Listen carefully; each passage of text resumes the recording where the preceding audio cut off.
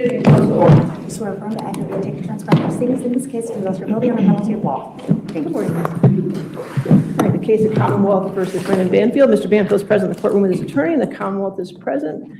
Are we have any preliminary matters before the jury comes in? No, ma'am. Okay, all right, let's go ahead and bring the jury in.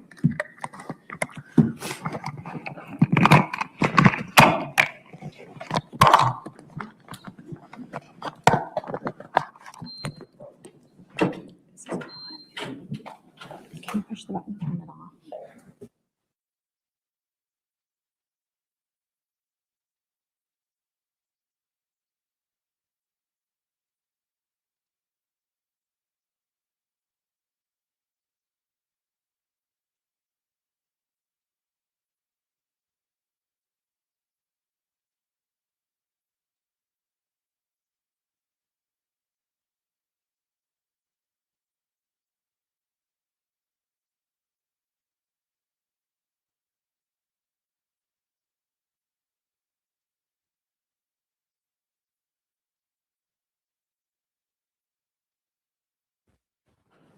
Yes.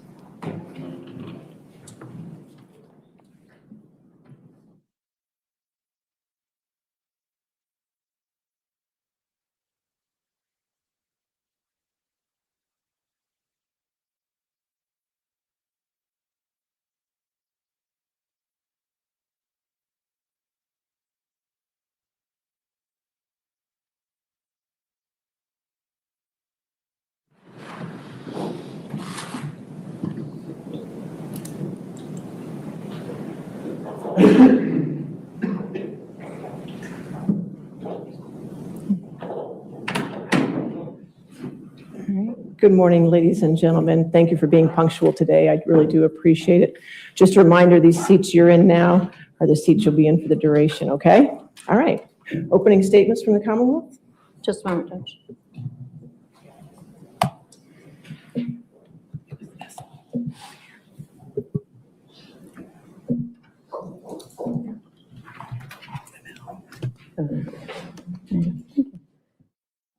Hi, so.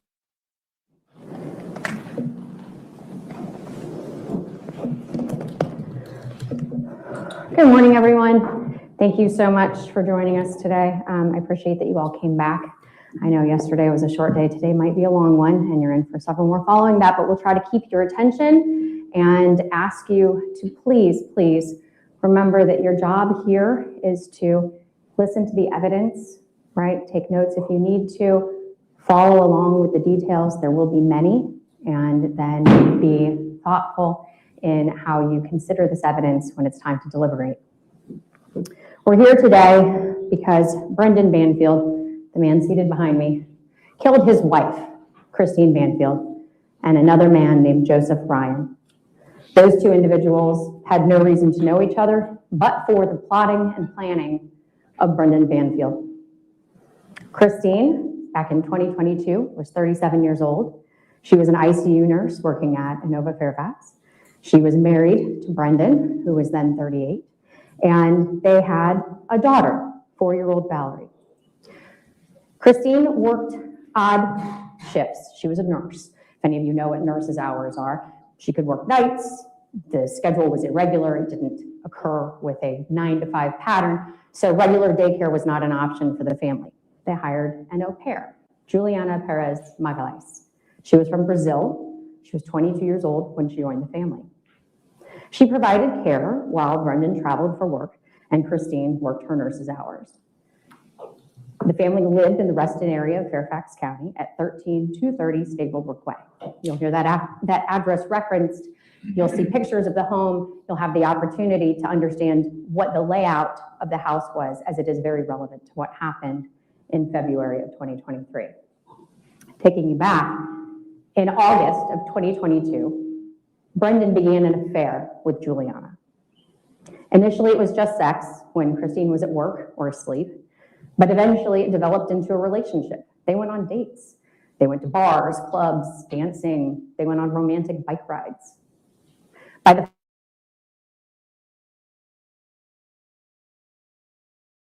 New York, Brendan revealed his desire to get rid of Christine. Divorce revealed his desire to get rid of Christine. Divorce was not an option for him. He didn't want to lose custody of Valerie. He didn't even want to share custody of Valerie. He thought Christine was a terrible mother. He wanted her out of the picture. And he convinced young Juliana, 22 years old, not from the United States, living in his home, in love with him, that they should get rid of Christine. He talked about hiring a hitman, finding someone to kill her for money. But he was concerned that that would tie back to him, that there would be too much evidence against him and that he could end up at risk. So they crafted a plan. They would use Christine's email accounts. To create a fake profile, to lure someone in who was into kinky sex, violent sex. And they would get this guy to come into the house and fake rape Christine. Brendan would be the hero of the day. He would show up, kill the guy, kill his wife, pretending that it had been that guy. That was the plan. They put it into action. Brendan created a FetLife account. If you're not familiar with it, it's a social networking app for people interested in fetishes, sexual kink. He posted as Christine, seeking fulfillment of this stranger rape fantasy. He and Juliana spent weeks chatting with potential victims, searching for just the right guy who would follow Brendan's plan to a T. Because remember, this plan hinged on several things. Christine never knowing that it existed, and Christine never being expected to meet with her potential fake rapist. In this community of people, there weren't many takers for such a risky plan. It had red flags all over the place. But by January 24th, 2022, Brendan had found his target, Joseph Ryan, posting as Taco Supreme 7000. Joe engaged in friendly conversation with who he thought was an attractive woman new to kink. Brendan, posting as Christine, spent a month creating this relationship with Joe that would eventually lead to Joe's murder. Meanwhile, other things were going on to prepare for this murder. Brendan bought Juliana a gun and took her to the shooting range to teach her to shoot. Brendan had Juliana help him test out the soundproofing of the new windows that had been installed at Stablebrook Way. By the time this plan was ready to be hatched, Joe was fully on board. He had not questioned any of the asks of him. He had continued to engage in this relationship and appeared to be the perfect willing victim. Brendan created the narrative that Christine desperately wanted to be raped. Posing as Christine, he told Joe what to do. Come to the home in Reston. The door will be unlocked. Christine will be asleep in bed. Come straight upstairs, cut off her clothing, tie her, rape her. Simple and fun. That was how it was posed. Joe was willing to follow these rules that Brendan set out posing as Christine. They would not meet in person beforehand. Joe's phones would be left in the car. Joe was to bring a knife, zip ties, chains. And most importantly, he was not to stop. Even if she looked terrified, even if she was calling for help, he was to follow through because that's what she really wanted. On February 24th, 2023, Brendan Banfield's birthday, the plan was put into action. Knowing that Christine had the day off, Brendan and Juliana arranged a fake outing for the zoo a fake outing at the zoo for Valerie. Juliana and Valerie packed a lunch, prepared for this fake outing. Christine, still in bed, asleep, at 6 a.m. Brendan takes her phone and Valerie downstairs. He chats with Joe to confirm a 7:20 arrival for the execution of the fake rape. And Brendan then disables the door lock, preventing it from automatically locking, turns off Christine's phone, and puts it in a drawer in the kitchen where she couldn't possibly find it to call for help when she finds an intruder in her home. Brendan leaves the house followed shortly by Juliana. Brendan drives to a nearby McDonald's.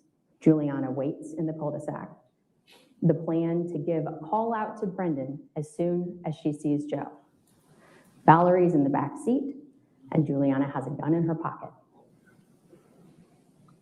When Joe arrives, Juliana calls Christine's cell phone first to create a record of a fake warning, even knowing that the phone is turned off. She then calls Brendan to let him know that Joe is in the house. Brendan leaves the McDonald's, drives directly to the home, meets up with Juliana, and with Valerie in tow, they re-enter the house through the basement. Juliana, nervous, screws up the plan and calls 911, too early. She hangs up as soon as Brendan's giving her the signal that this wasn't the plan. They leave Valerie in the basement.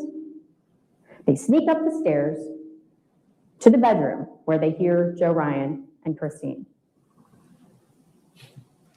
Brendan enters the bedroom first, shooting Joe in the head, picks up the knife that Joe had brought, and stabs Christine repeatedly in the neck.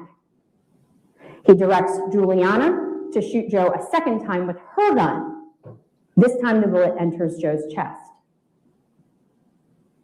With Christine dead or dying, Brendan spends the next several minutes manipulating Joe Ryan's body, in the process leaving Christine's blood on Joe's hands and pants. Juliana calls 911, this time as scheduled, to report the intruder, and Brendan tells the police, "I shot him, he stabbed her." You'll hear all of this from Juliana, but we're not asking you to believe her alone. You'll hear from witnesses and experts about all of the evidence that corroborates the facts presented. You'll see the FetLife chats. You'll see the Telegram messages. You'll hear and see the phone call details. You'll hear the 911 calls where Brendan admits to shooting Joe. You'll see body-worn camera video from the responding officers. You'll see photos of the crime scene and the physical evidence collected. And that's where you should focus your attention. Because while Juliana presents us with the narrative, that story that we wouldn't necessarily know but for her details, it is the blood evidence that you can rely upon without a doubt.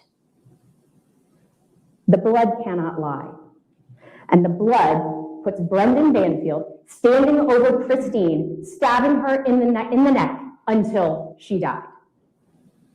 With that evidence, we will ask you to find Brendan Banfield guilty of these murders, the associated charges of neglecting his child, and of creating a danger for her in that home. Thank you. Thank you, Ms. Sands. All right. Thank you. Defense, you're, I think I can probably see that. no. Yes. We do.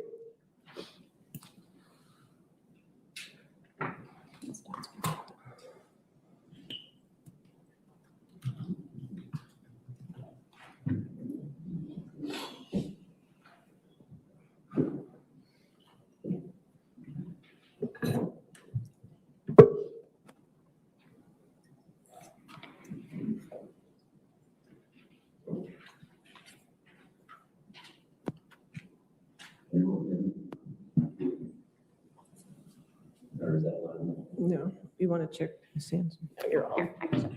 Yep.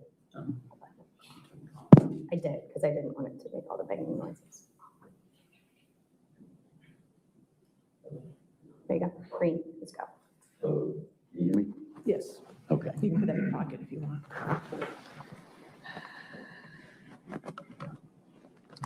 Thank you, ladies and gentlemen. Once again, we had a long day yesterday, and we talked about a lot of the issues that would possibly come up, and they're going to come up today in terms of the story that the Commonwealth just told you, and what I think you should be looking out for in terms of the evidence. There's some interesting things that, in order to assess, first of all, what they're saying, and second of all, the evidence that's going to be before you, is you have to look at certain timelines. So the murder of Christine Banfield by Joe Ryan occurred on February 24th, 2023. The arrest of Juliana Perez Magalhaes took place in October of 2023. She was held for nearly another year before she made the statements that are the full and complete support of what the Commonwealth just told you. And she did that because the Commonwealth decided that they were going to give her something certain.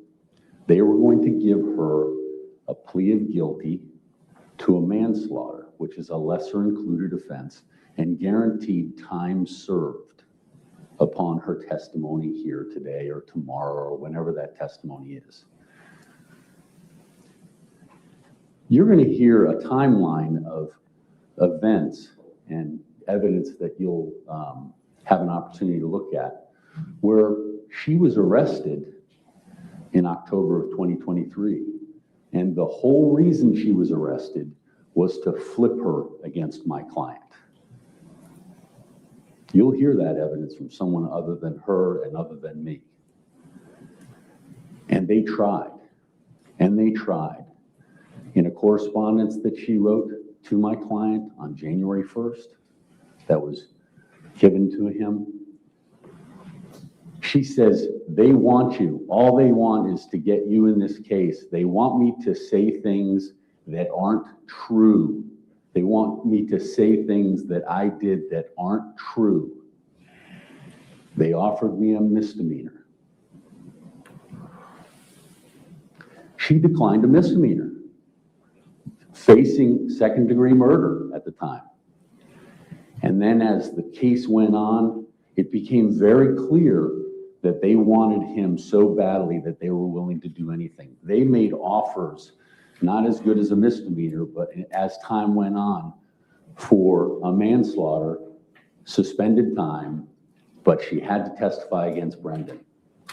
You'll hear there were at least 4 or 5 times during that year leading up to Brendan Banfield being charged, where they came to her, they went through her attorney, and they offered that deal that she now stands to have taken. Now, why is it that she wouldn't have taken that then? Well, we heard in the first instance, she said, they're asking me to say something that isn't true. And so let's look at another timeline that I think is appropriate. After she was arrested, she had a preliminary hearing in April of 2024. And you'll see communications that show real anxiety in terms of what was going to happen. After the preliminary hearing, then the first trial is set for July of 2024.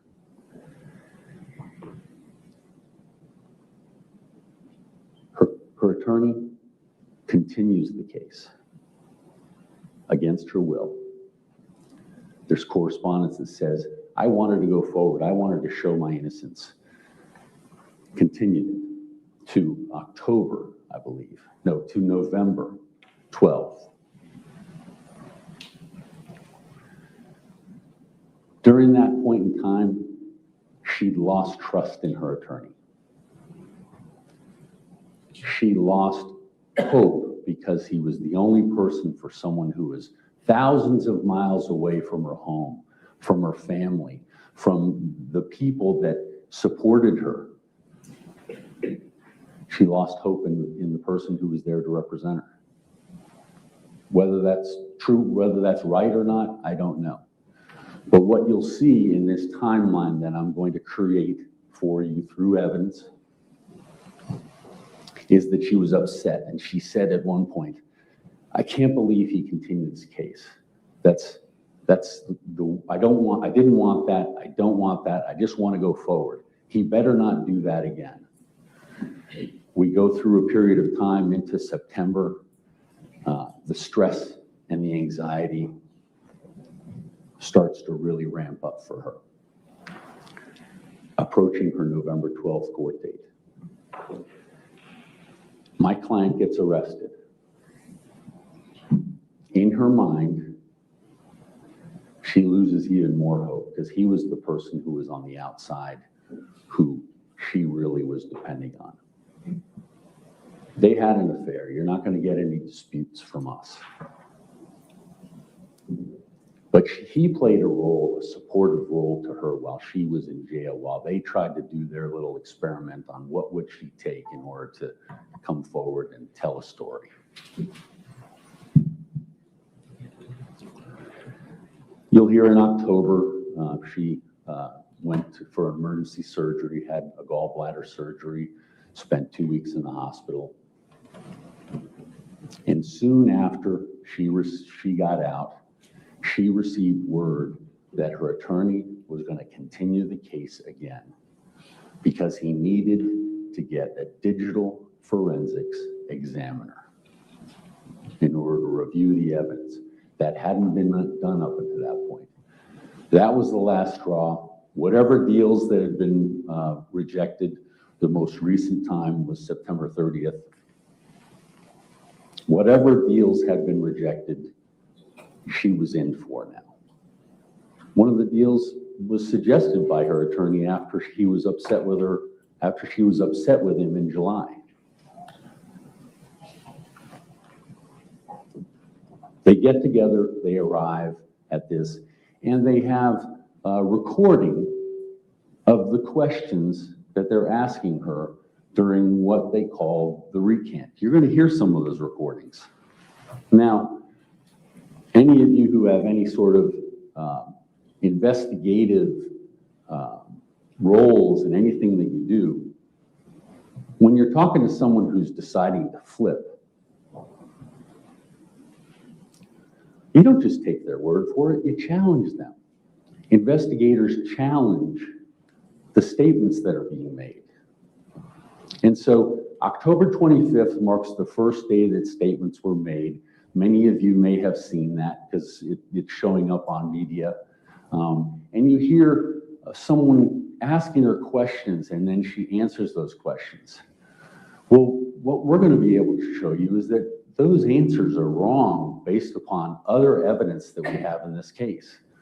But no one ever challenged her. No one ever questioned her. And so in order to have this narrative and this story that you received, Juliana Perez Magalhães is at the center of all of it. She's going to talk about where the gun was at one point, and then I think in the next recant she says it was a different situation with the gun. She said she ran into the bedroom and used the combination on the safe to get the gun, and then she had it been given to him or it was given to him by Brendan Banfield. I'm sorry, given to her by Brendan Banfield.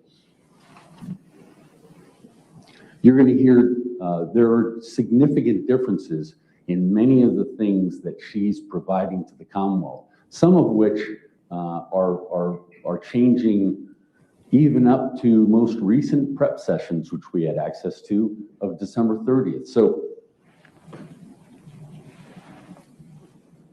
the question will be, what's the final statement?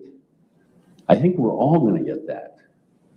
But you're also going to see what she's done all along the way. Now,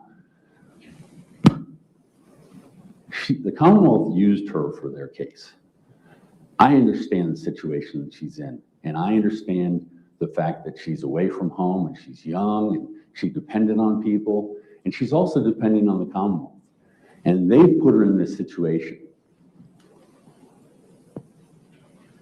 And she's accepted it gladly, and I'm sorry to say, many people would. But it's the devastation that causes when you ask for that kind of testimony to be included in your case. Now let's just talk a little bit. Jeremy, just get a sip of water.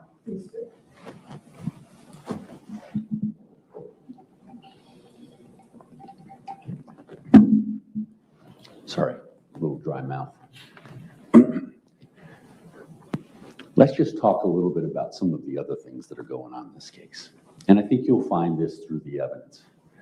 So what essentially, and you may have heard it in media, is there's a theory called catfishing.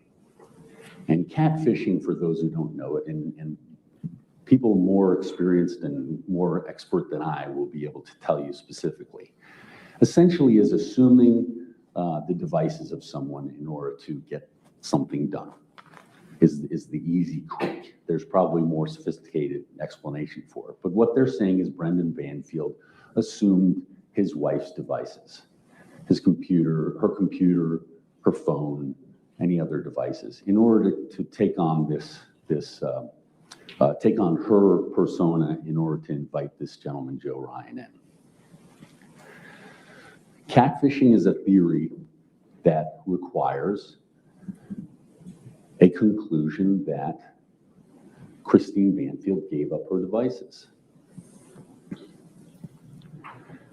The Commonwealth's experts have concluded from the moment that the devices were examined and extracted that she did not give up her devices. And so then started the turmoil within the police department that I think is going to come out here.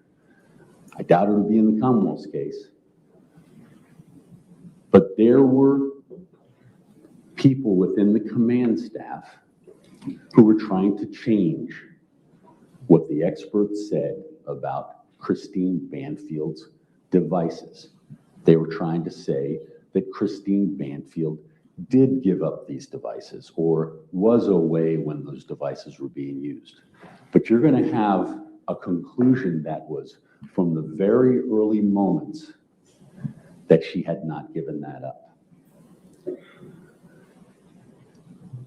Now that's significant because all of the things that Juliana Perez Magalhaes has talked to you about is inextricably intertwined with catfishing.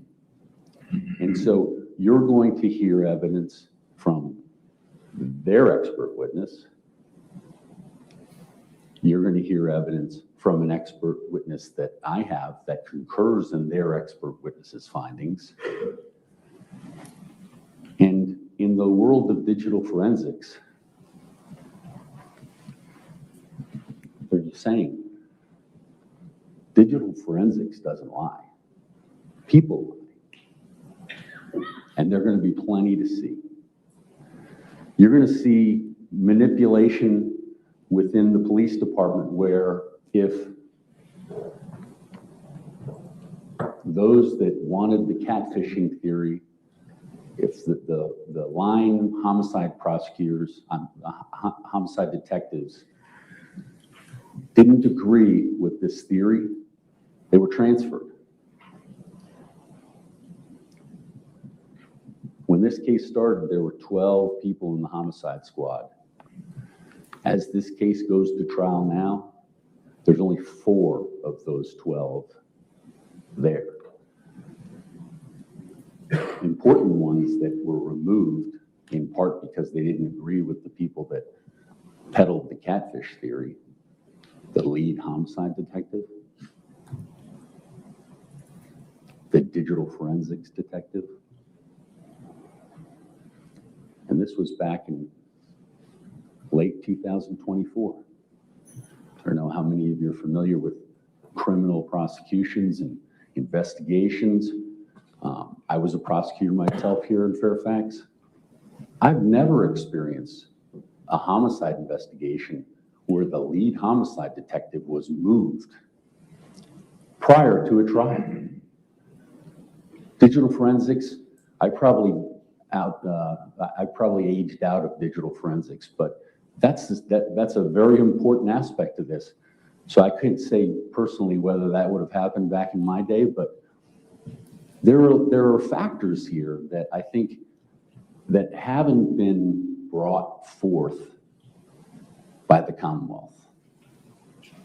And in my efforts at presenting evidence, I'm going to be trying to bring that to light. As I indicated, there are serious timelines. There's a vulnerable person who's open to pray for what it is that they need. And I would respectfully suggest that Juliana Perez Magalhaes is the linchpin to all of that. Now, ultimately, it's the evidence. It's not what I say. It's not what the Commonwealth says.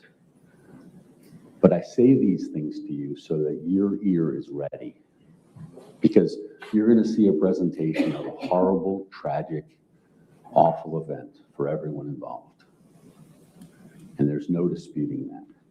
And as I said earlier, we're not disputing, you won't hear any dispute as to the relationship between Brendan Banfield and Juliana Perez Magalhaes.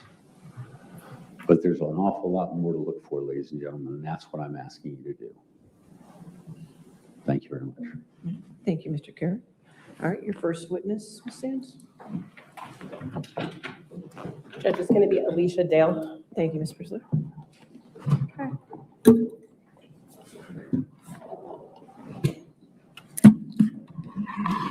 Your Honor, we had spoken to your client about his shield for the screen. Okay. We don't have it as of now. Okay. Well, you know what kind of computer is that? Say it. I was going to say, we'll just turn it this way. I think the camera angle. Is that, do you want to use mine? Sure, absolutely. Thank you. Okay.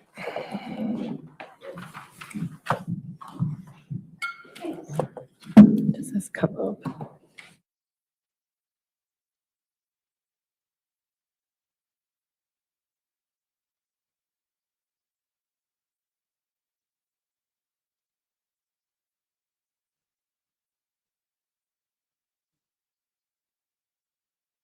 Swear or affirm to testify truthfully in this case under penalty of law. I do. Thank you.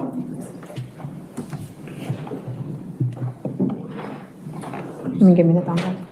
It doesn't have an, it'd be HDMI. No, thank you. Oh, no, I need mine. Because it's HDMI.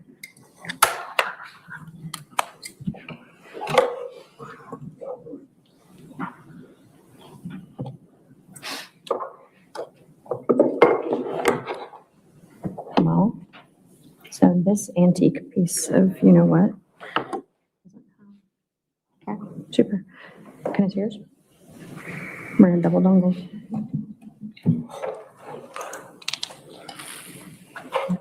No, the other dongle. If not, we'll just use my computer. No, okay.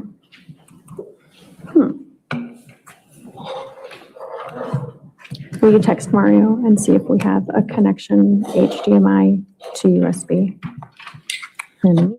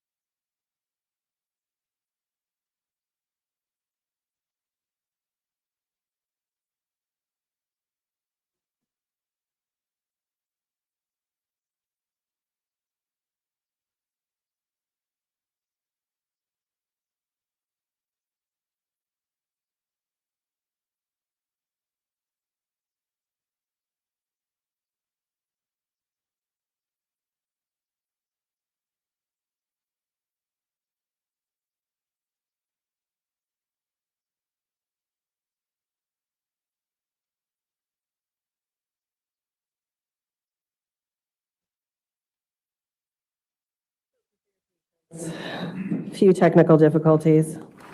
I'm going to first ask you to state and spell your name for the court record. My name is Alicia Dale, Alicia Dale. And what is your occupation? I'm the custodian of records for the Department of Public Safety Communications in Fairfax County And how long have you been employed in that capacity? since May of 2021. Can you explain your duties and your responsibilities in that position, please? I am to maintain the records within the custody of our department, whether that's retention, disbursement, or destruction. And can you explain the 911 call system in the Fairfax County Police Department and how it operates?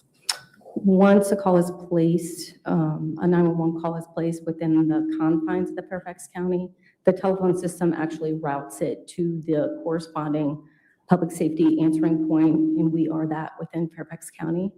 The call is then dispersed to a call taker and it's processed. And is the recording of each call taken, is that recording made in the ordinary course of business and then maintained for a period of time? Yes, And are these recordings created when the call is made? yes, Is it part of your job to keep and maintain these recordings? yes, And were you asked to pull recorded calls made on February 24th, 2023? yes. At this point in time, I'm going to ask Madam Clerk to display my screen to the witness and to counsel, but no one else at this point. And I am going to mute my computer first so we don't get unwanted sound. I'm going to ask you to take a look at 3 files, and then I'm going to ask you to identify them. This is the first one.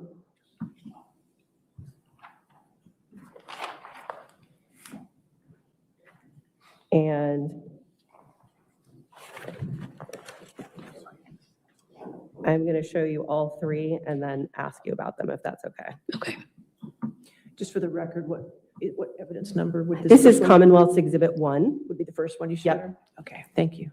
This second one, Your Honor, is Commonwealth's Exhibit 2. Okay.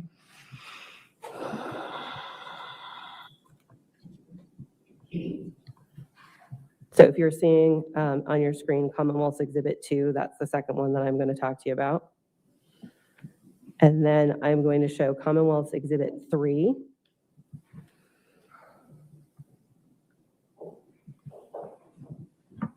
And this would be the third one that I'm going to talk to you about. Okay. Now, I showed you three files. Do you recognize those files? Yes, And how do you recognize them? I actually reviewed them this morning before court. I was just going to ask you if you reviewed these exhibits before today. You've already answered that. Have you modified these calls in any way? No, At this point, Judge, what I'm going to do is I'm going to ask the court to, I'm going to move these in as Commonwealth's Exhibit 1, 2, and 3. Any objection to Commonwealth's 1, 2, 3? All right, 1, 2, and 3 are in evidence. Before I play them, what I would like to do is ask you some questions about the timing of them. When we're looking at Commonwealth's Exhibit 1, and I'm going to go back to Commonwealth's Exhibit 1 on your screen, hopefully for you.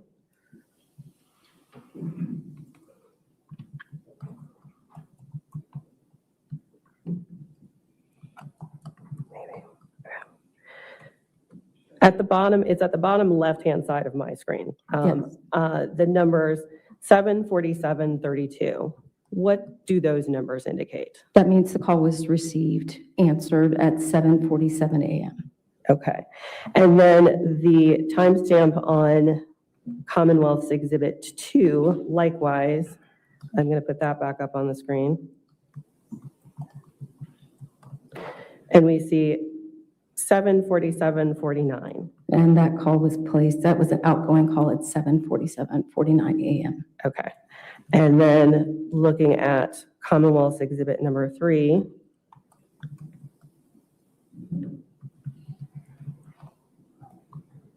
we see that that is 8:02:05. And that was a 911 call received, answered at 8:02 a.m. Okay. Thank you. At this point, Judge, what I'm going to do is I'm going to play the 911 calls. All right.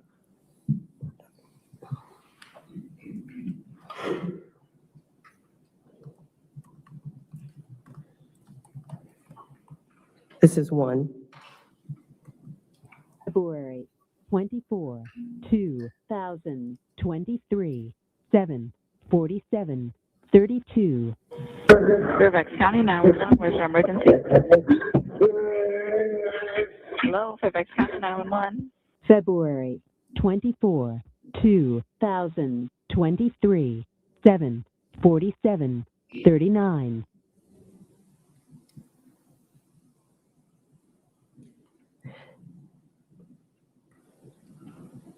This is 2. 24, 2023, 7:47, 49.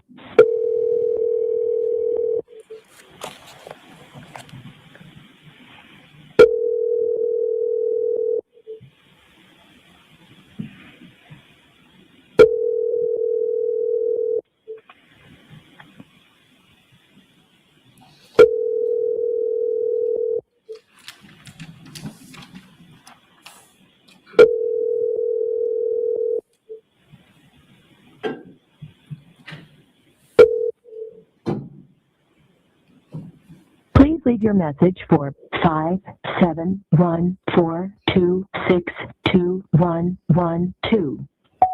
Hello, this is Fairfax County 911. We had a call from this number. If you have an emergency, please hang up and dial 911. This call was named error. You can disregard this message. Thank you. February 24, 2023, 7:48, 40. And this is 3. 24, 2023, 8:02:05. Fairfax County 911, where's your emergency? I need help. There is my friend. She just was stuck in the night now. She's bleeding a lot. I don't know what to do anymore. Okay, where are you located? What's your address? Oh my God. Take a deep breath for me. Just let me know your address.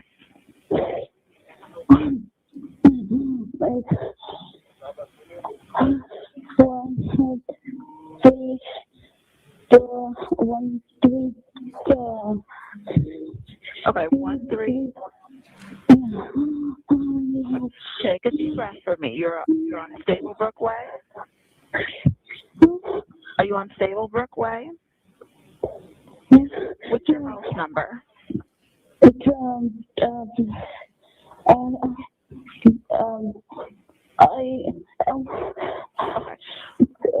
what's the number of this? Is there somebody else there that can give me the address?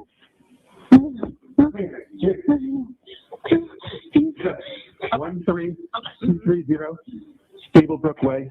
Okay. And what's your name and what's going on? My name is Banfield. I'm a federal agent. This is my house. There's somebody here. I shot him. But he stabbed her. She's bleeding. She got several marks on her neck. What do I do? Okay. So what I need you to do is apply direct pressure directly to where she's bleeding from, okay? And if it becomes soaked, just add more cloth to it. It's already there. How old is the person? I don't know. The person that's bleeding? 37. Okay.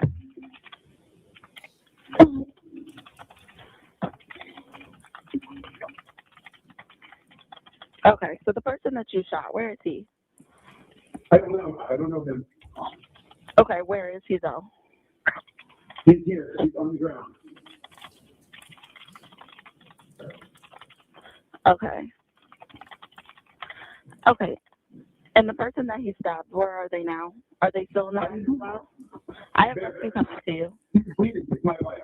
Is this what I'm just to know what to do?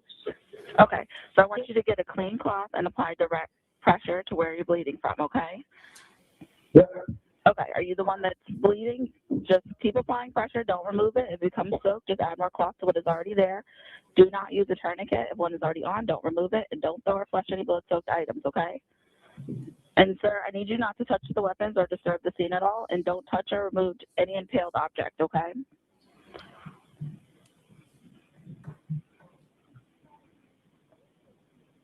Sir, hello? Ma'am, can you hear me? Let me. Okay. Are you the one that was injured? She's not responding. Well, one and one. He's living. Okay. Can you tell me how her breathing is? I just halfway breathing. She's heart's still beating. She's Okay. still breathing.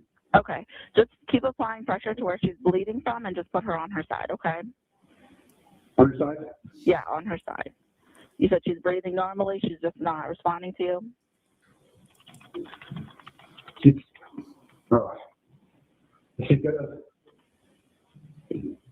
got a very big hole in her neck. Okay.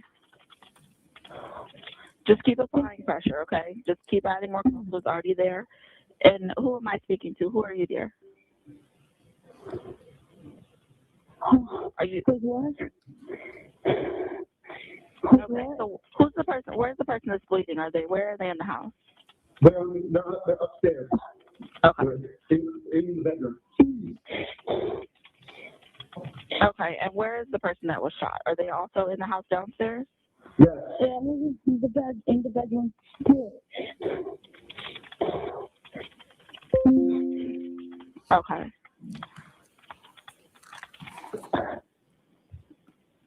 Okay.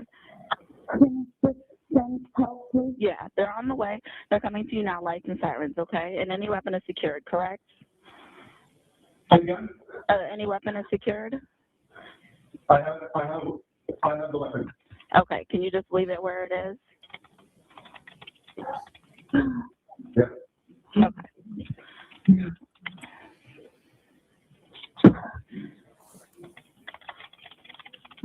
And you said you don't know the individual that was shot? No. No, whenever things the Okay. person.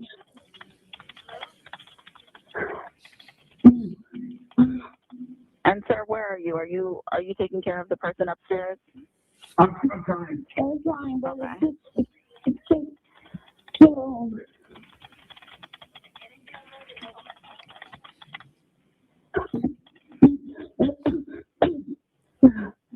Okay, I have officers that are pulling up outside, okay? So just make sure the weapon is placed where it is and it's secure, and just keep applying pressure. And make sure your door is unlocked. Can we make sure that's done? All right. Okay.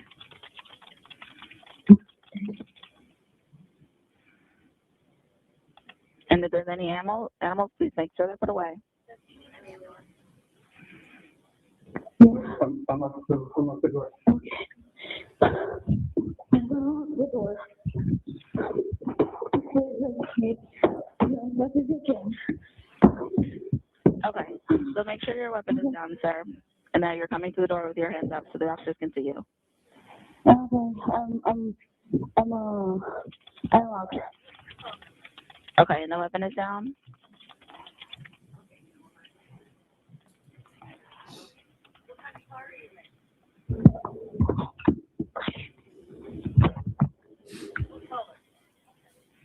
Are you there?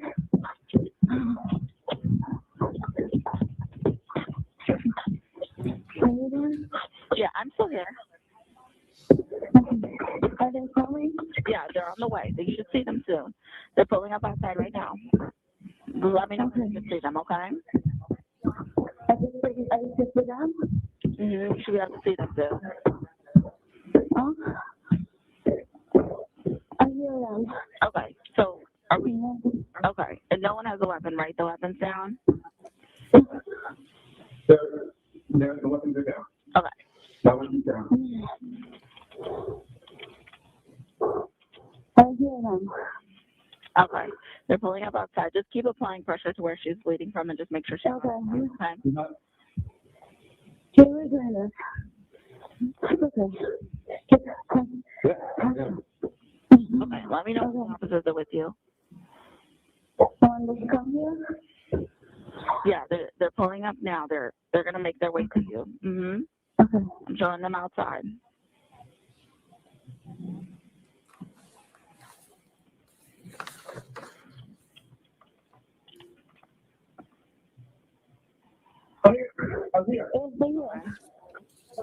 They can come in.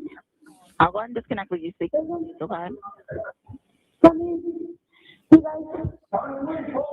It's right here. Where's it going at? Where's it going at? It's up here. Right here on the bed. He in the house up here.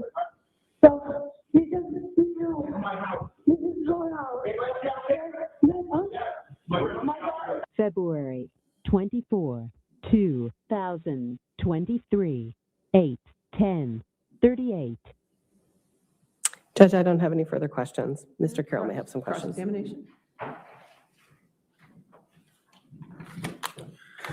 Ms. Dale, I've heard that before, but when I was listening now, it appeared that there was a lot of typing going on. Do you know, was that typing verbatim what was being said to the dispatch? Verbatim, no. Okay.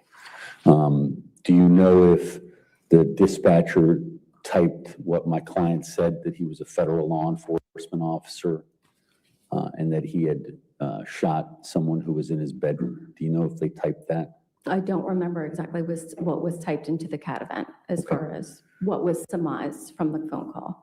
Would that be part of the records that you're the custodian of? Yes. Okay. Do you recall if it was typed in what he said, which was that he stabbed my wife in the neck? Okay. Objection. I don't think that was what was said, and we can listen to the call. What's your legal objection, please? Seems facts not in evidence. Overruled. Go ahead. Was that transcribed? In the actual event? Yes. I would have to review the record. Okay. Did you review the record this morning? I reviewed the phone calls. The phone calls, okay. So an additional review would be required to know what was sent out that was typed to the by dispatch. Correct. Okay. I don't have any further questions, Your Honor. All right, redirect. No redirect, Judge. All right, is this witness subject to recall? Not by me. Is she subject to recall, Mr. Carroll? No. Okay, ma'am, you're free to go. Thank you. Okay. Your next witness? Judge, it's going to be Officer Hugh, Justin Hugh.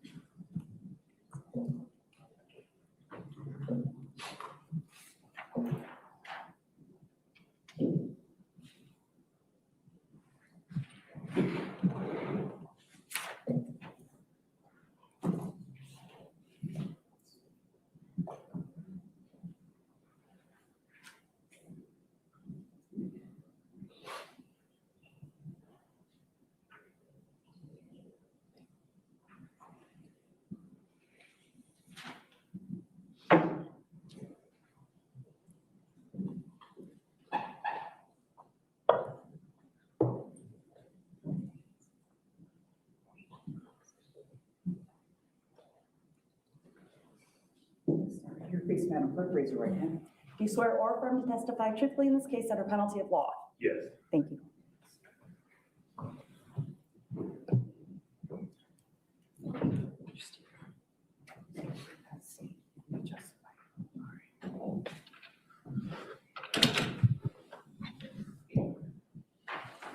Good morning. Good morning.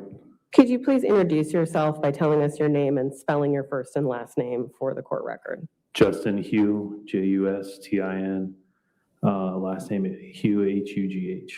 And how are you currently employed? I'm a detective with the Fairfax County Police Department in the Child Abuse Unit. And how long have you been with the Fairfax County Police Department? Almost 4 years. And when were you assigned in February of 2023? I was patrol in Reston. And I'm going to direct your attention to February 24th, 2023. Were you on duty in uniform and displaying your badge of authority that day? Yes. And did you respond to a call for service that morning? Yes. What was the call for, if you recall? The call was for somebody that had been shot and then somebody else in the residence had been stabbed. And where did you respond? I responded to area 521, which was my patrol area. And where is Patrol 521? It's in Reston. It's kind of near the town of Herndon. And is that a location in Fairfax County? Yes. Is your uniform equipped with department-issued body-worn camera? Yes. And how does your body-worn camera work?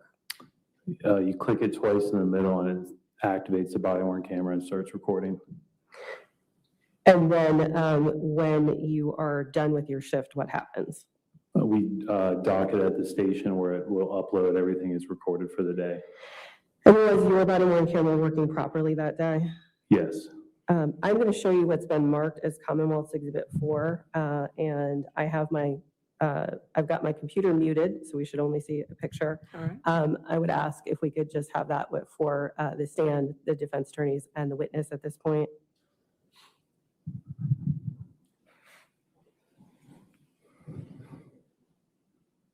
Do you recognize this exhibit? Yes. And how do you recognize it? It's my body-worn camera from that day. And have you had the opportunity to review this before today? Yes. And is this a fair and accurate depiction of what you did and saw as you responded to this call for service that morning that you described earlier? Yes. Judge, at this point, what I'd like to do is admit this as Commonwealth's Exhibit 4. Any objection to 4?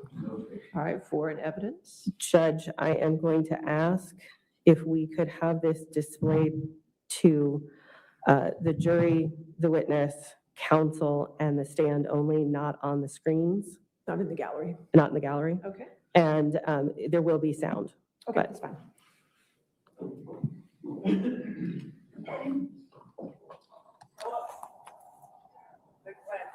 Well, I got voices inside. Let's do something quick. Stack up on me, I guess. County police, call out. Where's the gun at? Where's the gun? So, you just sit down. This is going on. Anybody else downstairs? No. Where's the shot person? His daughter is downstairs. She's just. Who else? Just us? Yeah, she's just running out. His daughter. Gun on the belt. One of the patients is outside now. Give me the blow, okay. All right. Watch out, we got him. Can you turn the lights on in here? Yeah. Give me what can I do to help? Chest seal, give me chest seal. Yep, bring it up. Anything I can do to help? What else was she stabbed? Sorry, on stab. Tank, come here. Got something on her hand. Okay, got something. There, stand right here. Yeah. You got multiple stab wounds to the neck. Okay. Secure those guns. Ma'am, I need you outside now. She's breathing. What do you need? Get medics in him now. Get a chest seal. Seems faulty medics. He shot. He grabbed my arm. He grabbed my arm when I started to punch. Okay. Someone get with him. I don't know what he shot at. Who's that chest wound seal? I need it from the back right now. He got stabbed by him, so someone watch him. Guys, chest seal. Now we're looking for it, buddy. We're looking for it. Can we get called? He called out. Here's Gauze. Up this way. Here's Gauze. Hey, chest seal on her and I'll get Wounds right now. Just stay right there. Stay right there. There's another one behind me. Open this up the longer. Yeah, I can't do anything with this right now. Go. Can't do anything with this right now. Someone check the pulse of the guy behind me. Yeah. He's breathing, so. We got one guy up here, gunshot wound, one female, multiple stab wounds. Okay. Can someone do this for me? I got one hand kind of tied up now. Up this way. He's in the bathroom, up here. Where are you at, Chessio? On her neck. Multiple stab wounds on her neck. Ready? As soon as I let go. Come on, ready? Ready? Go for it. We missed one. Chest up. Get another. Give us one. Here's another half. Ready? Go for it. Yep. Hold it down. Okay. Just sit in the top. Sit in the top. Sit in the top. You need another chest seal? Yeah, whatever you have. Hey, get another. Hey, get more block kits.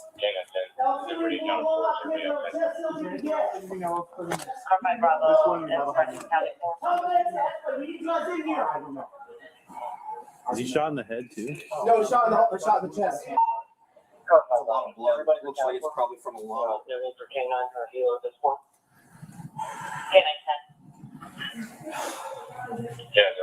Securing firearm. Just leave it where it is. Tank. Yep. Since we got this kind of wait for medics, can you talk with him? Shoot him.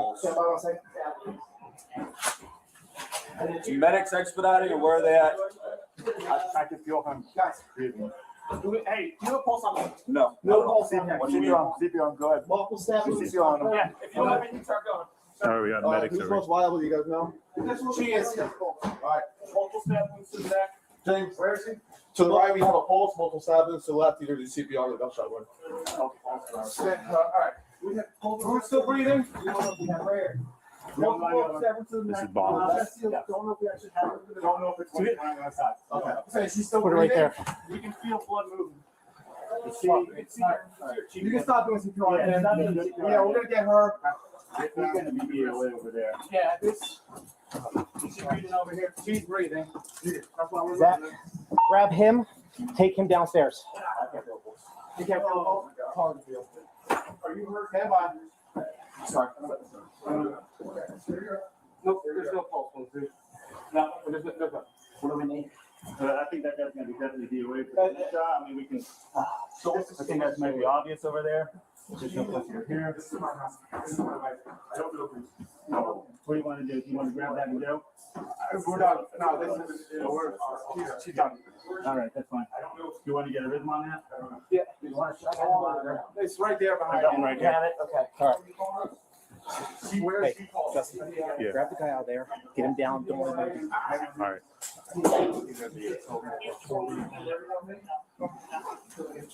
Wait, is that not bombers? I don't know. This is not bombers, it might be his. He's his. There was two on the bed when I came in. Okay. Okay, this one's got blood on it. All right. So stay with him. He might have, I'm not sure if he shot the guy that shot him. Sir? Yeah. Sorry. I'm going to wait till they're done getting her out of the way before I'm willing to walk over. You don't know that guy at all? Yeah. I'm trying to figure out where's the gun currently. We have two firearms right here. Leave them right where they are. That's where we got them. We moved them away. All right, that's fine. They were on the other kind of. Were you more?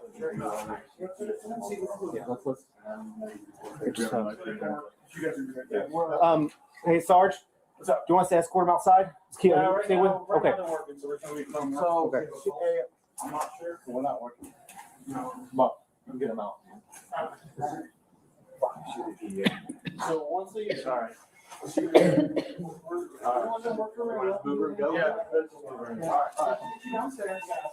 we're gonna move very closely. We're gonna escort him down. Don't touch anything.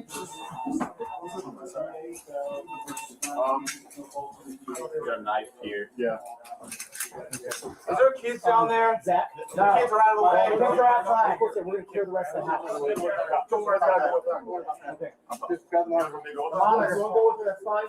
Zach, stay here. You're with me. I'm escorting him down.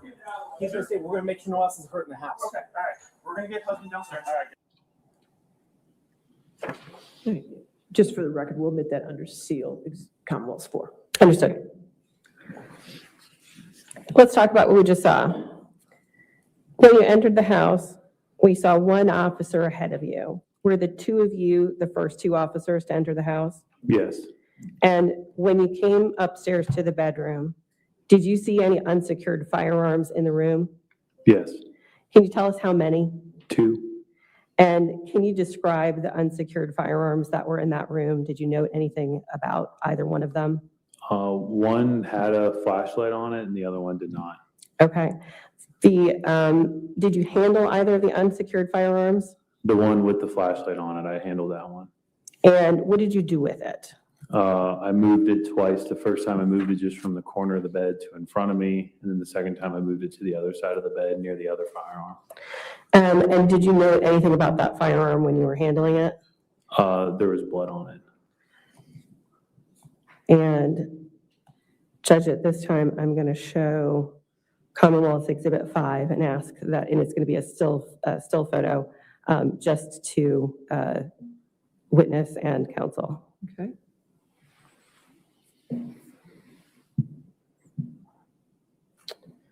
It's not the greatest picture, but.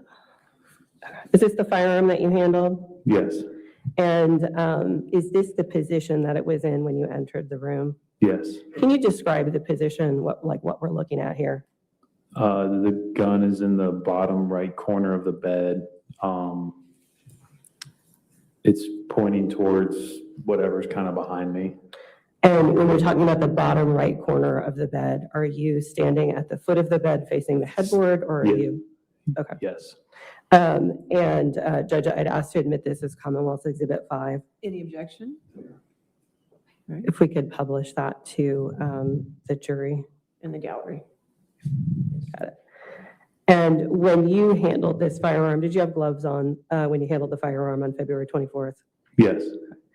And when you left the bedroom, where had those two firearms come to rest, this one and the other one? On the left side of the bed. If I'm facing the headboard, that's where the last place I saw them at. Okay. And then when you, the rest of your morning, when you left the bedroom, who was with you? When I left the bedroom, I was with Officer Beckner. I believe there's another officer walking down the stairs with us, and Mr. Banfield. And where did you go? We walked outside, and then we took Mr. Banfield to an ambulance. And when you got to the ambulance, what, if anything, did you take from him?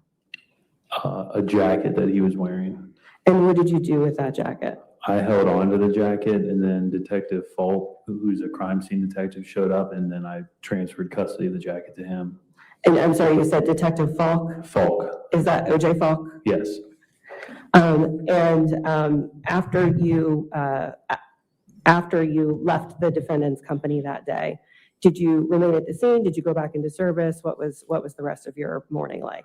We remained at the scene for a while outside, didn't go back inside the house, left the scene for a bit to do other things, and then I ended up coming back to the scene and stayed there until the end of my shift, just on the outside of the house. I don't have any more questions for you. Mr. Carroll may have some questions. Cross-examination. Thank you.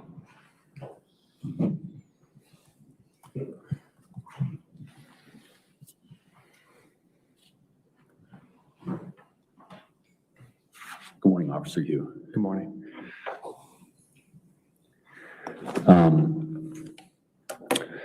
Were you right after Officer Gibbons as an arrival on the scene? When I walked into the house, Officer Baumler was the one in front of me. Officer Baumler? Yes. But Officer Gibbons was in front of him, is that correct? No. When was Officer Gibbons there? He would have walked in behind me at some point. I don't remember when. Okay. Eventually, there was like a stack of us that all went in. I don't remember the exact lineup. And I understand, but Officer Gibbons was the one who was in the bathroom with my client, correct? Yes. So when you saw, when you walked in, you observed my client rendering aid to his wife, is that right? I don't recall what I saw when I first turned into the room. I know he was in the room. I don't remember the positioning though. Okay. Do you recall Officer Beckner arriving? I remember Officer Beckner coming in the room. Okay.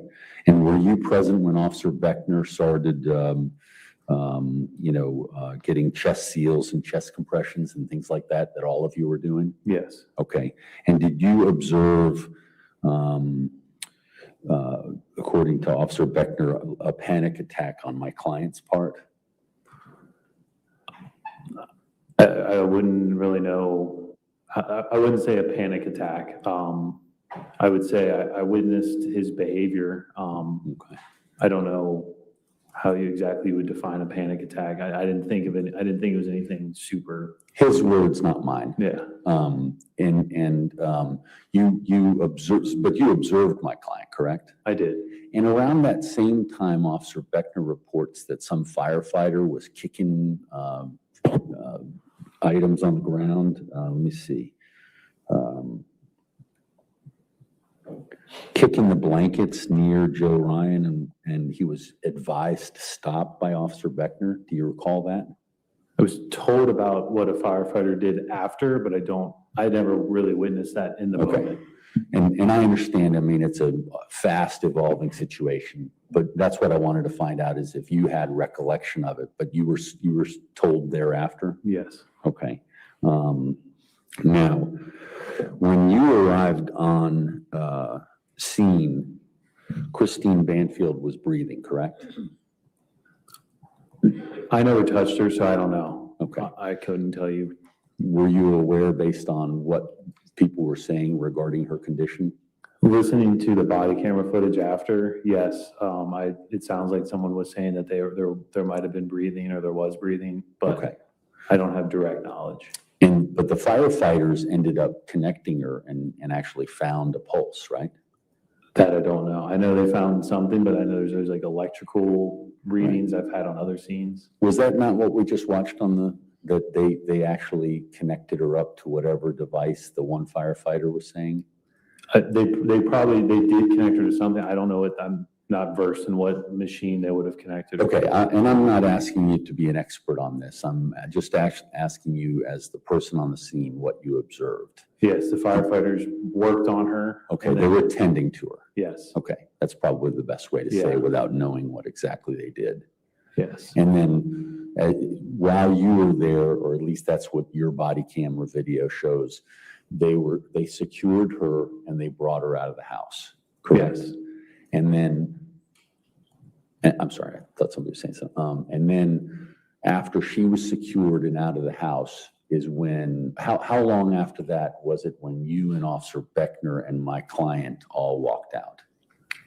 I'd say pretty shortly after, I would guess a minute tops. Okay.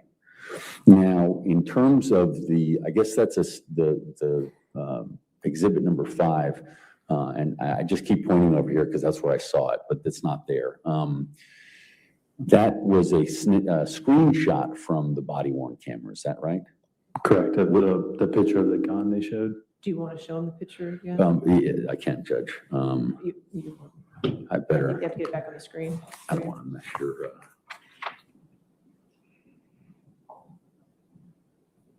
Okay. Okay. Do you see that? Yes. And is this your body-worn camera? Yes. Okay. And did you take any actions to prepare this screenshot? No. Okay. Now,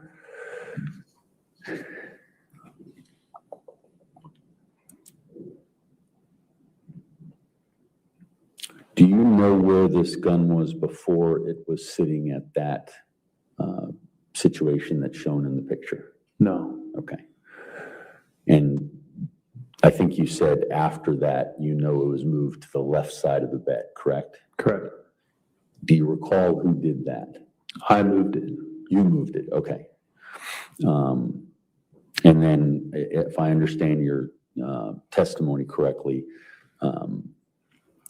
you then got involved in the scene and then you ended up escorting my client out, and that was the last that you were in this room? Yes. Okay. I have no further questions, Your Honor. Redirect?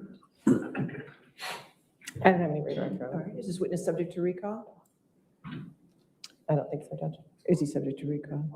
All right. Sir, since you are subject to recall, you cannot discuss this case with anybody and you cannot look at anything from this case, okay? You're still a witness, so the rule of witness is still on you at this time, okay? Yes, ma'am. You are free to go today. If they need you, they will contact you, okay? All right. Thank you. All right, thank you. All right, do you have a short witness or is this a good time for a morning parade? Judges is probably a good time for a break. For a break? Next witness is going to be a smidge longer than the first. All right, ladies and gentlemen, let's go ahead and take our morning recess for 15 minutes, okay?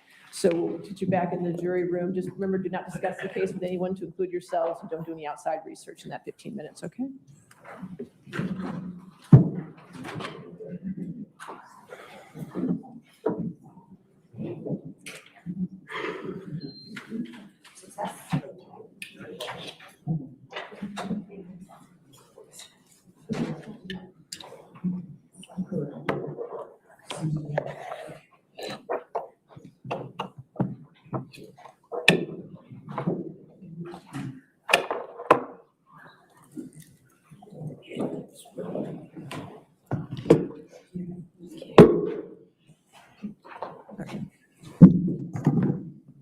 So we'll come back then at 11:30, okay? Thank you, Judge.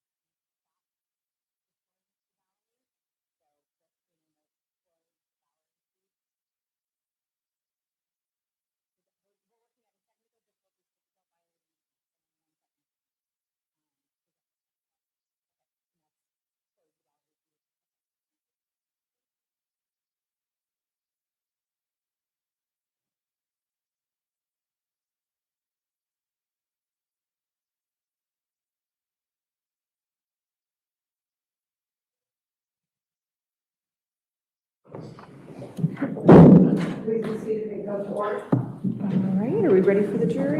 Yes, ma'am. Mr. Carroll, are you ready for the jury? Okay, I just want to make sure. Okay, yes, we're ready for the jury.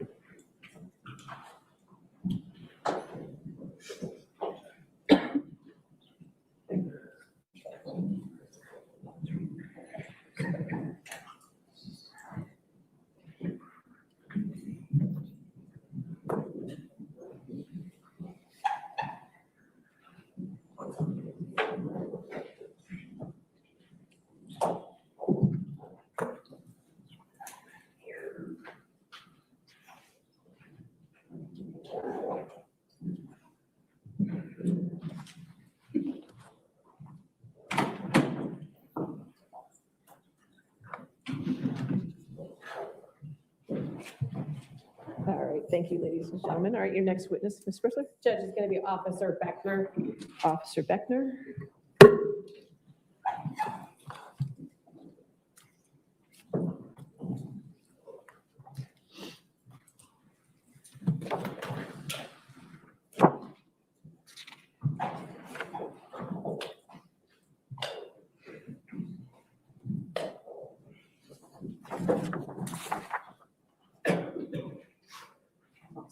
Please please stand and put, raise your right hand. Do you swear or affirm to testify truthfully in this case under penalty of law? I do.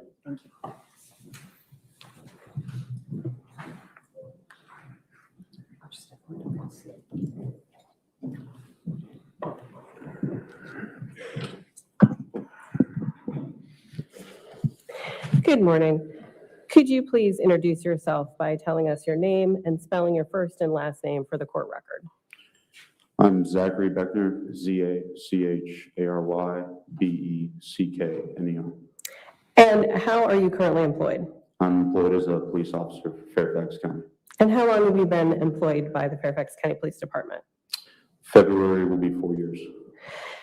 And how were you employed back on February 24th, 2023? I was a police officer on patrol. With Fairfax County? Yes, ma'am. And were you on duty that day? I was. Were you in uniform and displaying your badge of authority? I was. And is your department issued uniform equipped with body worn camera? Yes, ma'am. And can you describe how your body worn camera works for us? You double tap the center button and it comes on, or it can be activated by lights and sirens. And at the end of the day, what, if anything, do you do with your body worn camera? We dock them so that they can be uploaded. And was your body worn camera working on February 24th, 2023? Yes, ma'am, it was. And I'm going to draw your attention, Officer Beckner, to the morning hours on that date. Did you respond to a call for service? I did. And where did you respond? I believe it was off Sablebrook Way. I don't remember the exact address. It was in area 521 of Ruston District Station. And is that a location within Fairfax County? Yes, ma'am, it is. Were other officers on scene when you arrived? Yes, ma'am. Do you know how many other officers had entered the house before you that day? I believe 3 or 4. And did you yourself go into the house? Yes, ma'am. And when you were in the house, did you see anyone inside that you recognized in the courtroom today? Yes, ma'am. And can you point that person out and describe an article of clothing or two that they're wearing? Black suit and a striped tie. And color of hair? Brown or black. Judge, I'd ask the court that ask the court recognize that the officer has identified the defendant. The record will so reflect. I'm going to show you an exhibit that's been marked as Commonwealth's Exhibit 6.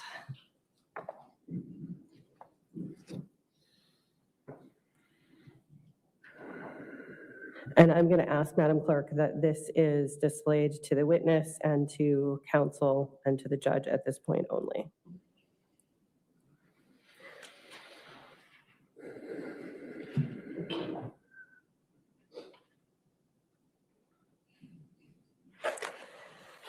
Do you recognize this? Can you see it? No, ma'am. There's Oh, nothing okay. pulled up. Sorry. It's a big screen on our. I see, okay.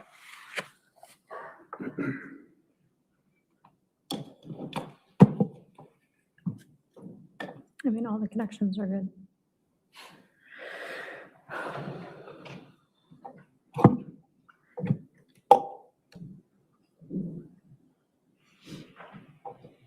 No.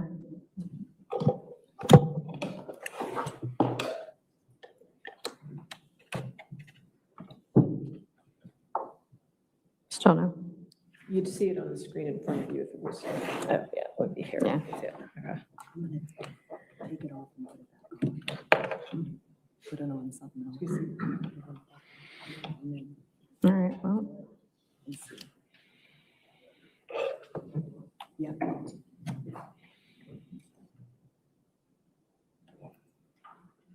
it flickered. Was that you or was that me? We changed it just to make sure our system was working, so our system's working. Okay, well, I'm gonna go back to.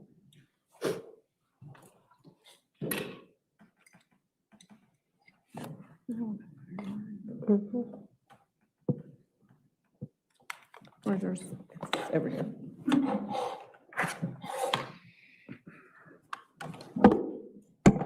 Billy, you should play some Japanese music.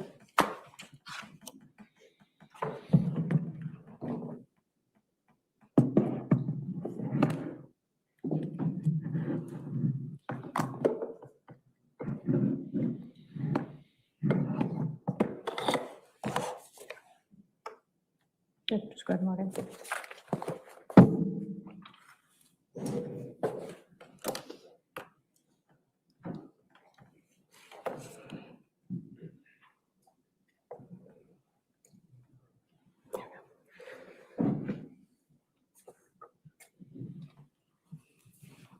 There you go. Okay. Take two. I am going to hopefully show you a clip on your screen. Can you see anything on your screen? No, ma'am, it's still black. Okay, his screen is still black. Still? There's blue on there now. No, that's just, it's just drawing. Sorry. That's okay. Oh, I see what the problem is. Hold on. How about now? Well, you should see it here too. right? Yeah, nope. This is what we're. There it goes. Okay, there it goes. Oop.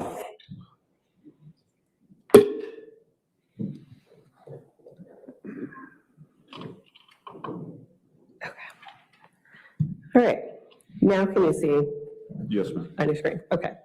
And do you recognize what's on your screen? I do, ma'am. It's my body cam from that day. Okay. And the video, have you had a chance to review this before today? Yes, ma'am.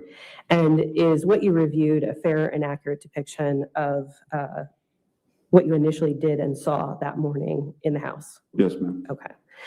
Judge, what I'm going to ask the court to do is seal this, ask the court to admit it as Commonwealth 6, publish it to the jury and the jury only, and I'm going to ask the court to seal this. All right, any objection to 6?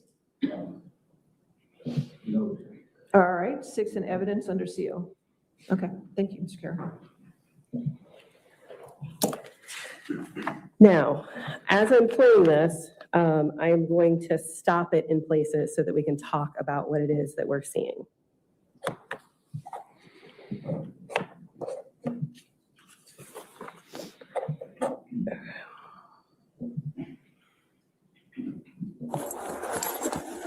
Anybody else downstairs?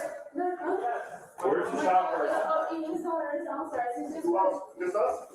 All right, hold down, somebody hold down. Okay, here, where are you in the house?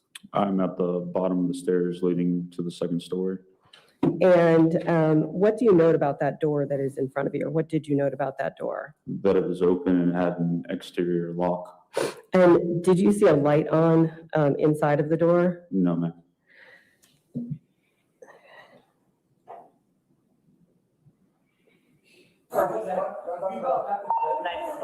They're saying one of the patients is outside now. So somebody's outside. In the back? Anybody else outside? Who else is outside? Nobody's outside. Anybody over here? Here, ma'am, stay here, ma'am. Stay here. Who is the shooter? Who shot who? Brendan, he's an officer. I got a blowout kit if you need it.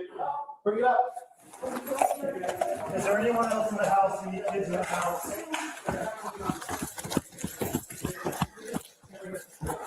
You got multiple stabbings. You got those guns? Ma'am, I need you outside now. Here, how many unsecured firearms did you note as, when you came in? 2.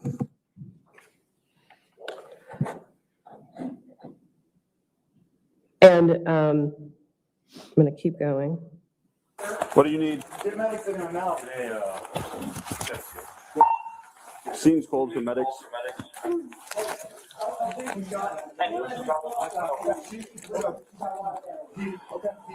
grabbed my arm. He grabbed my arm when I just heard that coming. Okay. Someone get it. Someone go with him. I don't know when you shot it. Who's that chest concealed? I need it from the back right now. You got stabbed by him, so someone watch him.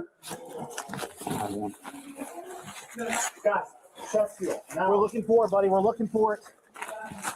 Can we get Gauls? Get Gauls out. up this way. Upstairs. I need chest seal over and I'm going to put that right now. Just stay right there. Stay right there. There's another one behind you. Hey, open this up for Balmer. Yeah. I got the other one for him. Okay, go. Yeah. Exactly. He's breathing, so. We got one guy up here, gunshot wound, one female, smoking. Here, did you notice the knife as you moved over to where Joe was laying? I noticed it first whenever I was checking for a pulse on him. Can someone do this for me? I don't have anything. Was that you saying, I don't have anything? Yes, ma'am. And what did you mean when you said that? I was checking for a pulse on the decedent there. And is that at the point when you noticed the knife? Yes, ma'am. And when you were checking for his pulse, what part of his body were you checking? His neck.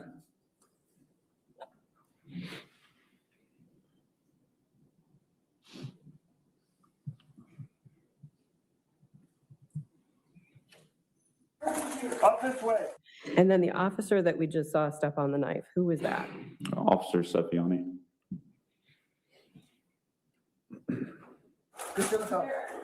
He's in the bathroom, up here. I don't have a pulse on him. He got on the neck. When you said, I don't have a pulse on him right there, the second time, who were you saying that to? The other officers there to my left, particularly Officer Sepiani. And the view that you have of the bed at this point, do you know at this point where the unsecured firearms that you saw when you entered the room? Yes, ma'am. Can you tell us where they are? They're both laying there at the foot of the bed, basically in the same position as whenever we saw them first on my body cam.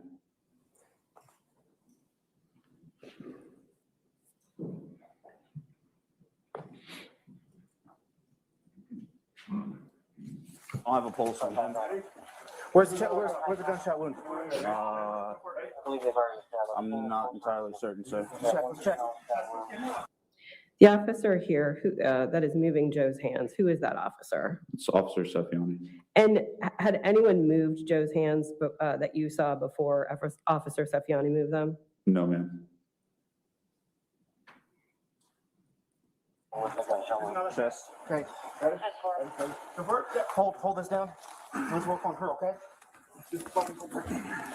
Sit in the tub. Sit in the tub. Sit in the tub. You need another chest seal? Yeah, whatever you have. Whatever you. Hey, get another. ALT, get more blowout kits. Carmine Bravo, Preston County 4. I don't know. You shot in the head? Oh, no. It's a lot of blood. It looks like it's probably from a lung. No need for K9 or helo at this point. K9 10. I don't even know what to do. Just leave it. Just leave it where it is. All right. Okay. Yep. Since we got this kind of wait for medics, can you talk with him? I don't have a pulse. When you said that time that he did not have a pulse, what did you mean? I was checking again to confirm that I still did not have a pulse on him, ma'am. So is that 3 times that you took a pulse? I believe so, at least. And that last time, were you also checking his neck? Yes, ma'am.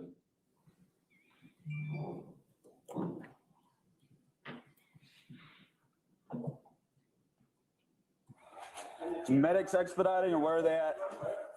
I can feel him. Guys, hey, do a pulse on him. No, not at all. What do you need? Go ahead. Multiple stabbings is fine. Yeah. Start going. Who's most violent, you guys know?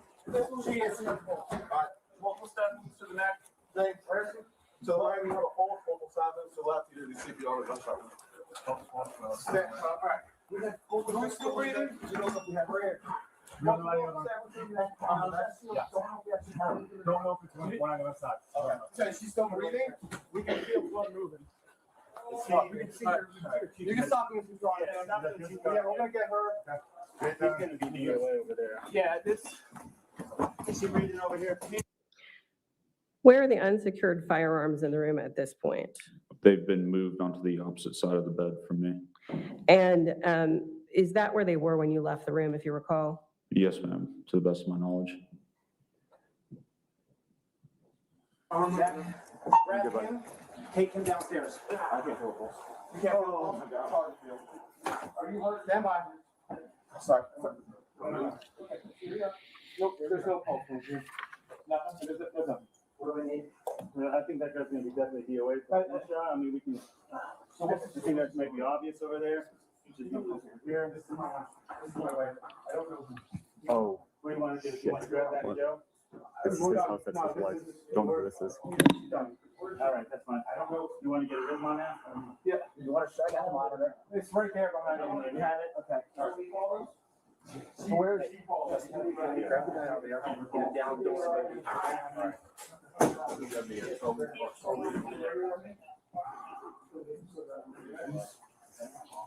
This is not bombers. There was 2 on the bed when I came in.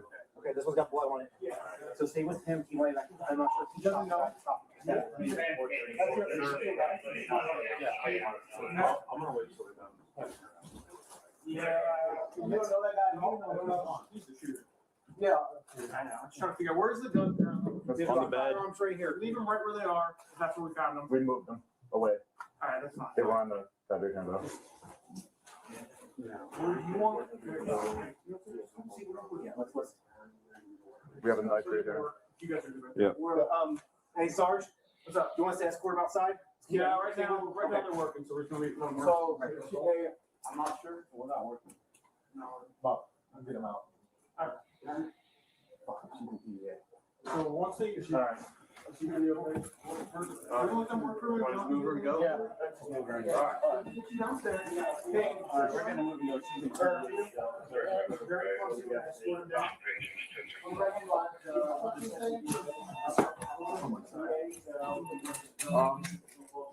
We got a knife here. Yeah.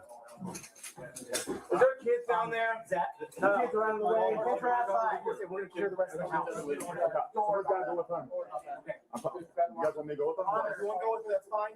Zach, stay here. All right. You're with me on which way. What are we doing here? He's just saying we're gonna make sure no one else is hurt in the house. Okay, all right. We're gonna get something down there. Okay. How long did you stay in that bedroom after Christine Banfield was removed from the bedroom? A couple of minutes at the most. And where did you go when you left the bedroom? Outside. And who was with you? Officer Hugh and Mr. Banfield. And where did you go with them? Initially, we walked outside, allowed the first ambulance to leave, and then Mr. Banfield was taken into a second ambulance. And what was the purpose of taking him to the ambulance? Just to check on him, make sure that he didn't sustain any injuries that we weren't aware of. And did he receive a medical evaluation while he was in the ambulance? The medics did check him out. Again, look for any injuries or anything that we might have missed initially. And what, if anything, did you do while you were with him in the ambulance? I searched Mr. Banfield.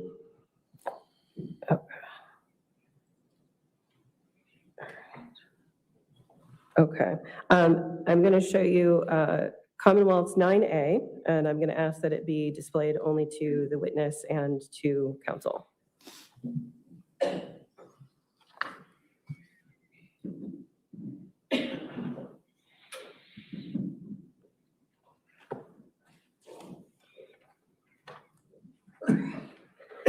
Do you recognize these items depicted?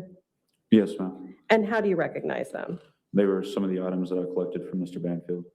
And can you describe what they are? It's 2 handgun magazines, a set of handcuffs, and a watch. And do they appear in this photo in the same or similar condition to what you saw them in on February 24th, 2023? Yes, ma'am. Judge, at this point in time, I'm going to ask to admit Commonwealth's 9A.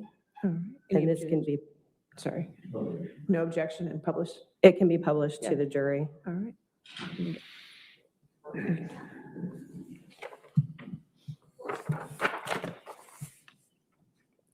When you receive these items, what'd you do with them? I placed them in a bio bag, is what we call it. It's a plastic bag from the paramedics. And who'd you give them to after you packaged them? I relinquished them to the detectives that arrived at the hospital. Did you take anything else from him during this search? Yes, ma'am. 2 cell phones as well as his jacket.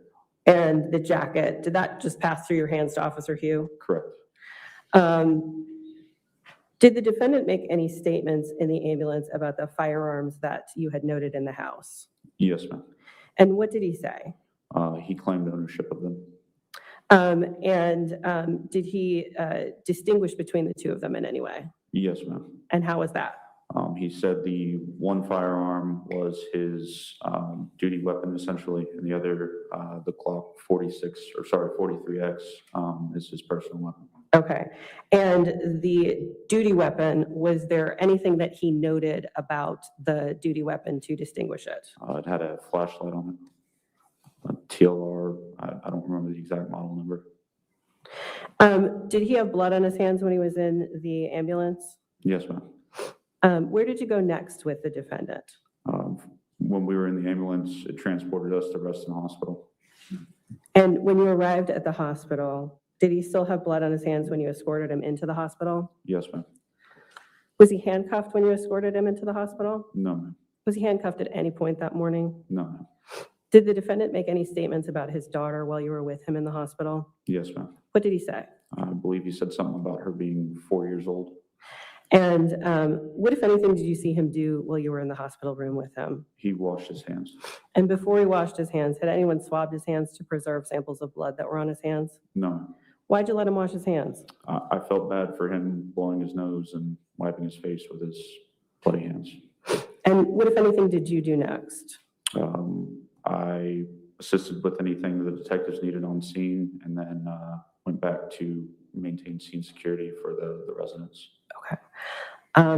I am going to show you a few still pictures that are Commonwealths 7, 8, and 9. And if I could have them displayed just to the witness. Can we And make it 9B since you have a 9A? oh, I'm sorry, Your Honor. I meant for them to be, yes, it can be 9B, but I had them as 9 and then 9A, and I just took 9A first, but that's fine. We don't have a 9. There is a 9. It's 9 and 9A. She skipped to 9. Okay. Yes. gotcha. All right, Yep. so 9 we'll have. Yep. That's fine. Thank you.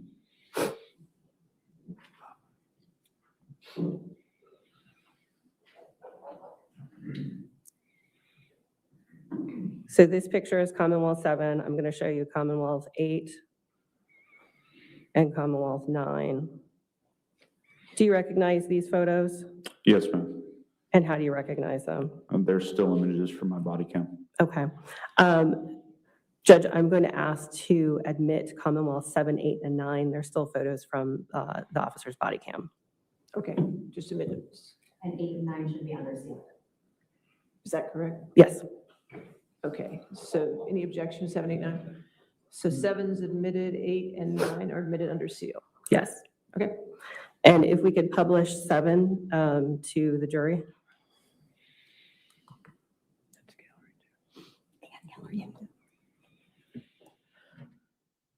And this view, is this a view of the door as you saw it coming into the house at first? Yes, ma'am. And this view here, is this the view that you had, the first view that you had of the defendant when you came into the room? Yes, ma'am.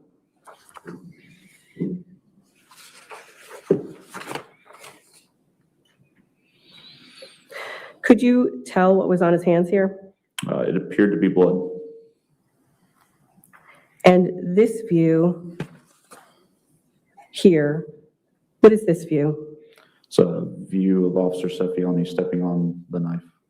Thank you. Judge, I don't have any further questions at this point for the officer. Mr. Carroll may have some questions for you. Cross-examination?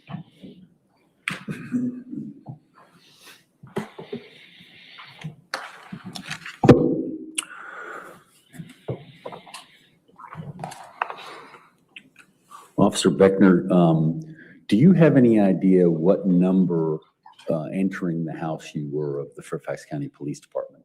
I believe I was the fourth person in the house, sir. Okay. Do you know who the first person in the house was? I believe it was Officer Baumler. Baumler? Yes, sir. Okay. And was Gibbons anywhere near you there? I couldn't honestly remember where he was until I saw him inside the actual bedroom, sir. Okay. And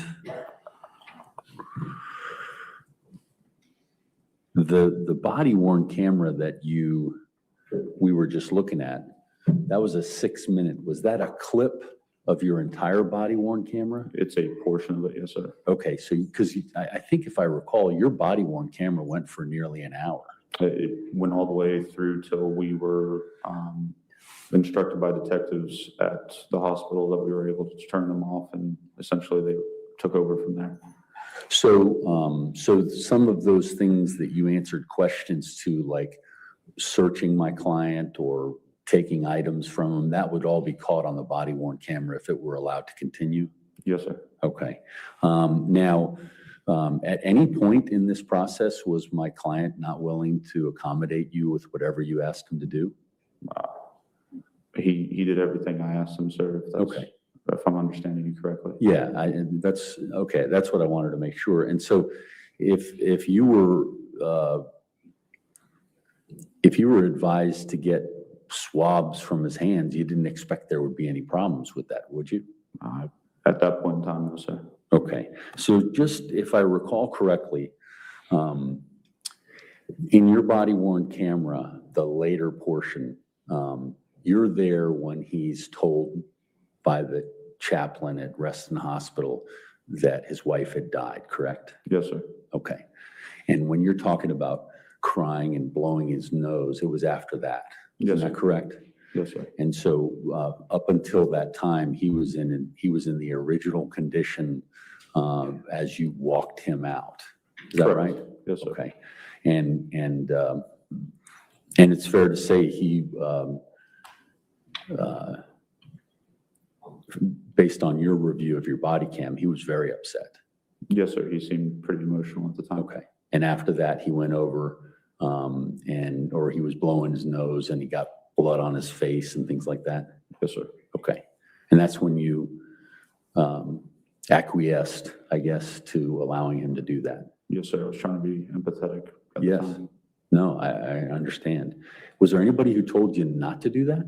No, sir.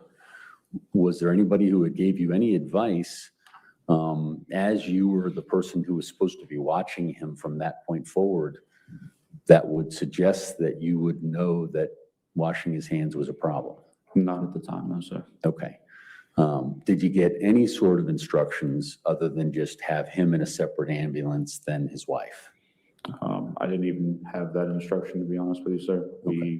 I mean, his wife was taken as quickly as she could to the hospital to receive treatment, so. Understand.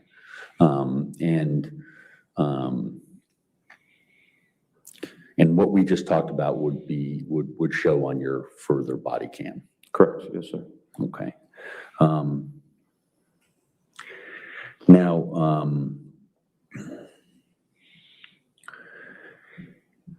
you've previously reported that you observed him have a panic attack within the room? Yes, sir, whenever his wife had left. So if you could, just to give the ladies and gentlemen of the jury and the judge an idea, when you say panic attack, how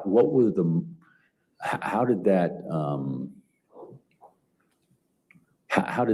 show? How would that show to someone?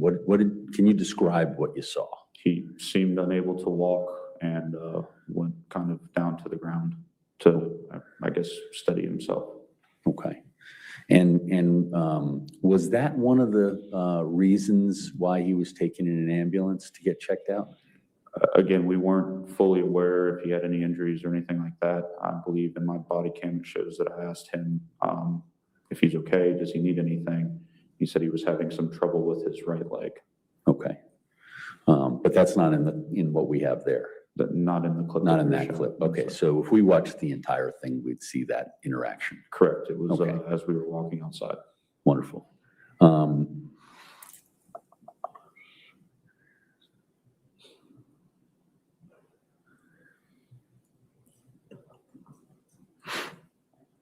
And were you present when the doctor addressed the spasms that were in his leg? Yes, sir. Okay, and what did the doctor tell him? I don't honestly remember, sir. Okay.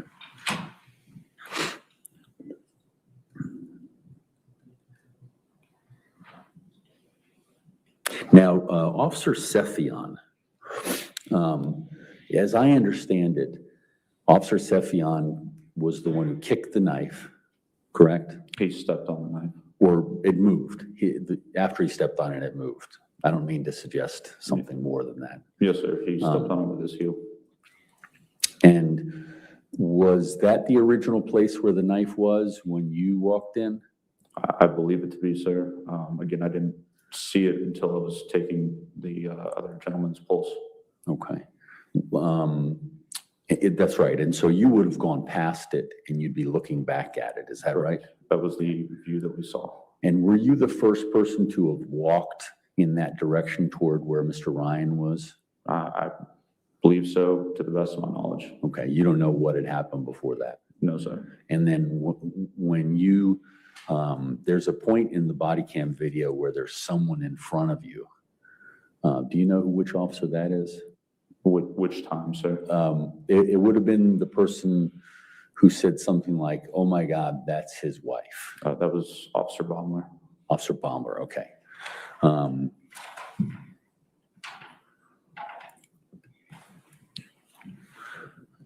Just bear with me, sorry.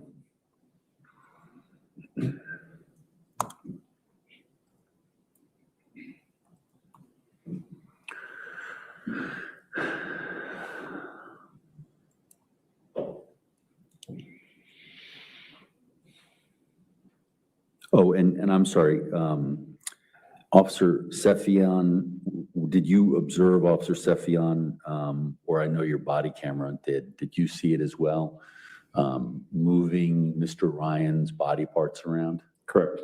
Okay, what was it you observed? He moved his hand so we could check for his injuries. Okay.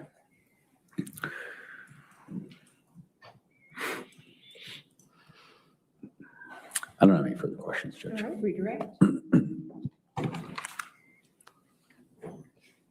Judge, court's indulgence for Yes. one. Yes, ma'am.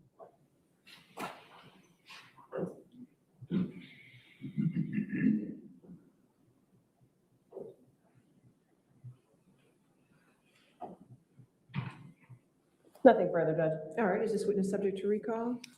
Not from us, Judge. Yes, that's fine.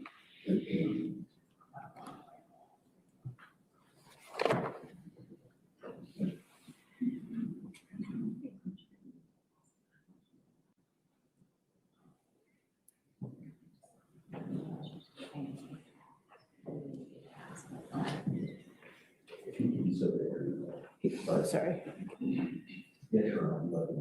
So, okay, you could put your, okay, so sir, you're subject to recall, so you're free to go today, but you might be called again in this case, so you cannot talk to anybody about this case and do not do any research and avoid any news about this case, okay? You still have the rule of witnesses in place, okay? Yes, ma'am. All right, thank you. Yes, ma'am. Judge, Lieutenant Gibbons. Lieutenant Gibbons?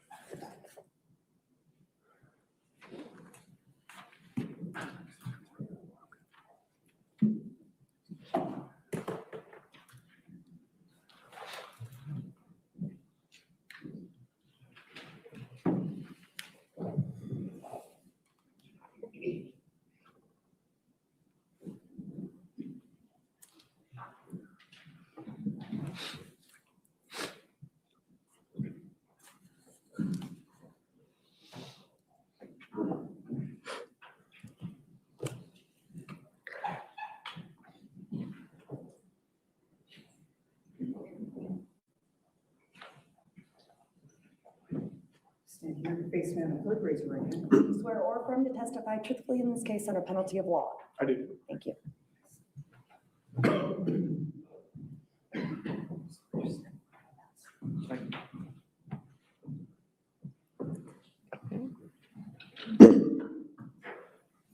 Good afternoon. Good afternoon. Could you please introduce yourself by telling us your name and spelling your first and last name for the court record? Yes, Michael Gibbons, Michael Gibbons. And how are you currently employed? I am a lieutenant with the Fairfax County Police Department. And how long have you been with the police department? I've been a police officer for 9 years. And how were you employed on February 24th, 2023? I was the Days A Sergeant of the Reston Squad for the Fairfax County Police Department. Were you on duty that day? I was. Were you in uniform and displaying your badge of authority that morning? I was. And is your department issued uniform equipped with body-worn camera? It was. And can you tell us how your body-worn camera works? Our body-worn cameras are activated either manually or automatically upon activation of emergency lights and sirens, firearm being removed from the holster, or a taser also being removed from the holster or activated. And at the end of the day, what happens with your body-worn camera? They're put into a dock so they can be uploaded. And Lieutenant Gibbons, drawing your attention to the morning of that date, February 24th, 2023, did you respond to a call for service that day? I did. And where did you respond? I responded to 13230 Stablebrook Way, which is in Herndon, part of Fairfax County. And can you describe the neighborhood as you saw it on that day? Residential neighborhood in Fairfax County. That house is located at the end of a street with a shared driveway. And when you responded to that address, what if any vehicles were in the driveway of the home that you responded to? There were 2 vehicles in the driveway. There was a Jeep SUV and a Volkswagen SUV. And did you note anything else about the home that you responded to? Typical Fairfax County neighborhood, houses are relatively close together. And upon arriving at that location, what'd you do? I grabbed a blowout kit or a medical bag from my police cruiser, grabbed that, ran up to the residence, where I was instructed that the medical supplies were needed up in the master bedroom of the residence. And did you respond to the bedroom? I did. And what did you see when you went into the bedroom? First glance, I saw a female that was nude. She was covered in blood, laying on her left side, with a gentleman standing over her with bloody hands. There was an officer rendering aid to her, and then multiple officers surrounding the bed, gathering medical supplies. And do you recognize anyone from that scene here today? I did. Who? The defendant. And can you point him out and describe something that he's wearing in his hair color? What appears to be a black suit, brown hair. Judge, I'd ask the court to recognize that Lieutenant Gibbons has identified the defendant. All right, the record will so reflect. And when you went into the bedroom, what did you do? I immediately opened the medical bag. A chest seal was requested from the officers, so I opened that up, immediately applied pressure and the chest seal to the female. And did fire department personnel ever arrive? They did, and they relieved me from rendering aid. And what did you do after the fire department arrived and relieved you?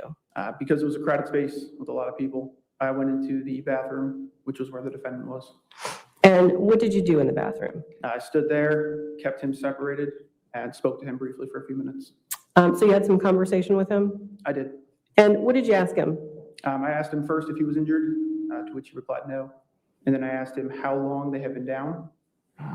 And what was his response when you asked how long they had been down? He said, I followed up that question with, since you called, to which he replied, she called. She had to find her phone. My hands were covered. And did he ever ask about his wife or Joe Ryan? He first asked, does he have a pulse? To which I believe I replied, I'm not sure, or I don't know. He did follow up with, is she breathing, or is she going to be okay, was what he said. And did he say anything about his daughter? Later in the conversation, it was mentioned that there was a child in the residence. He did ask about her, and I advised him that the au pair had gotten her out of the house. And how long do you think that your conversation lasted with him in the bathroom? Not more than a few minutes. And what happened after the two of you spoke in the bathroom? After we spoke, the fire department was carrying the female out of the residence.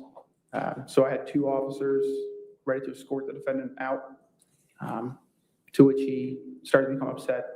And we waited a minute so he could collect himself, and then they escorted him outside of the residence. Okay. At this point in time, I am going to ask for Commonwealth 10 to be displayed to the witness and to counsel only.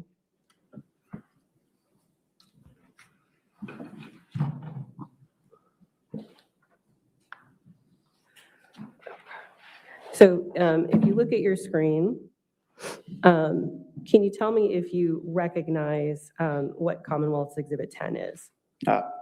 My body camera footage from that event. And have you had a chance to review this before today? I have. And is the video that we see, that we're going to see, is it a fair and accurate depiction of what you initially saw and did that morning as you responded to this call for service? It is. Judge, I'm going to ask the court to admit Commonwealth 10. I'm going to ask that it be played to the jury and counsel only, and I'm going to ask for it to be sealed. All right, any objection? No objection, Your Honor. All right, 10 is an evidence under seal.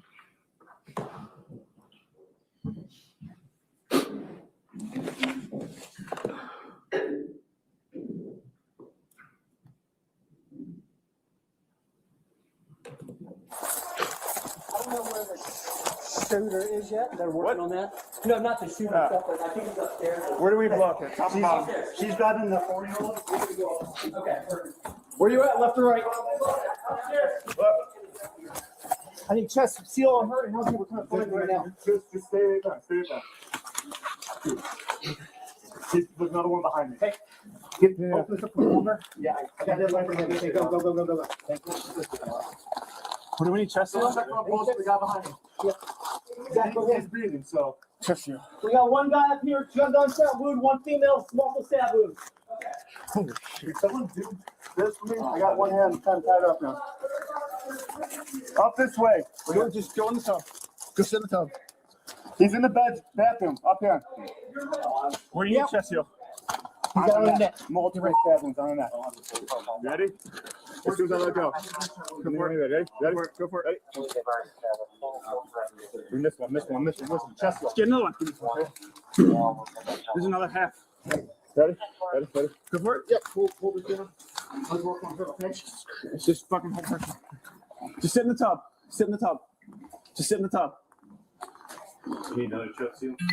Yeah, whatever we have. Just whatever you. Hey, get another. ALT, get more blowout kits. Is there anything else that we know of other than this? This one and the guy behind me. On this female. I don't know. Okay. I do not know. We're going to have defense wounds to the hand, but.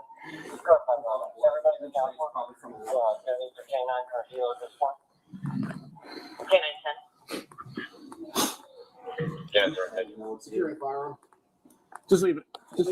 Where it is. Tank. Yep. Since we got this kind of weight from Max, can you talk with him? Shoot him. Stand by 1 second.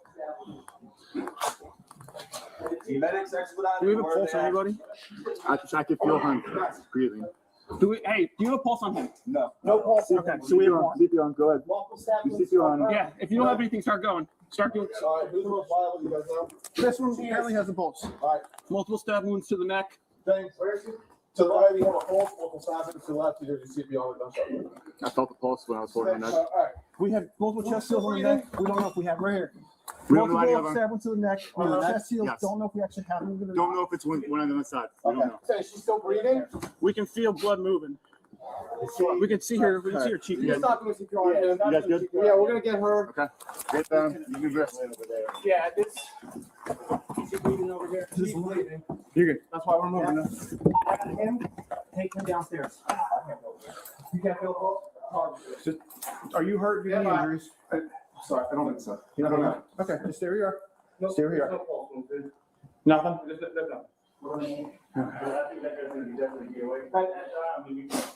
So what's the story? Do you live here? This is my house. This is my wife. I don't know him. You don't know him. This is your wife. The other woman is our au pair nanny. Where is she? I don't know. Okay. I don't know. How long have they been down? It's right there. How long? Right when you called us? She called. She had to find her phone. My hands. Okay. Were covered. All right. You're gonna stay right here with me until we get this sorted out a little bit, okay? Yeah. You don't have any injuries that you know of? Okay. Okay. All right. He doesn't know. That's your wife. This is my wife. Yeah. So he's. Yeah. You don't know that guy at all? I don't know. He's the shooter. Yeah. I know. I'm just trying to figure out where's the gun currently. Leave them right where they are. If that's where we found them, we move them away. All right, that's fine. Just. Where do you want? Yeah, okay. You know, sir, just have a seat. We're gonna close these doors. This way they can work. If you guys are good right there. Hey, Sarge. What's up? You want us to escort him outside? No, right now they're working, so we're just gonna let them work. Does she have a pulse? I'm not sure. Not working. Okay.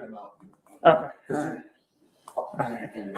So once they, is she gonna be okay? We're gonna let them work for a minute. We're gonna let them do what they need to do. We'll just get you downstairs. Hey, Stefiane, or Hugh, very closely. We're gonna escort him down. Just don't touch anything. Just, let's let them. Sorry. Let them go first. How about they were gonna? Yeah. Is there kids down there? My daughter's here. I don't know. I think the au pair got her out. Just grab them on. We'll go with it, that's fine. Zach, stay here. You're with me. Hold on. What are we doing here? We're gonna make sure no one else is hurt in the house. Okay, all right. We're gonna get husband downstairs. Give me a second. Have a seat. Just write down. Just have a seat.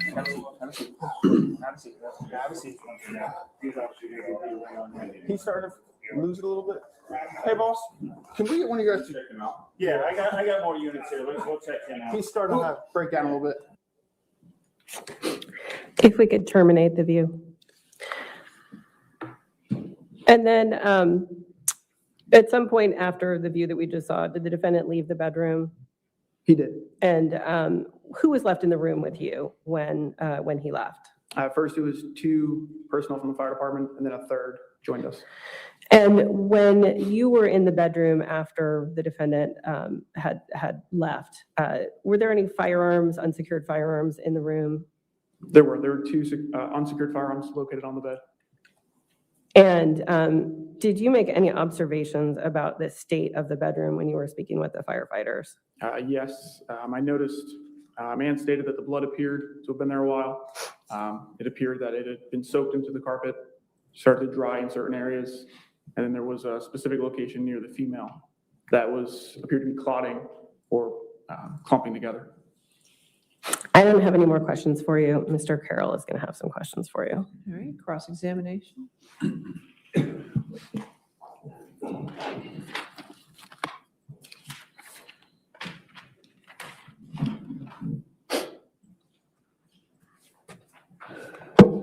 Officer Beckner, do you know, or Lieutenant Beckner, sorry. Lieutenant Gibbons, sir. Do you know what order you were there from FCPD? For the record, Lieutenant Gibbons, and I do not know. I'm sorry, Lieutenant Gibbons. I apologize. Okay. Um, First handful, 5 or 6 maybe. Okay. Do you know who the first person was? Top of my head, I do not. Okay. And so you essentially at the moment you got in, you took over kind of custody or observation of my client, correct? So I took command of the scene inside. I'm sorry, I can't. I took command of the inside of the residence. That was my role. Okay. And were you asked to do that? No, that was my job as the squad sergeant. Okay, so did you provide a chest seal or anything like that? I did. Okay, and then that's when you went into the bathroom and told him to sit on the bathtub and all those sorts of things? Correct. Okay, and that was, were you observing that he wasn't able to stand at that point? Or were you just saying, this is where I want you to be while this is going on? So in a patrol capacity, my firearm is located on my thigh. And the stance I was in while rendering aid, my right thigh was directly facing him Okay. into the doorway of the bathroom. So to prevent any access to a firearm, as he was identified as the shooter of the event, but also it was a very crowded space. So I determined the tub was a safe location for him to be, either sitting in it, on it, outside of where we needed to work. Okay, so he hadn't at that point experienced the issues regarding his legs that you saw later in your video? Not that I had noticed. Okay, you didn't notice that. Now, the dispatch told you that he was the shooter? I don't recall. Okay. If it was dispatcher, I know officers on scene made Okay. comments or statements that he was the shooter. Okay. Did any of those officers or people on the scene tell you that he was also a law enforcement officer? I don't think so. Did you notice that he had magazines on his belt or? No. Handcuffs? No. Okay. You escorted him out, correct? I did not. Okay. Who do you remember escorting him out? It was Officer Hugh was one of them. Uh-huh. And I don't know if it was now Sergeant Bell. He may have been the second officer. Okay. Could it have been Officer Beckner? Could have. Okay. And were you aware that Officer Beckner in the ambulance took 2 magazine cases? I may not know the term, and handcuffs and a Garmin watch. Did you know that was taken from him? I was aware that 2 magazines and a watch were removed. I was unaware of any handcuffs. Okay, so when was it you were became aware of that? Once he was in an ambulance. Okay, so you didn't realize he was a law enforcement officer until well after the heat of the moment? I don't think at that point I even knew he was a law enforcement officer. Okay. And so is it fair to say dispatch didn't communicate any of that information, or would you have missed it if it was communicated? There's always information that potentially gets missed, especially on a high priority call, where you're trying to get to a residence or a scene as fast as you can to render aid and try to save a life. So if they did, and it was voiced or written in a CAD, I did not notice. Okay. And have you reviewed your CAD or any of those records from that day? I've reviewed my body camera footage. I did not review the CAD comment, the CAD event. Now, is the body cam footage that we just saw, is that a portion of it or is that all of it? That's a portion. Okay. And how many more minutes are there that we didn't see? Without looking at the timestamp, a couple minutes. Okay.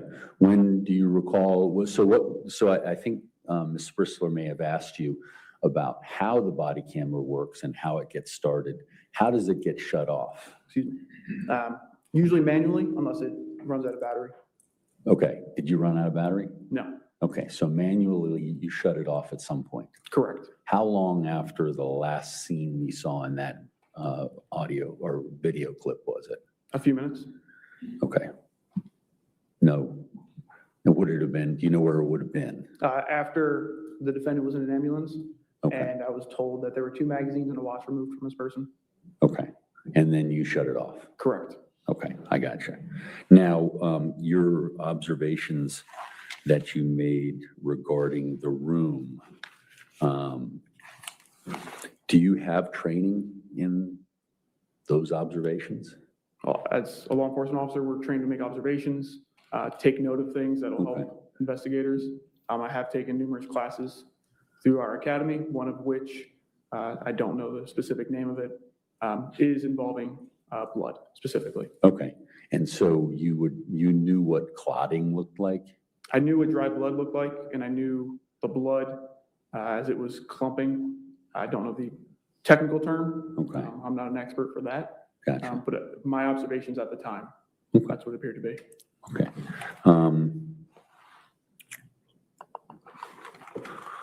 Your Honor, court's indulgence. Yes, sir.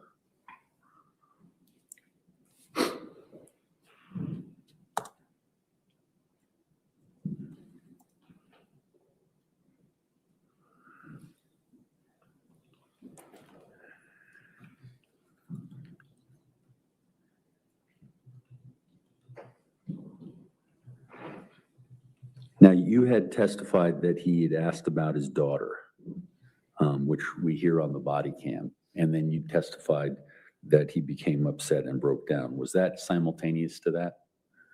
I was within probably a minute or so Okay. without looking at the camera. Do you remember? I remember it all being very close to each other or close together. The scene as a whole, although it's multiple minutes, in your head. And did you say anything to allay his concerns about his daughter, like she was with the nanny or with another officer or anything like that? Yes, I did. I told him that I believe the au pair had gotten her out of the house. Okay, and you'd heard that from others? Yes. Okay. Did that seem to work with regard to him being upset? Sorry, can you repeat that? Did that seem to work? The fact that you said that he had broken down? No, it didn't change his demeanor. It didn't make him happier. If that's what you're looking for. Well, I'm just curious what you saw. He was upset. He was visually upset. Excuse me one second.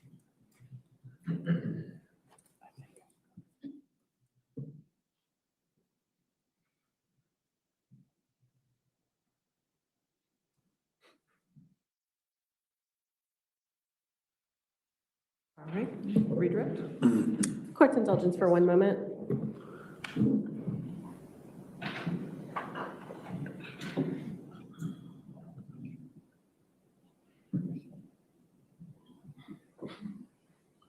Judge, I don't have any further questions. He is not subject to recall for us.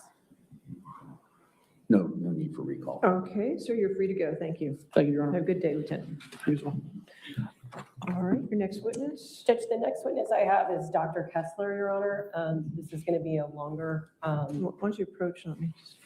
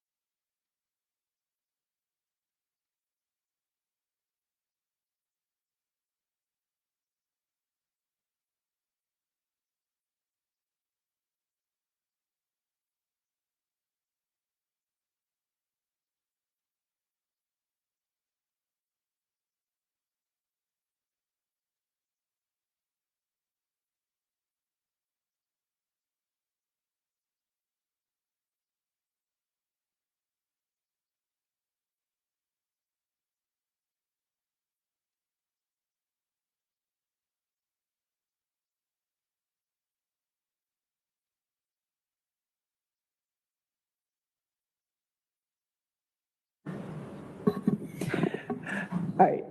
Ladies and gentlemen, in planning the nature of the course of the evidence in the afternoon, we're going to go ahead and take an early lunch recess at this point from 12:30 to 1:30. That way we'll have more continuity with the evidence as it comes in today, okay? So let's go ahead and do that. Go back with the deputy. She'll give you all your lunch options. Please do not discuss the case and don't do any outside research, okay? Thank you. We'll see you back at 1:30.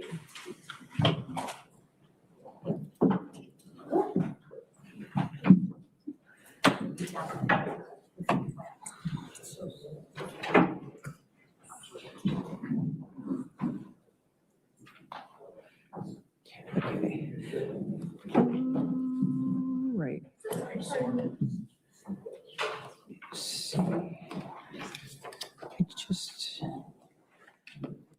I have two other items. One of them is the technology. If we could make sure, and if you're going to use the document camera for the medical examiner, can you make sure that's up and running for your tangible evidence? And also whatever you need to do to get your technology, make sure it's ready before the jury comes in. I'd appreciate it. Other than that, one other thing is, I don't know how your evidence is going to go, but if you have sealed evidence and the unsealed evidence goes to the gallery, okay, automatically.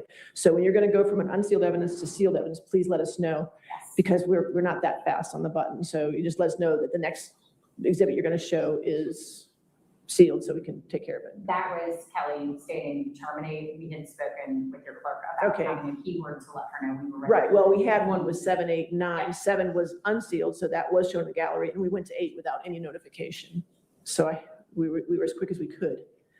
But if we could keep that in mind. Yes, ma'am. Okay, perfect. Anything else, Mr. Khater? There. All right, we'll see you all at 1:30 then, okay? All rise.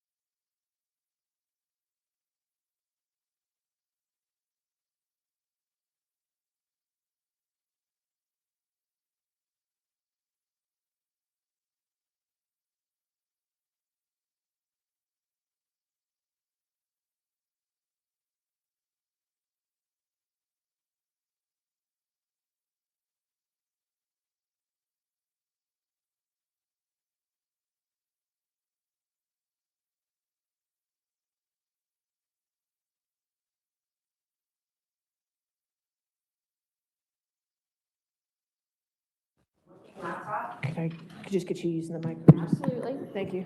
We have a working laptop. Okay. We will be able to display the evidence as we go. Okay. Is it necessary? So the next round of photos will be, for the most part, photos that need to be sealed. Okay. The Commonwealth would suggest that we simply not display any photos to the gallery, given that If they're not sealed, they go to the gallery. Okay. So if you want to separate them out or however you want to do it, or just let me know ahead of time. That's Okay. just the way it is. Then we may just ask at this point in time that all of the photos that are part of Dr. Kessler's testimony be sealed. Okay. That's any objection to that? No. Okay. Okay. All right, Thank we can you. do that. Anything else on that? No, ma'am. Okay, are we ready for the jury? Yes. Okay.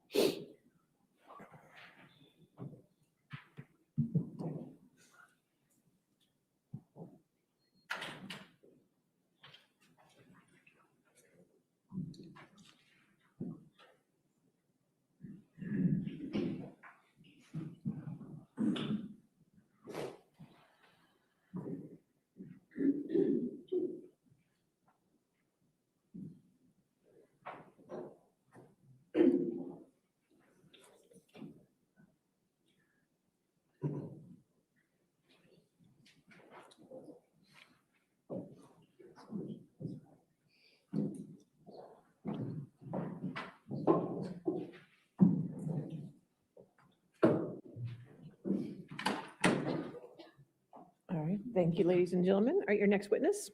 Judge, our next witness is Dr. Kessler. Dr. Kessler?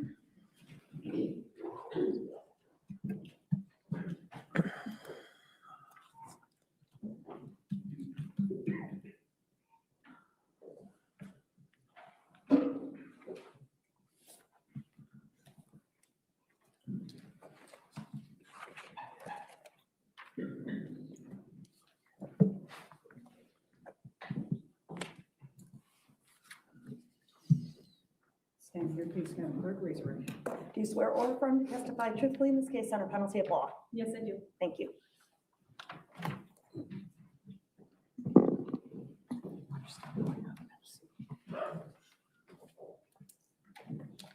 All right, good afternoon.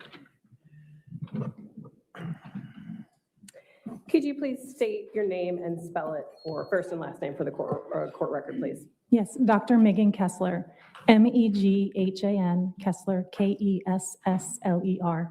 And what is your profession? I'm an assistant chief medical examiner, also known as a forensic pathologist. And what is a forensic pathologist? A forensic pathologist is a type of doctor who is specialized in pathology, which is the study of disease, and then further subspecialized in forensics, which is the study of disease as it relates to law and medicine. And where do you work? I worked for the Commonwealth of Virginia, Office of the Chief Medical Examiner at the Northern District Office in Manassas. And how long have you been with that office? Approximately 9.5 years now. And where did you work before you joined the Virginia Office of the Chief Medical Examiner? Just prior to coming to work in Virginia, I completed a fellowship program with the state of Maryland. And what is your educational background? I have a bachelor's degree in biology from the University of Richmond. I graduated from medical school from the Kentucky College of Osteopathic Medicine. I completed an anatomic pathology residency program with Penn State, after which I completed a subspecialty fellowship in forensic pathology with the state of Maryland Office of the Chief Medical Examiner, and became board certified in anatomic pathology and forensic pathology. And are you a medical doctor? Yes, I'm a DO. And you said you were board certified. Could you tell us how board certifications are acquired? To become board certified, the requisite training, years of education is required, as well as obviously taking an examination and continuing education to recertify. And do you belong to any professional associations? I do not. Have you provided any training or educational presentations to others in your field?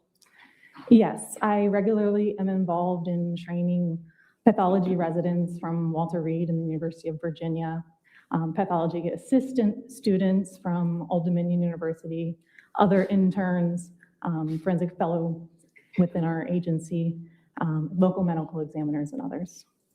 What kind of training did you go through with the medical examiner's office when you arrived? After I arrived, I'm required to maintain my dual board certification in anatomic and forensic pathology, also my state licensure in medicine, and the continuing medical education that's required. And what do you do as part of your job as a forensic pathologist at the medical examiner's office?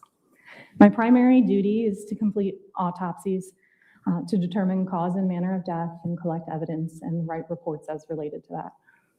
And have you testified as an expert in the field of forensic pathology in a court of record before? Yes, And have you done so in Fairfax County? I have. Do you know how many times? I'm not sure in Fairfax. Within the Commonwealth of Virginia, it's at least 50 times, and likely a majority are in Fairfax. At this point, Your Honor, I would offer Dr. Kessler as an expert in the field of forensic pathology. I have no objection, Judge. No objection. All right, she'll be so offered. Thank you. And did you perform an autopsy on the bodies of Joseph Ryan and Christine Banfield? Yes, I did. And prior to the performance of those autopsies, where were the bodies of Joseph Ryan and Christine Banfield kept? After they arrived at the office of the chief medical examiner, they were intake and put into a cooler within our secure facility until the time of autopsy. And before you performed each of their autopsies, did you break open the seal of the bag containing each body?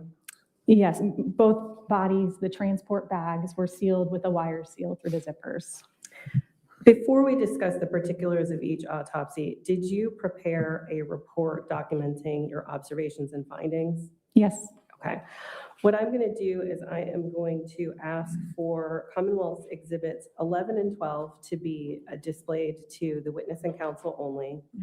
And I am also going to pass out paper copies to the witness, if I could, please. You've seen these, Mr. Carroll, correct? I think I have a copy. I just wanted to look at it. Thank you, Judge. Do you need to look at them? I mean, Go ahead and review them to make sure. It's the redacted. It's the, yeah. oh, okay.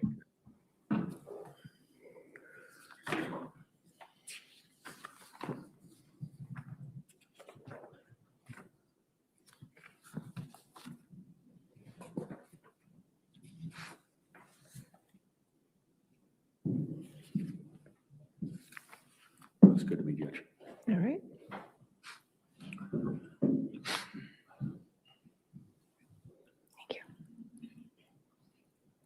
Okay.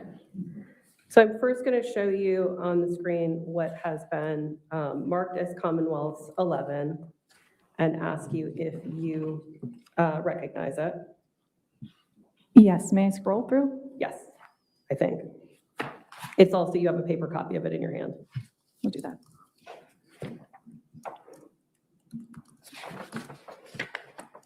Yes, I have a copy of this CME1 report of investigation, my autopsy report, my handwritten notes from autopsy, and a copy of the certificate of analysis, the toxicology report. And now I'm going to show you Commonwealth's Exhibit 12 and ask you if you recognize this exhibit. It's the other paper copy that you have. Yes, there is a CME1 report of investigation, a copy of the death investigator scene report, a copy of my autopsy report, a copy of my handwritten notes from autopsy, as well as the certificate of analysis, the toxicology report. Okay. And are these your autopsy reports from your examination of Joe Ryan and Christine Banfield? They are. Okay. And Judge, at this point, both exhibits I would ask for to be entered as Commonwealth's 11 and 12. They should be sealed. If we could approach this for a moment. Then.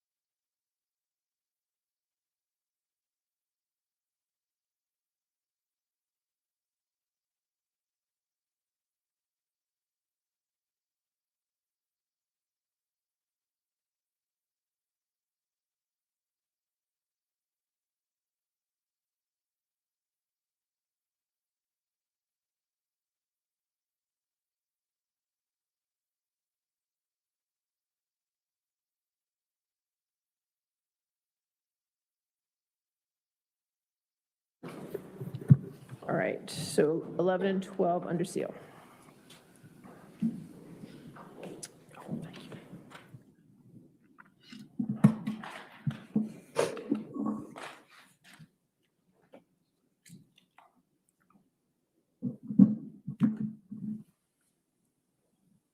And during an autopsy, are you able to determine a person's exact time of death?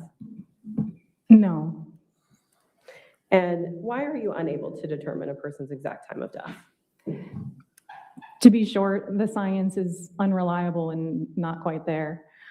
There's a lot of different factors, including why somebody has died, what physiologically is going on inside of them that change things that happen after death. There's a lot of things in the circumstances and the environment around them, the temperature, the light, the airflow that can change the rate at which things change after somebody has died. So it makes it difficult and unreliable to pinpoint an exact moment that somebody has died. And when you perform an autopsy, what does that entail? An autopsy is a comprehensive examination of somebody after they have died. It is documenting as they are received. It is documenting things externally, so as simple as hair color and eye color, any injuries on the outside of their body. Then an incision is made and an internal exam is completed, documenting any natural pathology, any injuries on the inside of the body as well. And do you take photographs when you perform an autopsy? Yes. And did you take photographs during these autopsies? Yes. I'd like first to talk about the autopsy of Joe Ryan. Were you able to determine his height and weight? Yes. And was his body clothed when you began your exam? Yes. After documenting the clothing, what did you do with it? The clothing was removed, photographed, and packaged and transferred to law enforcement. And did you take any physical samples from his body? Yes, I did. Can you describe what physical samples you took and what you did with them? What's called a PERC kit was completed, which is a physical evidence recovery kit. It's something that consists of specific samples to include head hair, swabs from the oral cavity of the mouth, the underwear, comb of the pubic hair, pulled pubic hair, genital swabs, and anorectal swabs. Also, a sample of blood on a blood card and fingernail clippings. In addition to that PERC kit, I also did swabs of the palms and the backs of the hands and fibers from one of the hands as well. And what did you do with these samples after you finished collecting them for the physical evidence recovery kit? I placed them in sealed bags and transferred them to law enforcement. And can you describe for the jury what your physical findings were from the examination of Joe's body? He had 2 gunshot wounds. And where were those 2 gunshot wounds located? There's a gunshot wound of the head. The entrance was on the right side of the head. And there was a gunshot wound of the chest, which with the entrance on the left side of the chest. I am going to first show you Commonwealth 13, and I'd ask that to be displayed to the witness and counsel only at this point. And Judge, as we described, these photos are sealed. Okay, yes, ma'am. Do you recognize this photo? I do. And how do you recognize it? It's a photograph from autopsy that has the ruler with the case number N2023-00363 on it. And what does the image depict? It is a right profile view of Mr. Ryan's head. And is it a true and accurate depiction of the wound as you saw it and, when you performed Joe Ryan's autopsy? Yes. Judge, I'd ask to admit this as Commonwealth 13 and publish it to the jury. Any objection? No. All right, 13 under seal to the jury. Can you tell the jury what is meant by the terms entry wound and exit wound as it pertains to a wound caused by a bullet? An entrance wound is where a bullet enters the body. An exit wound is where it might exit the body and leave the body. And were you able to tell if this wound to Joe Ryan's head was an entry or an exit wound? Yes. How can you tell that this bullet was an entry wound? It's an entrance wound. It has a characteristic round appearance with an abrasion to the edges of it. And also, there is no exit. A bullet was recovered from the wound path within his head. And what means, if any, exists that would inform a medical examiner's determinations regarding the distance from which a person had been shot? When a gun is fired, not just does the bullet leave the muzzle, soot, dirt, debris, there is burning gunpowder flakes that are leaving the muzzle as well. And if the gun's fired close enough to the person, the skin, it can be deposited and cause some characteristic injuries on the skin. If it's fired from farther away, those particles are light enough that they kind of drop out and they don't leave any evidence. Were you able to make any determinations about the physical distance between Joe and the person who shot him from your examination of this head wound? Based on this examination, the distance is indeterminate. There's no evidence of soot or stippling on the skin of the wound. And in relation to where the entry wound is located, can you tell us where and how the bullet traveled after entering Joe's head?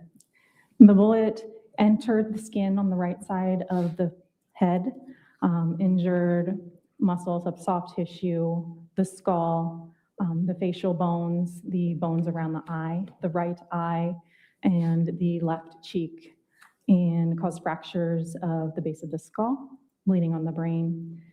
And it traveled from right to left, front to back, and downward.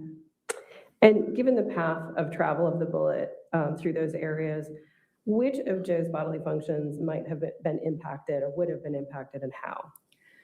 It is causing, the wound path caused bleeding on the brain, which is an injury of the brain. It impacted his eye. He can no longer see, he has no eye.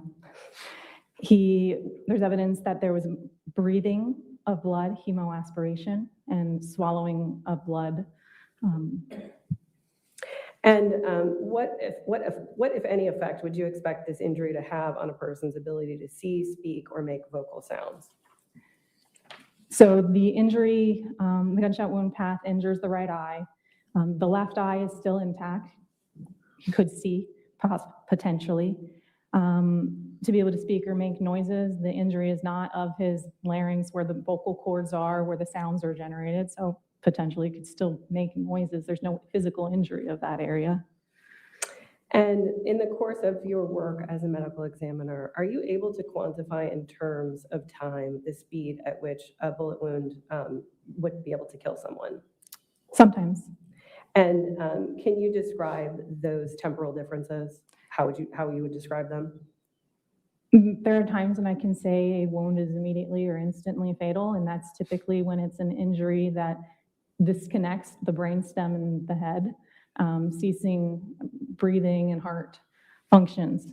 This wound is still intact. This wound is considered rapidly fatal, meaning seconds to minutes, injuring vital structures of the body with some survival. And given that you found no exit wound caused by this bullet, were you able to locate the bullet, and where was it? Yes, a bullet fragment was recovered from the left cheek just in front of the left ear, and bullet fragments were also recovered through the wound path in the head. And what did you do upon locating this item in Joe's head? The bullet fragments were photographed, placed into a bag, and sealed and transferred to police. And at this point, I'm going to retrieve Commonwealth's Exhibit 14.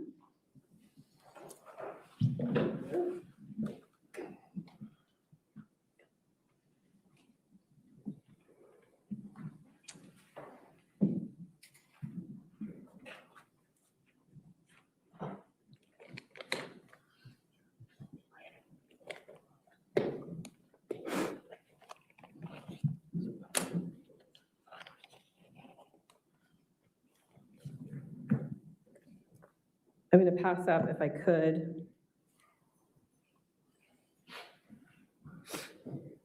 what I'm identifying as Commonwealth's 14. And I'm going to ask if you're familiar with that exhibit. Yes, I am. And how are you familiar with it? It is a bag containing my bag, which I sealed, and that bag contains a note card labeled fragments, my signature, as well as the fragments. And is this exhibit in the same or substantially similar condition beyond the packaging as when you removed those from Joe's head during the autopsy? It is. And Judge, at this point, I'd ask to admit and publish Exhibit 14. Any objection? No objection. All right, 14. How do you wish to publish? Judge, we'll just leave it there at this point in time because I'm going to move on to All right, that's fine. a few other things, and then we can publish a bit later. Okay. I'm going to show you what's been marked as Commonwealth's Exhibit 15 photograph, and I'd ask for this to be displayed to the witness and counsel only.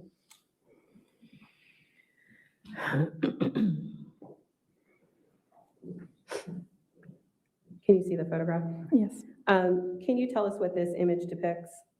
It's a photograph after Mr. Ryan has been cleaned up from his head down to his torso. And how do you recognize it? It also has the ruler with the case number. And is this a true and accurate depiction of this chest wound as you performed Joe Ryan's autopsy? Yes. Judge, at this point, I'd ask the court to admit this as Commonwealth's 15, and this can be published to the jury. Any objection? No objection. All right, 15 under seal and to the jury. And was there any evidence present that would have helped you determine the distance between this injury and the firearm that inflicted it? There was no visible soot or stippling on the skin around this wound. And when you examined his clothing, the clothing that that was present, did you find any defects in that clothing that he was wearing when you began your exam? Yes, there was a hole in the left side, the front side of the shirt. Okay.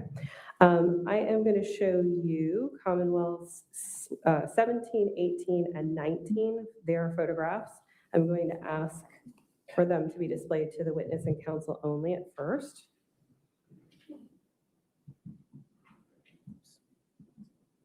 This is 17, 18, and 19. Do you recognize these photographs? Yes. And how do you recognize them? They are photographs of the shirt, the first of which had the ruler. And is this the shirt that you removed from Joe Ryan during his autopsy? It is. And are they all true and accurate depictions of the shirt as you saw it during the autopsy? It is. Judge, at this point, I'd ask the court to admit as Commonwealth 17, 18, and 19 the photographs of the shirt, and then allow them to be published to the jury. You want them under seal also? Judge, I don't think that these need to be under seal. There's nothing. Yeah. Okay, that's fine. Any objection? No objection. All right, 17, 18, 19. So first showing 17, 18, and 19.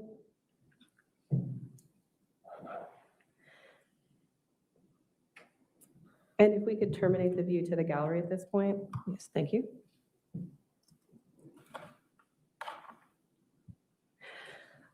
I am going to show you Commonwealth's Exhibit 20, which is another photograph.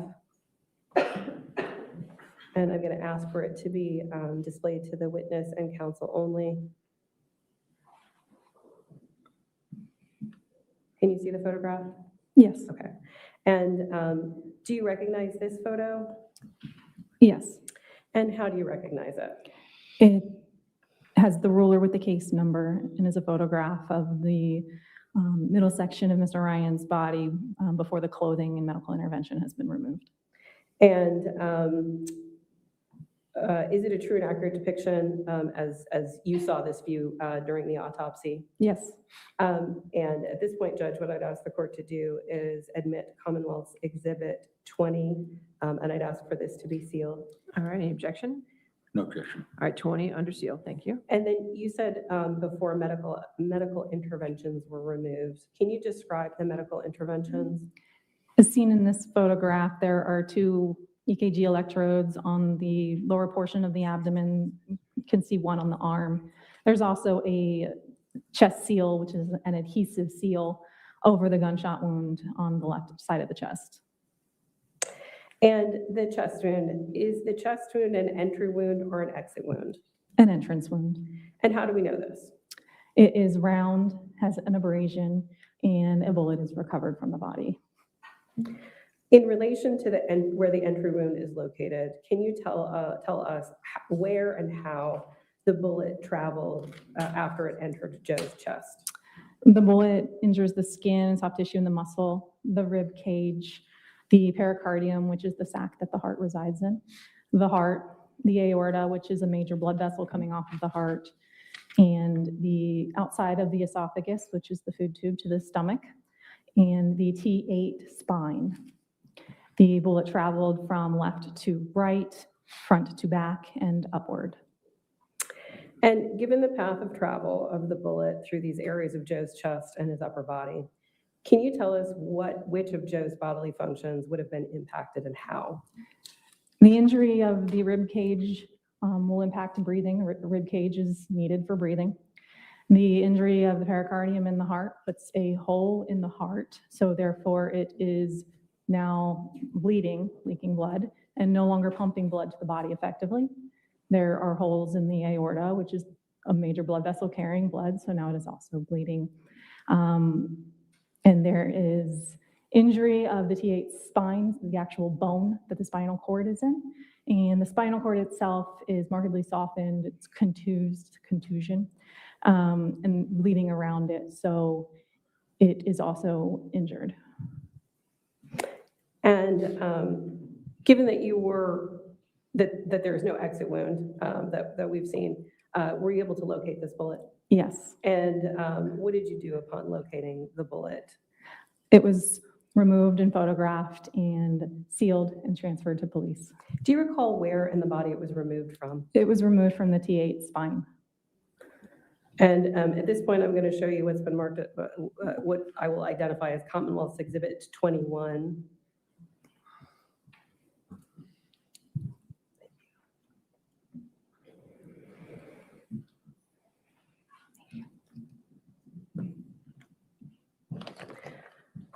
Are you familiar with that exhibit? I am. And how are you familiar with it? It is the bullet with the labeled card, bullet chest with my signature inside the sealed bag, which I sealed and initialed. And is it in the same or substantially similar condition as it was when you removed it from Yes. Joe's body during the autopsy? And Judge, at this point, what I'd ask the court to do is admit this as Commonwealth's Exhibit 21. Any objection? No objection. 21? And Judge, if we could just simply allow the jury to see the exhibits, I can walk them. Did you want to do it with a document camera or? I was just going to walk them around, or not. I prefer the document camera if you could, it'd just be easier, but if you're concerned about it.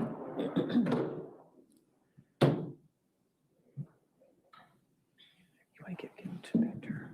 You just have to touch the top button. There you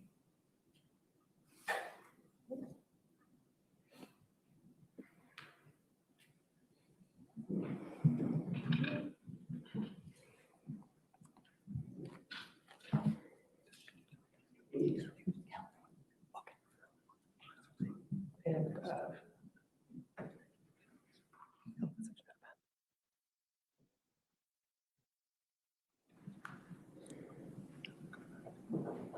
The privacy screens are making it difficult.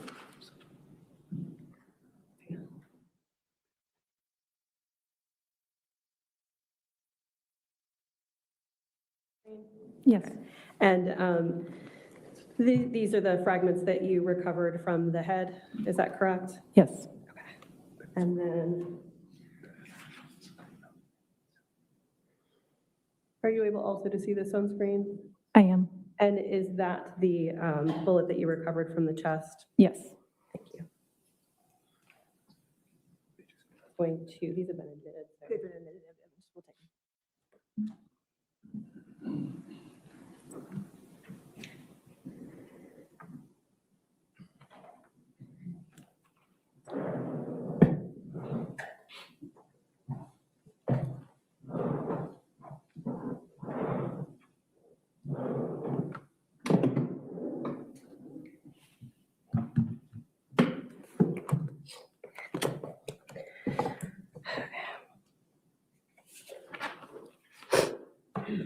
When you examined Joe's heart, was there anything about the structure and its injuries that was significant? As I previously said, the bullet traveled through the heart. So now the heart is leaking, bleeding, and is no longer able to effectively pump blood. And are you able to make any determination about his condition when that bullet injured his heart? There was 1,200 milliliters of blood in the left side of the left chest cavity, which is 1.2 liters. So with the hole in the heart, some blood will leak passively out. However, to get 1.2 liters of blood into the left chest cavity, there has to be some sort of a pulse indicating there is some survival for at least an amount of time. And regarding the blood that was on Joe's face, did either the head wound or the chest wound result in that amount of blood on his face? There's a gunshot wound to the right side of his head, and as is, when I received his body, there was blood from his nose, ears, and mouth. And that injury of the gunshot wound to the head injured the skull and the facial bones, which injured the sinus cavities and the airways. So it can result in blood coming out of the ears, nose, and mouth and onto the face. And do you have a reasonable opinion within a reasonable degree of medical certainty as to the cause and manner of death of Joe Ryan? Yes. And what are they? The cause of death is multiple gunshot wounds, and the manner is homicide. Now I'd like to turn to the autopsy of Christine Banfield. Were you able to determine, I'll give you a moment to get situated.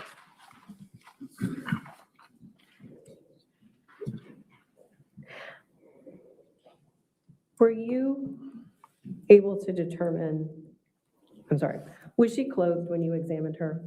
She was partially clothed with socks. Did she have anything else on her person other than clothing? Yes, there were glasses on the top of her head and her hair. She had a necklace around her neck. She had earrings in her earlobes, and she had 2 rings on her left fourth finger. And were you able to determine her height and weight? Yes. After documenting her weight, her socks, jewelry, and glasses, what did you do with the items? The personal effects were photographed and packaged and transferred to law enforcement. I'm going to show you a photograph that I'm going to identify as Commonwealth's Exhibit 50, and I'd ask for it to be shown to the witness and counsel only at this point.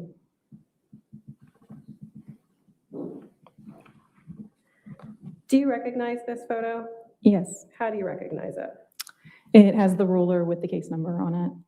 And what is depicted in the photo? It is the glasses after they were removed from her body.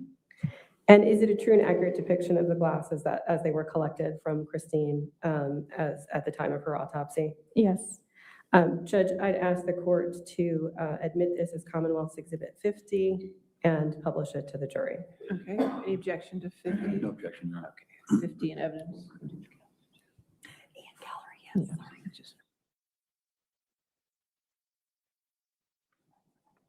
And I'm sorry, you said these glasses were found where on her person?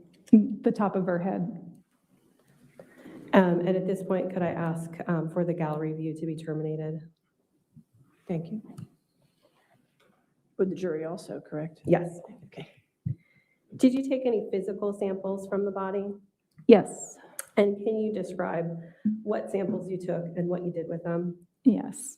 I also completed a PERT kit, a physical evidence recovery kit, which included the standard samples, head hair, oral swabs, underwear, combed pubic hair, pulled pubic hair, vaginal swabs, anorectal swabs, a blood card, fingernail clippings.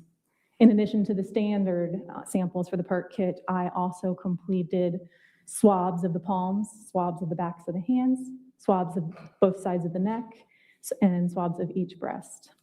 And I removed various fibers from her body.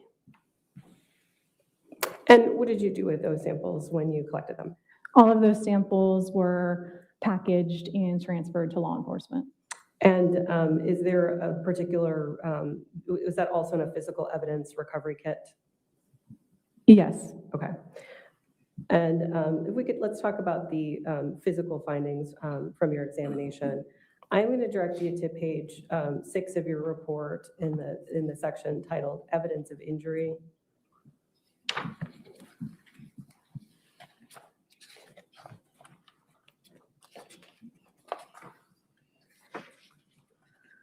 And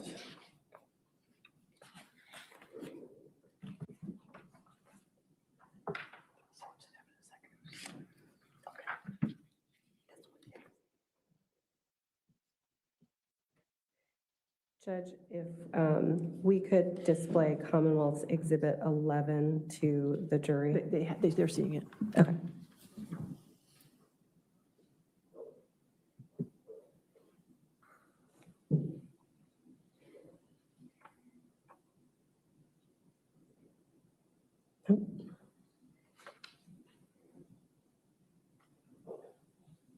There it is. Okay. You described some of the wounds as cutting wounds and some of the wounds as stab wounds. Can you describe the difference for us, please? By definition, both wounds are sharp force injuries, so some injuries that are caused by something sharp, like a knife. Stab wounds, by definition, are deeper than they are long on the skin, and cutting wounds are longer on the surface of the skin than they go deep. And I am going to show you a series of photographs at this point, and if I could have the view now be to counsel and the witness only for this portion.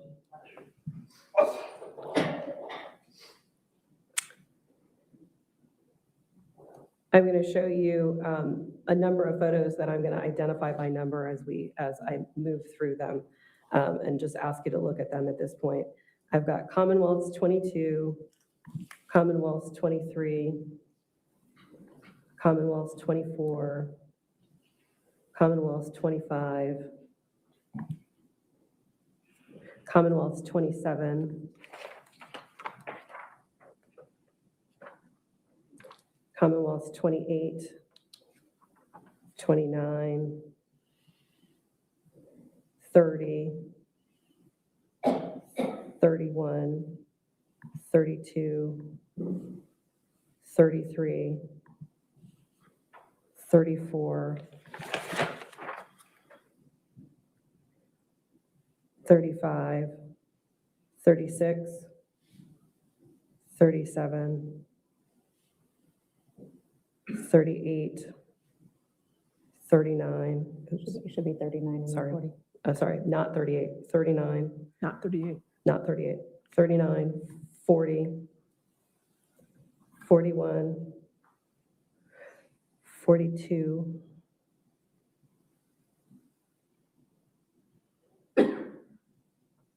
43, 44, 45, 46, 47, 48, and 49. Do you recognize these photographs? Yes. And how do you recognize them? They're all photographs of Ms. Banfield at the time of autopsy that have the ruler with the case number. Judge, at this point, and are they a true and accurate depiction of what you saw as you performed the autopsy and took these photographs? Yes. Judge, at this point, I'd ask the court to admit the photographs, and then I'm going to talk about them and display them. Right. Any Judge, objection? may we approach? Yes.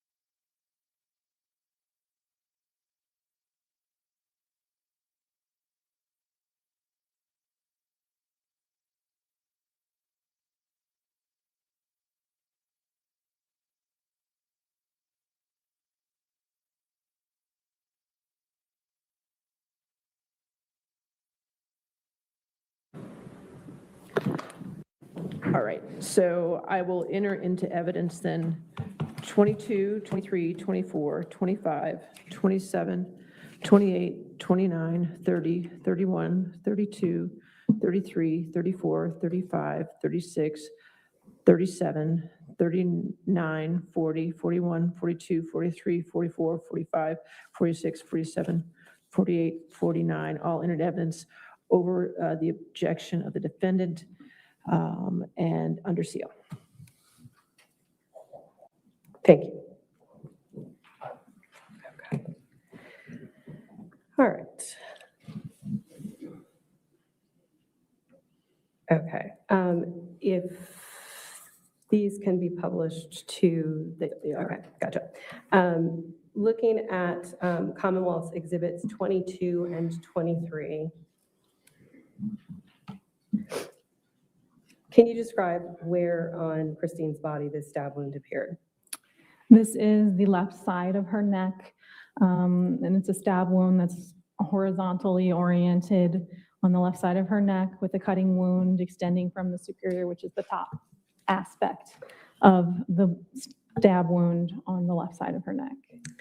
And going forward to 24 and 25, can you describe where on Christine's body this area of multiple stab wounds appeared? Yes, this is the left side of her face and neck, or I'm sorry, the right side of her face and neck. There are multiple stab wounds and cutting wounds in this photograph. There is a vertical stab wound depicted as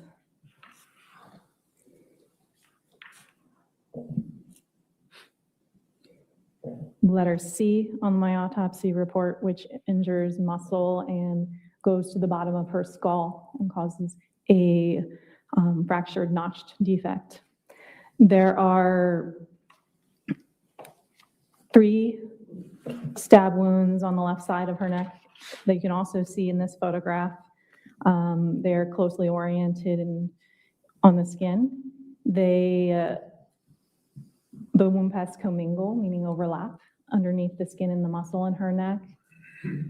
And they injure the left jugular vein, which is a major vein in the neck, the right carotid artery, and the larynx, which is the breathing tube, the epiglottis, the esophagus. There is a stab wound at the anterior aspect as well, kind of towards the front of her face with a cutting wound, as well as an abrasion present in this photograph.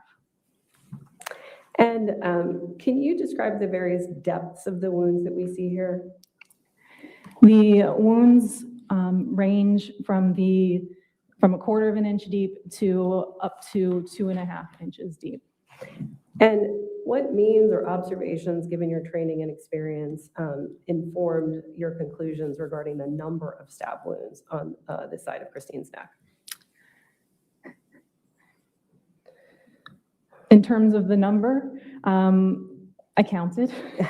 And for the ones that are very closely oriented beside each other, I use my training and experience to reapproximate them, the elastic fibers in the skin, kind of pull them apart more so that I could reorient them to be able to kind of put them back together to see them better. And are any of the wounds that you described on this side of her neck or the other, are any of them immediately fatal? No, they're all rapidly fatal injuries. And did you note any additional injuries to Christine's body during your exam? Yes, she had abrasions and contusions about her body. And you recorded those? I did. Before we move on to those, I am going to retrieve Commonwealth's Exhibit 26.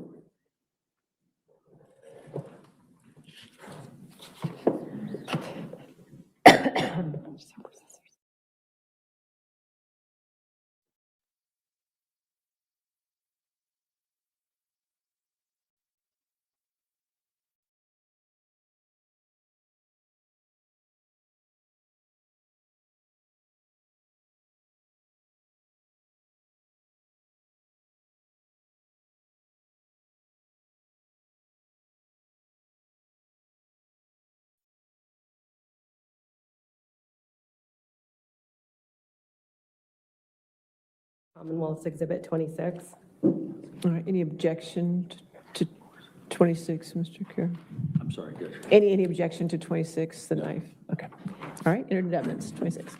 If we could remove it from and then if, Dr. Kessler, that item, Commonwealth's Exhibit 26, as you're looking at it, is that item something that could have caused the wounds to Christine Banfield's neck?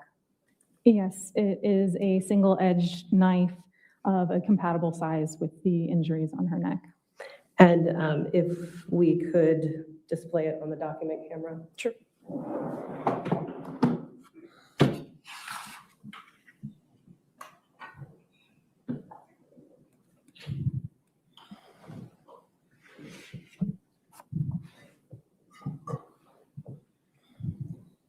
Maybe.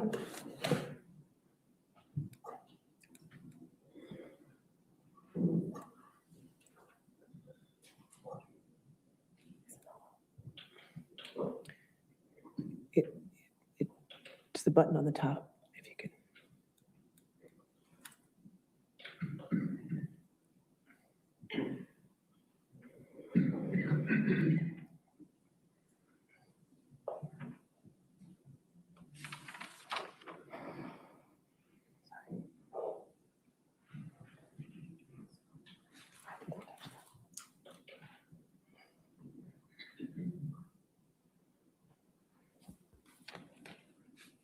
There you go. There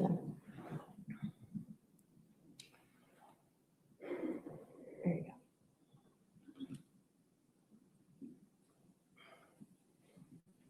There's a button that zooms in and out too, if you need it.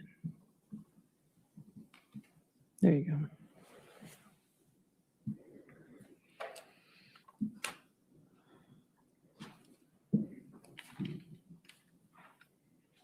Thank you. We can put it away for now.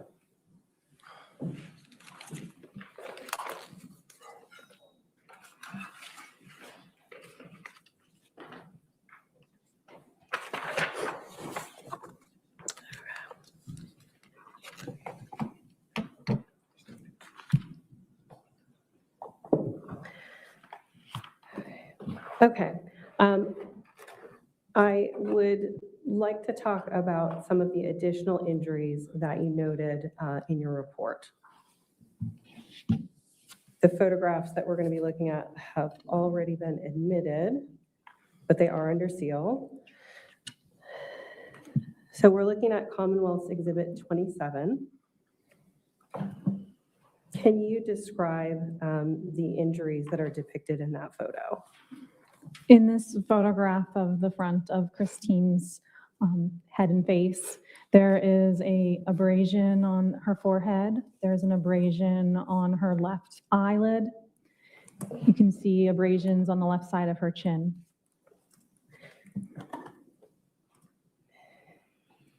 And then moving on to 28 and 29, can you describe the injuries that we're seeing in these photos? This photograph shows 3 abrasions on the left side of her chin. And I am going to go back to 24, which we've seen before. Is there an additional injury that you noted that we can see in this photo? Yeah. On the right side of her chin at the angle of the jaw, there are contusions, which are bruises. And going forward to Commonwealth's 30, can you describe the injury that we see here? And that is an abrasion on the underside of her chin. And in Commonwealth's 31, can you describe the injuries additional to the stab wounds that we see?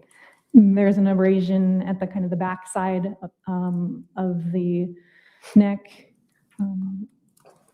There's a bruise on the top of the right shoulder. And moving forward to 32 and 33, can you describe the injuries we see in these photos?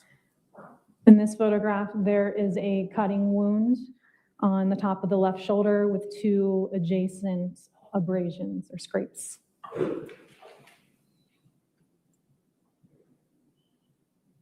And in Commonwealth's 34, can you describe the injuries that you see in this photo? In this photograph, you can see a bruise on the front side of her right arm, the upper chest on the right side, and the left side. And in Commonwealth's 35, go ahead. Is another photograph of the bruise on the front side of her right arm.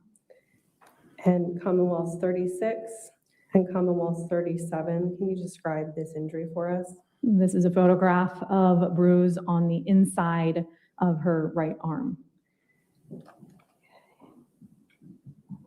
And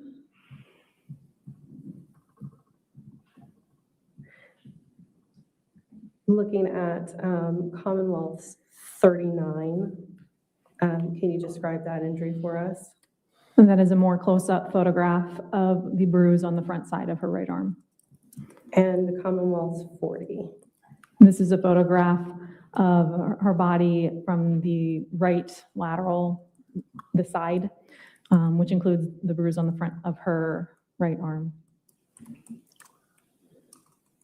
And Commonwealth's 41, can you describe the injury for us in this photo?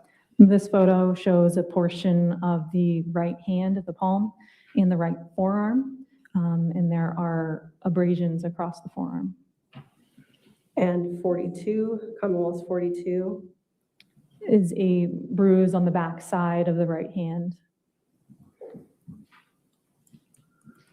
And Commonwealth's 43, can you describe the injury in that photo? This is the inside of the left arm, or the medial aspect, and it shows bruises. And you say medial aspect, what's that part? What does that mean? The inside, the side that's closer to your body. And in Commonwealth's 44, what injury do we see here? This is the front side of her right thigh, and there is a dark bruise and a fainter horizontal bruise across the front of the right thigh. And in Commonwealth's 45, can you describe what injuries we're seeing here? This is a picture of the left leg at the knee, and just below the knee, there is a bruise on the left leg. And in Commonwealth's 46 and Commonwealth's 47, can you describe the injuries that we see in those photos? These are photographs of the front side of the right thigh.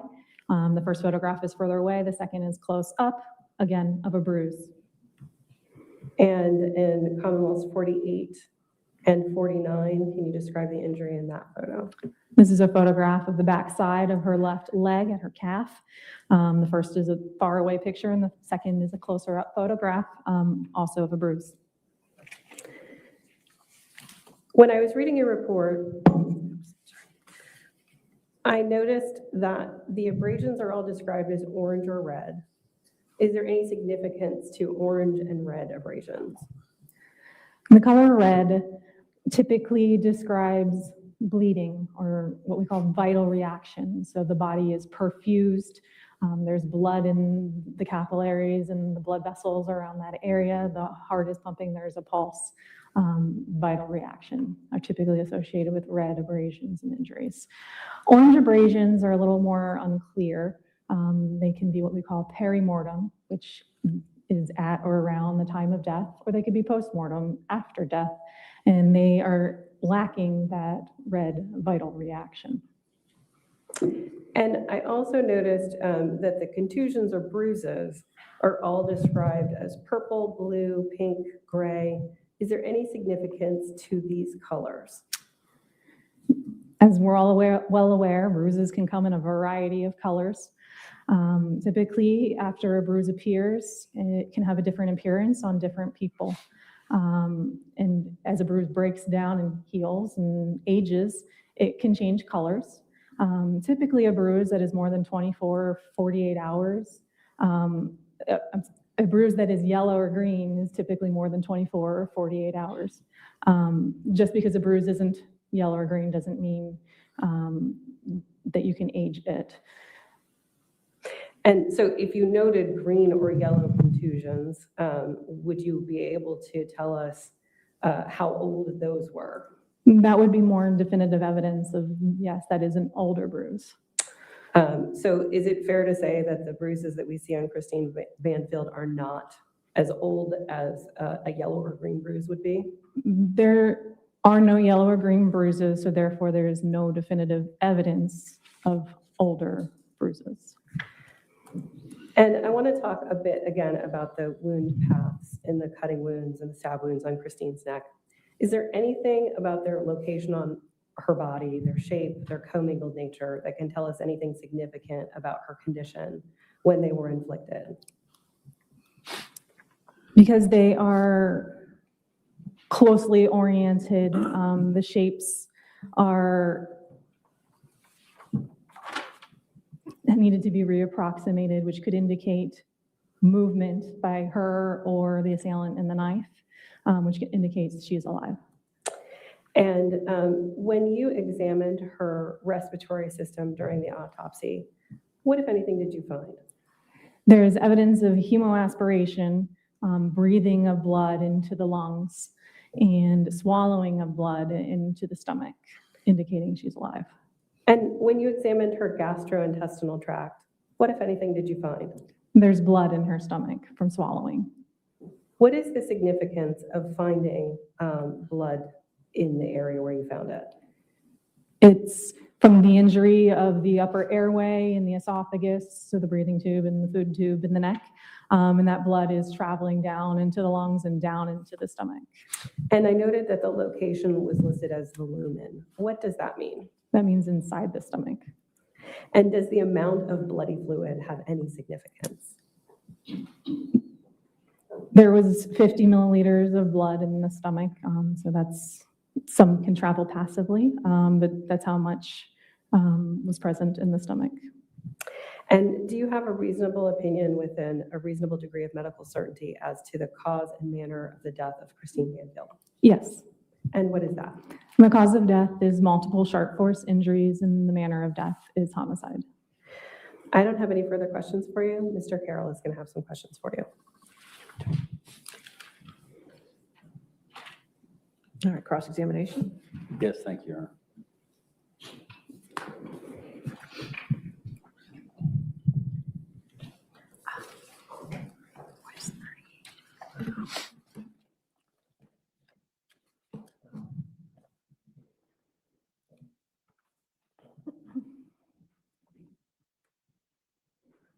Good afternoon, Dr. Kessler. Hello. How are you? Good.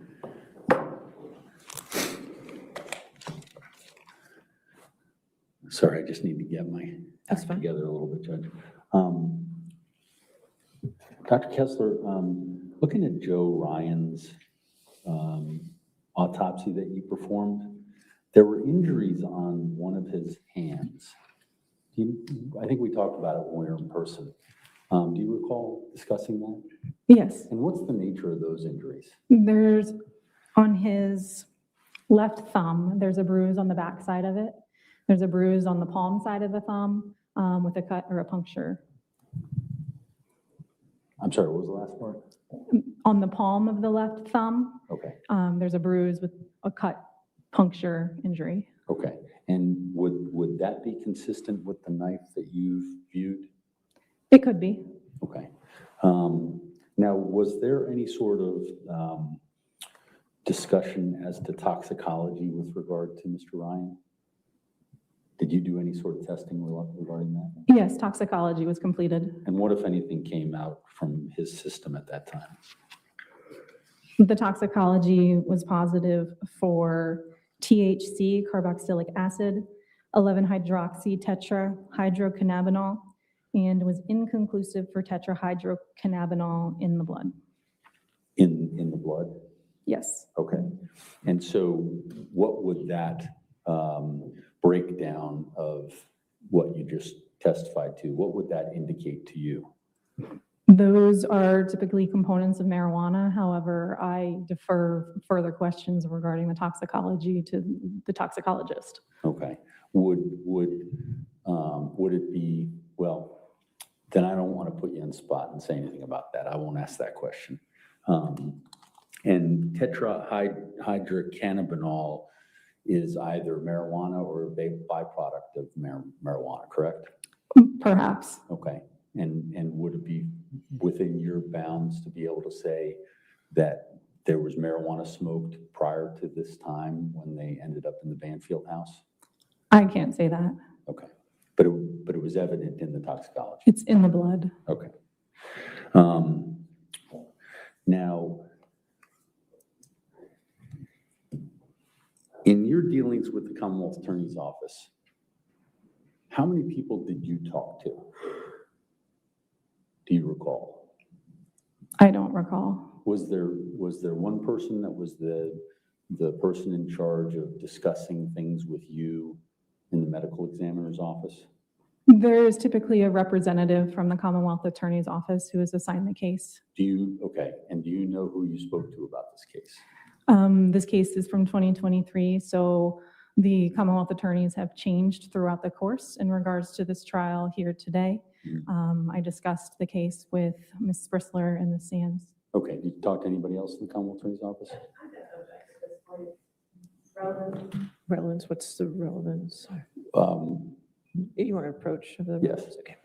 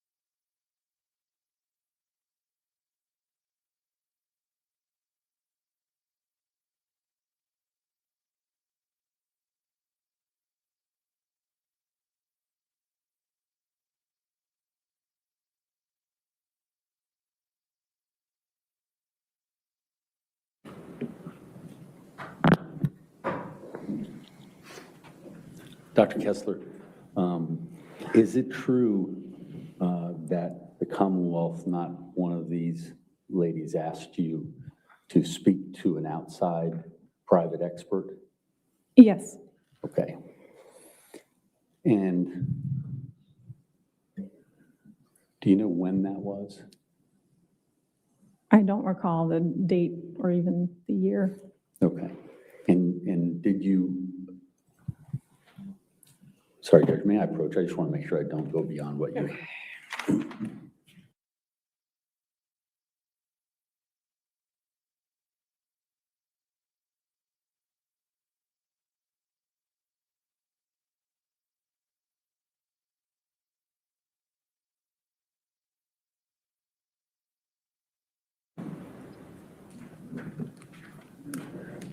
And Dr. Kessler, did you make a call to that expert? I did not make a call. I corresponded via email. Okay.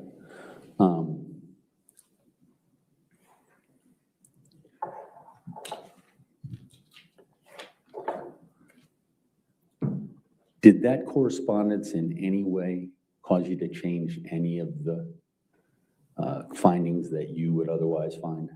No, I had already made all of my findings and developed my opinions, and they have not changed. Okay. I don't have any further questions. All right, redirect.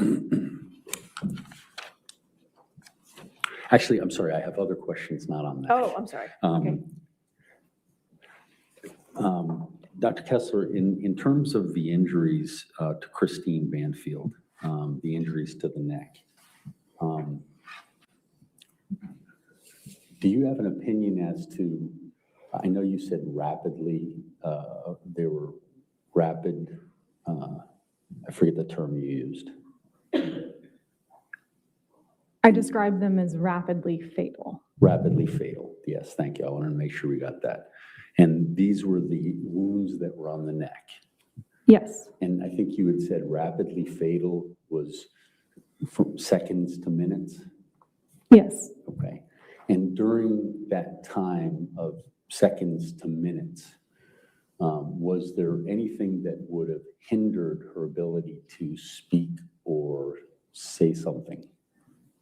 There is injury of the larynx, the epiglottis, and the airway, perhaps. Okay. So the possibility of speaking existed at that time? I can't definitively say there, but I can confirm that there is injury of that area, not of her vocal cords, but injury of her airway and her larynx in the general area where sounds are made. But I can't tell you yes or no definitively if she could make noise or speak. In communications, I guess in your contact with the police department, was there ever a request to determine if there was another knife? I don't recall. Were you ever asked for anything like that? I don't believe so. Okay. And is it fair to say then that the knife that you just presented to the jury was the only knife that you had any sort of contact with? It's the only one that I recall seeing, yes. Okay.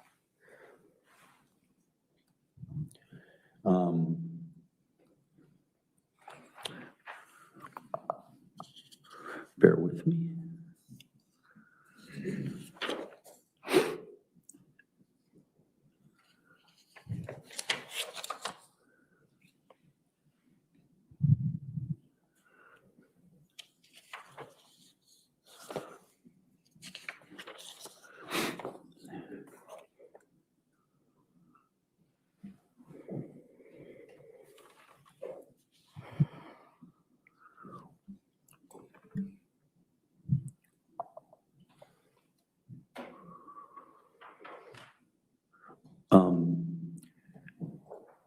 On page 2 of your report for Christine Banfield,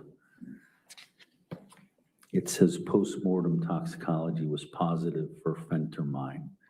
Would that be something that would have been provided through emergency means, or do you have any way of knowing? I have no way of knowing. Do you know what phentermine is? It's typically a weight loss drug. I don't know why she had it. Okay. It wasn't something that was administered as part of, I would assume that it wouldn't be administered as part of any sort of life-saving measures or anything like that. Not that I was indicated to me. Okay. Judge, I don't have any questions. Oh, all right. Any further questions? All right. Thank Now you. read your rest. Thank you. Okay.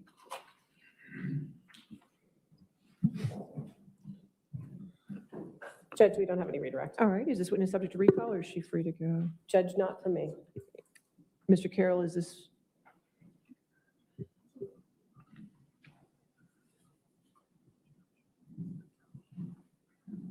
No, thank you, Judge. Is she subject to recall? No. All right, you're free to go, doctor. Thank you. Have a good day. All right, I think this is a, ladies and gentlemen, I think this is a good time to take our afternoon break for 15 minutes. So we'll go ahead and take our afternoon break for 15 minutes. Again, don't talk to anybody about the case and don't do any outside research, okay? We'll see you in 15 minutes, okay?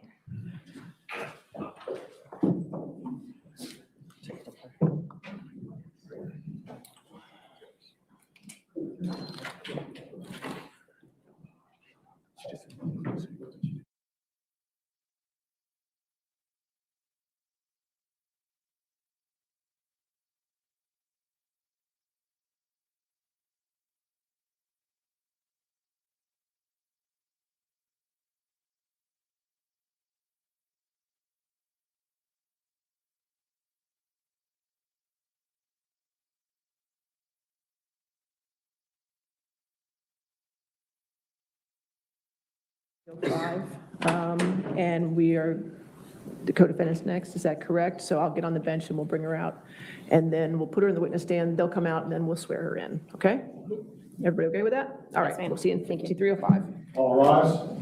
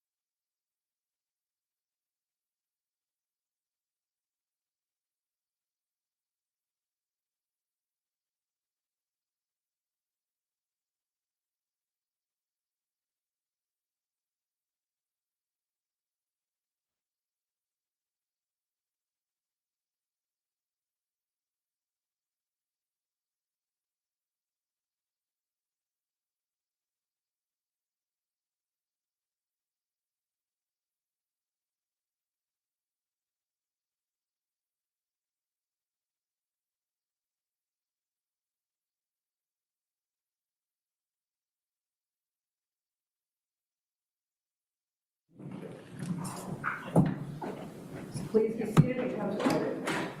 All right. Anything before we have the co-defendant come out? No? Okay, we want to get co-defendant. I'm just going to wait for the jury to come back in, please. Okay.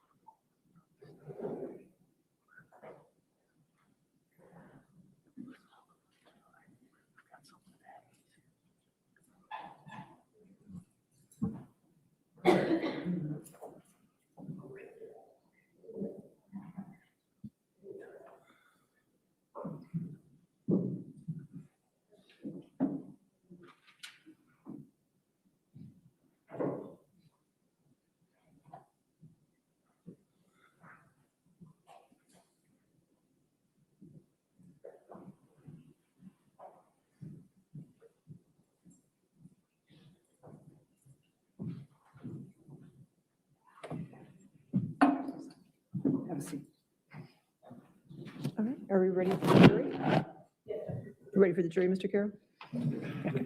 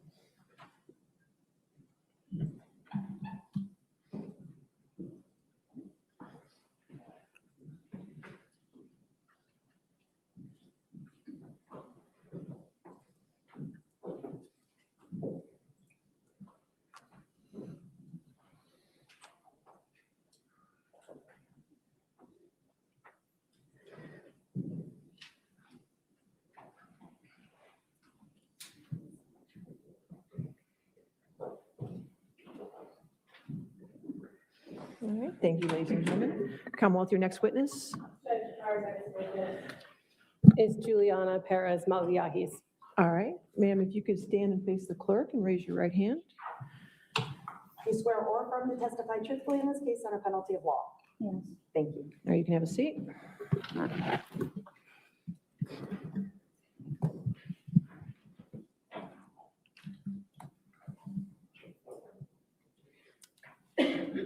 Good afternoon. Good afternoon. Could you please state and spell your name for the court record? Yes, Juliana, Juliana, Perez, Beres, Magalhães, Magalhaes. And how old are you now, Juliana? 25. And do you know the defendant? Yes. What's his name? Banfield. When did you meet him? Back in October 2021, 22. When did you meet him? When did you meet him?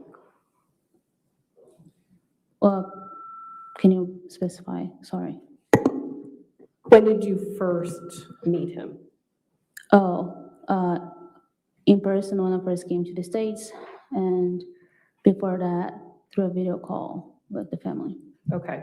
Do you recall what month or year that was? When I came to the States? Yes. It was October. Do you know what year? 2021. Okay. And when you first met Mr. Banfield, what was your relationship to him? Professional. He was my boss. And you said he was your boss. Yeah. What was your job? I was their au pair. And so you said you worked as an au pair. What does that mean? Au pair is like a nanny position, but somebody comes from another country, providing care for their kids, and in exchange they live with their family. And yeah. Okay. Do you get paid to be an au pair? Yes. How much? $200 a week. And how long of a stay did you have as an au pair? I can have from a year to 2 years, but as an au pair, I stayed for a year. Okay. And did you, so you arrived, you said you arrived in October of 2021, and you said you stayed for a year? Yeah. And then did you extend that stay? Yes. And how long did you extend the stay for? I think I might have extended for another year. Let's talk about when you lived with the Banfield family and worked for them as their au pair. Where did you live? I lived in their house, in their home. Okay. And who lived there with you? It was Brendan, his wife, Christine, and their daughter. And we know who Brendan is. Yeah. Who's Christine? Christine was Brendan's wife. And you said their daughter? Yeah. What was their daughter's name? Valerie. What was your life like with them? With the family? Yeah, when you first got there, what was it like? It was kind of a period for me to adapt to the family, to my job, to the country. But I was very welcome, I guess.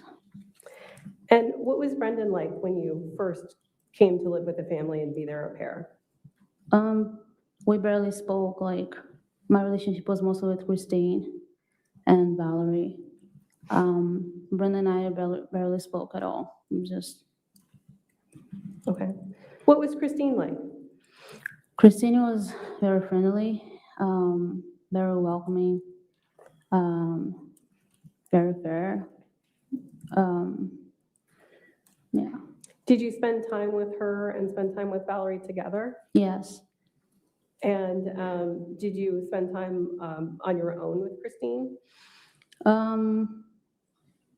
Maybe a couple of times going to a store or, yeah. Do you recall if Christine had a blood disorder? I heard about it, yes. And do you know the name of it? I do not know. Do you know if she took any medication for it? As far as I know, no. What was Valerie like? Valerie is very loving, very caring. It's just... How old was Valerie when you met her in 2021? She was 3.5, I guess. I'm sorry, say that again? 3.5. And were there any other children that were living in the Banfield's home while you lived there too? No. Do you know if they had an au pair before you were their au pair? Yeah. Who was that? It was Amanda. And when you began working for the Banfields, do you need a minute? When you began working for the Banfields, do you remember what their jobs were? Yeah. Do you know what their jobs were? Yeah, Christina was RN, and Brenda was working, I guess, as an investigator for the IRS. At some point, while you were working for the Banfield family, did your relationship with the defendant change? Yes. How did it change? It became sexual, physical relationship. And do you recall when the relationship changed? It was August 2022.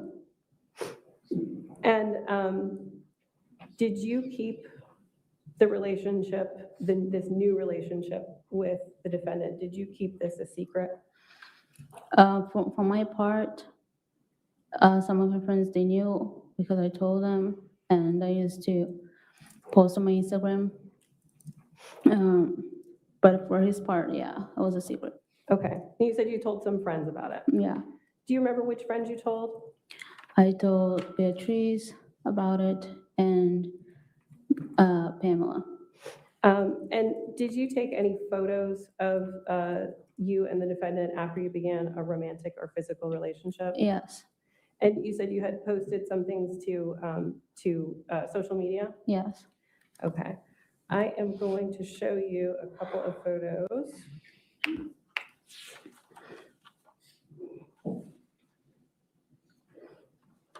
And if I could have this view be to the witness and counsel only, please. Yes, ma'am.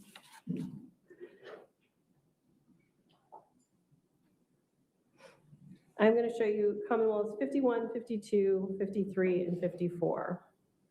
This is 51, 52, 53, and 54. Do you recognize these photos? Yes, I do.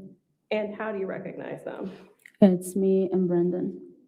And are these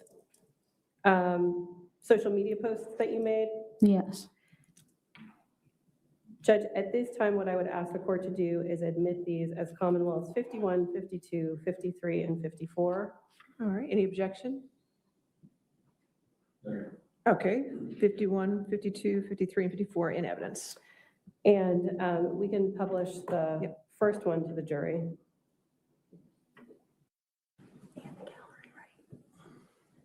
Can you tell us who's under the emoji here? It's Brendan. And then a couple of these have noise.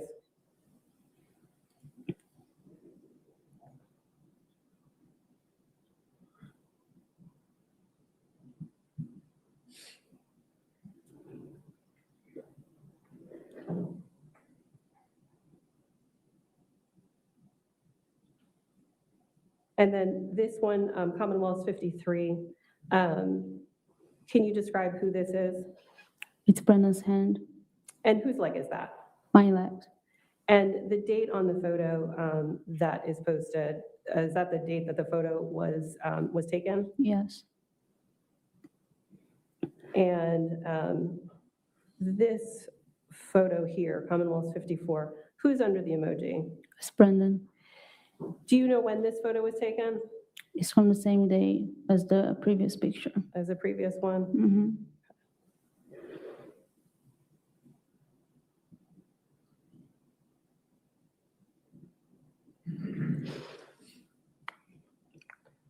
All right, I want to go back to 52. Really do this.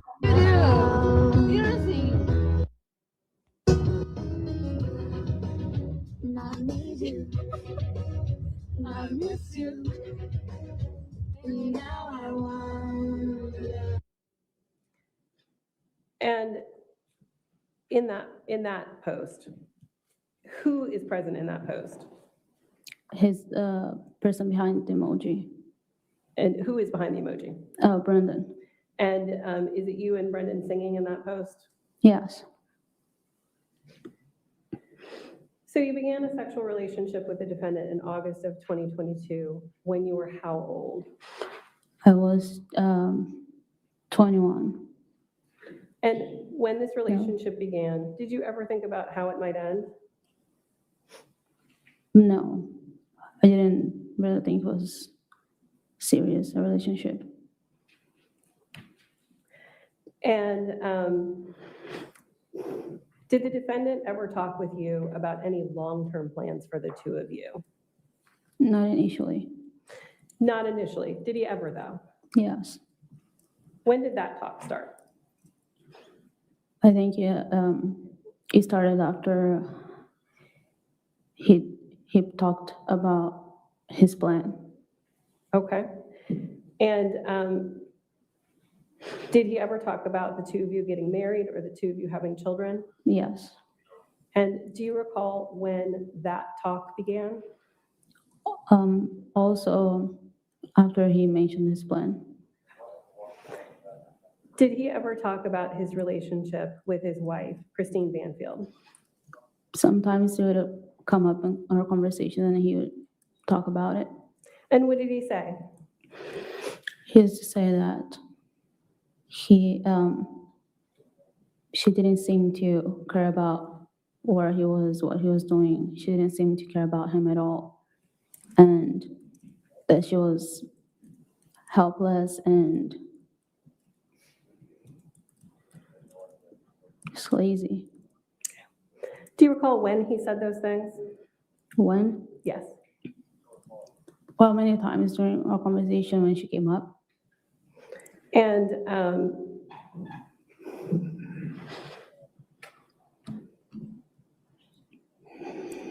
did he ever talk to you about anything else about his relationship? Did he ever talk about getting a divorce with her? No, he basically said divorce was not an option. Did he say why? Money was involved. I'm sorry, say that again. Money. Okay. Anything else? Money was involved and Valerie's custody too. And what about those things? Did he say anything specifically about money or Valerie's custody? Yeah, he said that he didn't want to have to share Valerie with Christine, that she wasn't good for Valerie. So he wanted to have Valerie full time. And money, because she should have more money than he would if they ever split. And so he didn't want to get divorced.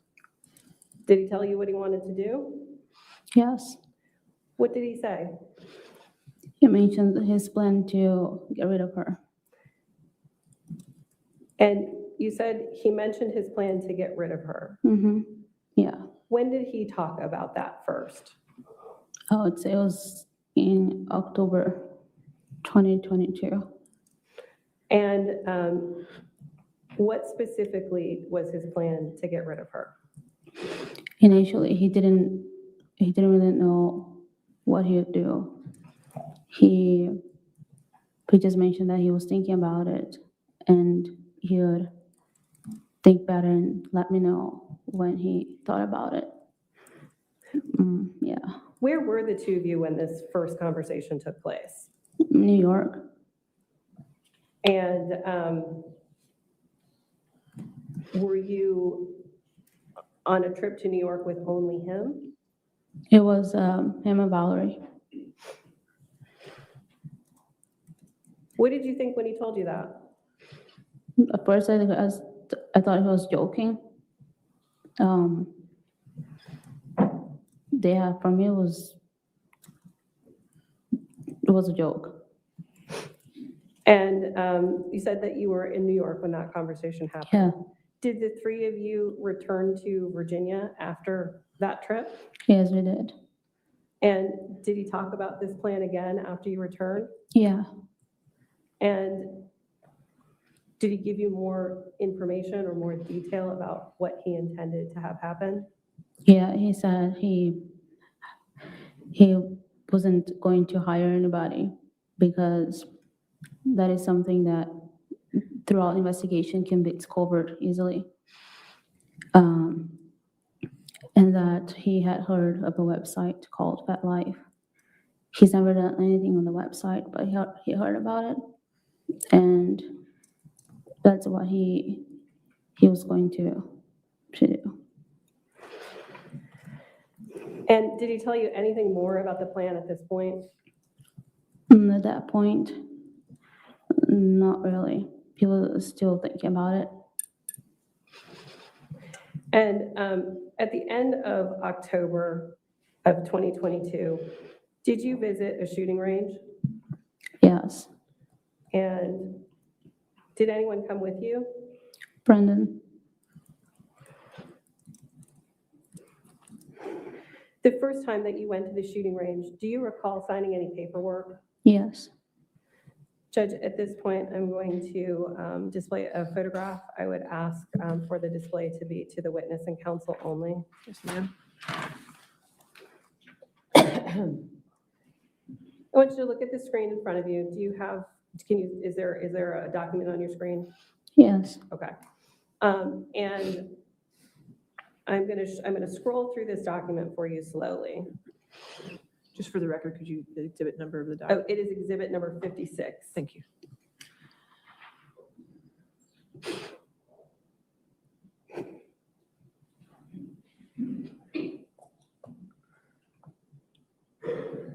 Do you recognize this exhibit?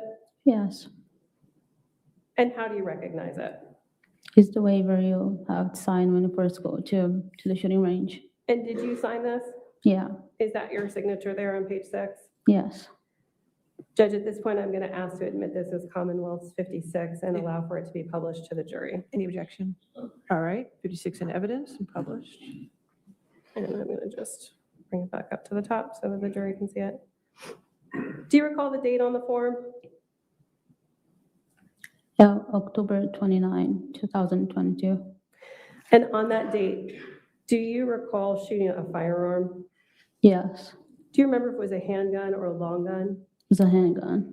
And was the defendant with you while you were firing the handgun on that day? Yes, Did you ever go back to the firing range again?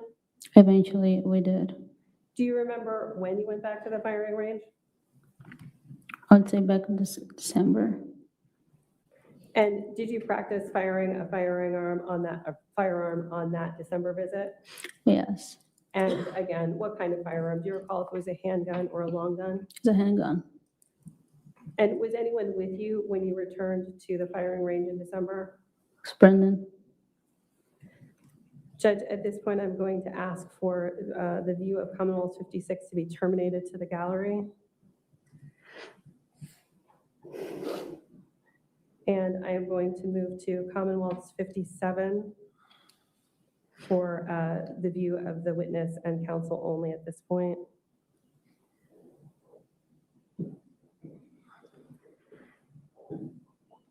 Do you see a photograph on your screen? I do. Okay. And do you recognize this photograph? Yes, How do you recognize it? it's me at the shooting range.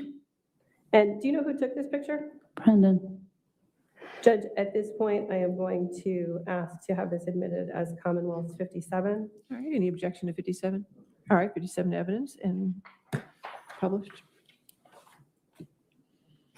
Did the defendant tell you why he wanted to return to the firing range for that second visit? Yes, And why was that? that's in case I need to use it if something goes wrong. And what would go wrong? What was he concerned about going wrong? Had he told you more of his plan at this point? At that point specifically, I can't really recall. But he told you that he wanted you at the firing range because you needed, in case something went wrong. Yes, Is that right? yes. After the December visit to the shooting range, what, if any, additional steps did the defendant take to move his plan forward? It was in January when I created the account on the website. Okay. So were you present when he created the FetLife account? Yes, And did he use his own email address to create the account? no, he did not. What email address did he use? He created a new email account for Christine, and Christine's name. And were you there when he created that email address? Yeah, yeah. And do you recall what device he used to create the email address? To her laptop, And when you say her laptop, whose laptop are you talking about? Christine's laptop. And do you recall what device he used to create the FetLife account? That was the laptop. And when you say the laptop, are you talking about Christine's laptop? Yes, And do you recall the name of the profile that the defendant created for the FetLife account? Anastasia Knight. And was there a photograph added to that profile? Yes, Who is the photograph of? it's Christine's body in a bathing suit. And who added the photograph to the profile? Brendan did. And who typed the words for the profile? He did. I'm sorry, say that again? Brendan did. Okay. If I could have the view terminated to the gallery at this point. And I am going to ask for exhibits 58, 59, 60, 61, 62, 63, 64, and 65, all photographs, to be displayed to the witness and counsel only at this point.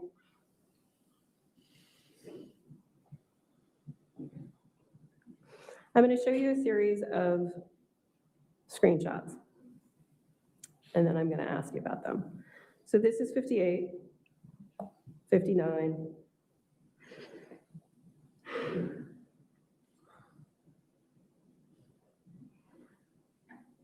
60, 61, 62, 63, 64, and 65. Do you recognize these photos, these screenshots? Yes, How do you recognize them? as the FetLife account. And Judge, at this point, I'm going to ask to admit Commonwealths 58, 59, 60, 61, 62, 63, 64, and 65 to be admitted under seal and published to the jury only. All right. No objection. All right, 59, 60, 61, 62, 63, 64, 65, admitted under seal. Okay, and I'm going to run back through them. 58. Okay. So Commonwealth's 58, is this the FetLife profile that was posted? Yes, And the about section here that we can see, who wrote the words in that? Who composed that? Brandon.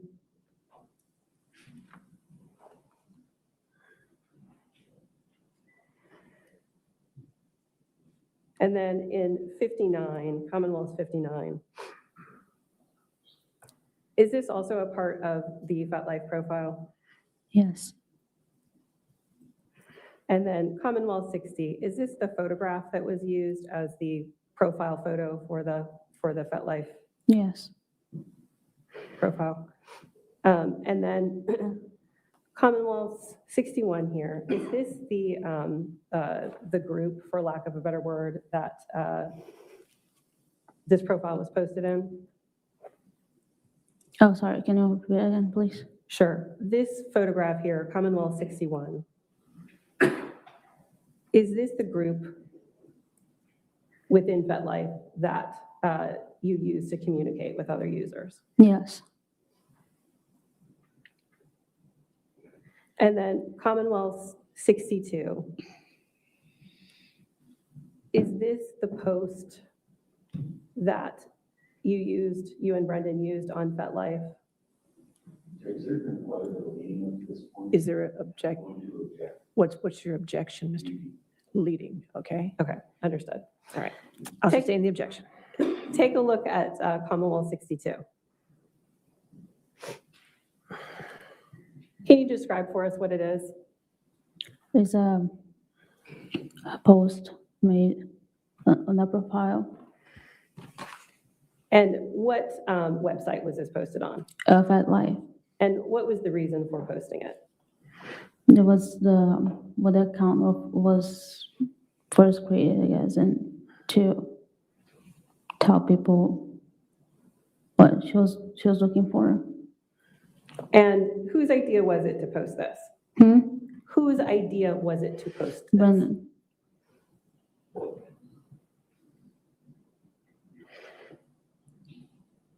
Okay.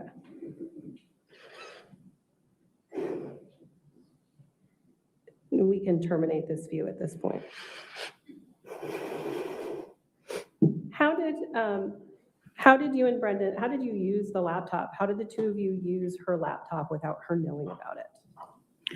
It was because every time she used to get home from work, she used to throw her backpack by the door, and in the backpack was her laptop and her work stuff. And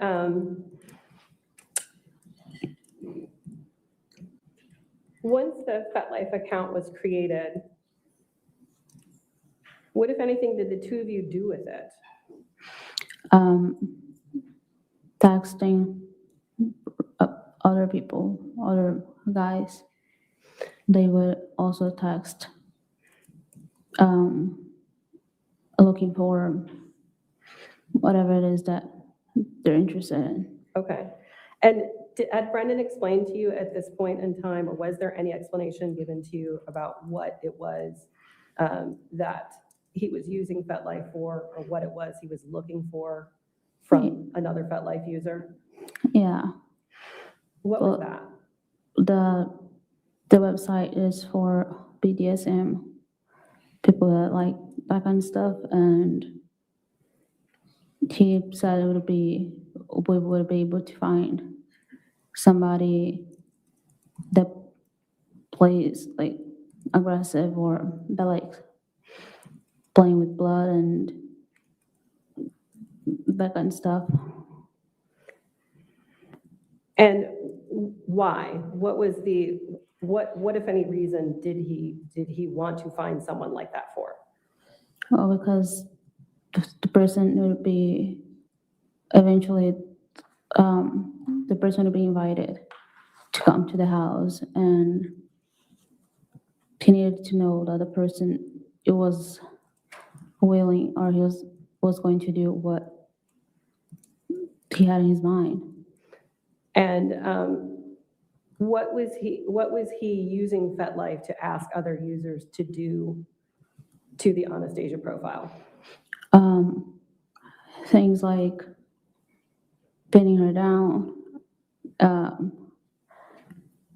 gagging her, spanking.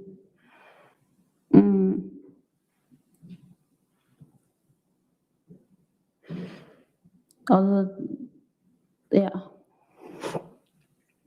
And when the two of you used FetLife to message other people, were you, who would do the typing? Were you typing? Was Brendan typing? To talk to other people? Yes. You asked. Sometimes it would be him, sometimes it would be me by his instruction when he was with me. And were the two of you typically together while you were using FetLife to message other people? Yes. And was Christine home or not home when the two of you used FetLife? She was home. Always? Yes. Why? Because he always mentioned for us to make sure to log in on the account when she was also home. So it would have, throughout the investigation, it would have been very clear that, like, whenever she was using the profile, she was home, and yeah. And you said because during the investigation, why would there be an investigation? Well, he always thought, like, in advance, he knew how the investigation would go. Like, he always knew, and yeah.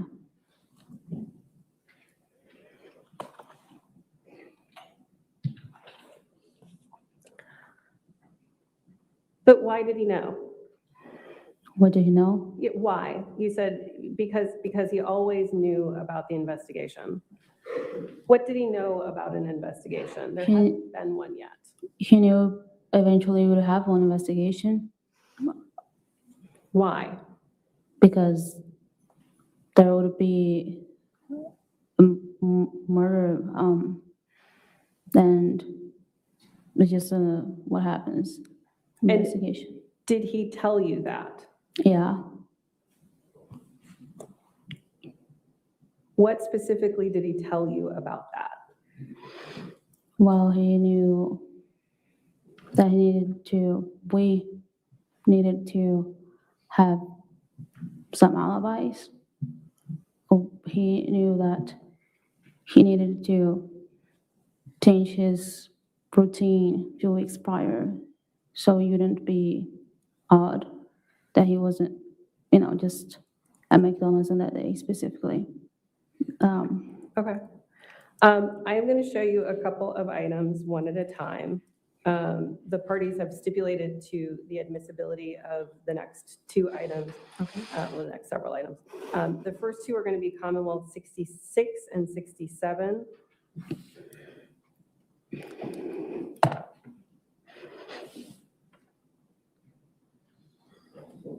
And Judge, Commonwealth 66, I'm going to ask to have published to the jury and counsel only, and I'm going to ask that these be under seal.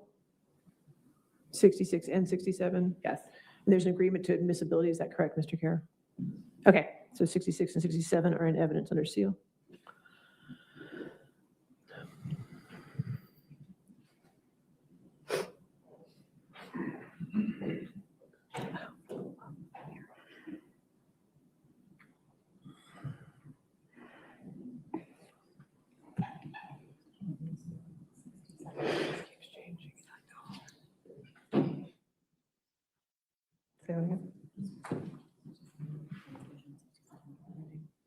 Let me see. Yep.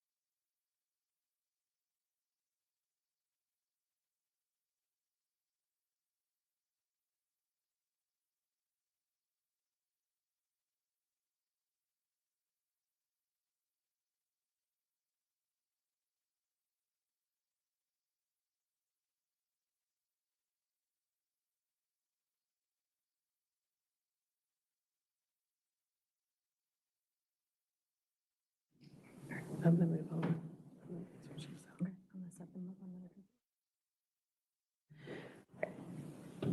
Having a couple of technical difficulties, so I'm going to move on for a minute, and then we'll go back to 66 and 67. Did you and the defendant ever travel out of town together? Yes, Where did you go? to Winchester, Virginia. Do you recall when that was? When? When? Not exact date, no. Do you know if it was before or after that the defendant created the FetLife profile?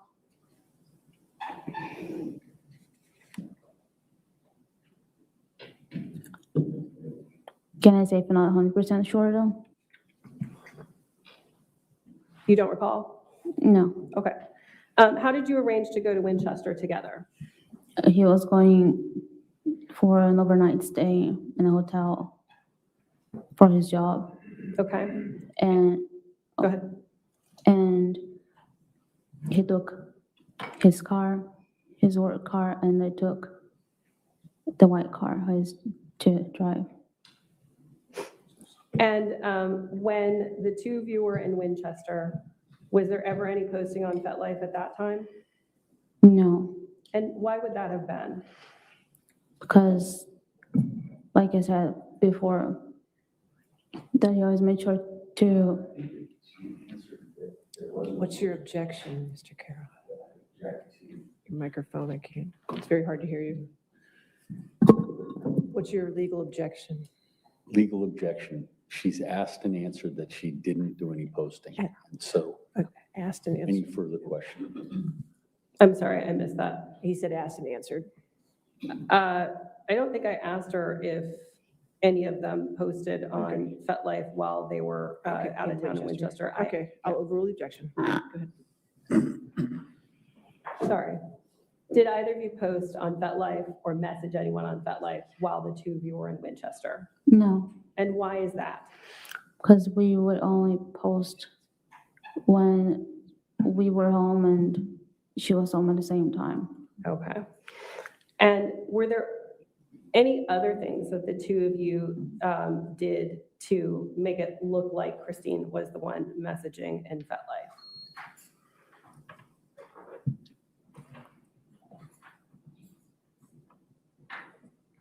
Do you want me to ask that a different way? Yes, please. Did the two of you ever message people or post on FetLife when Christine was home and only one of you was home? Yes. And whose idea was that? Brendan? And did he say why?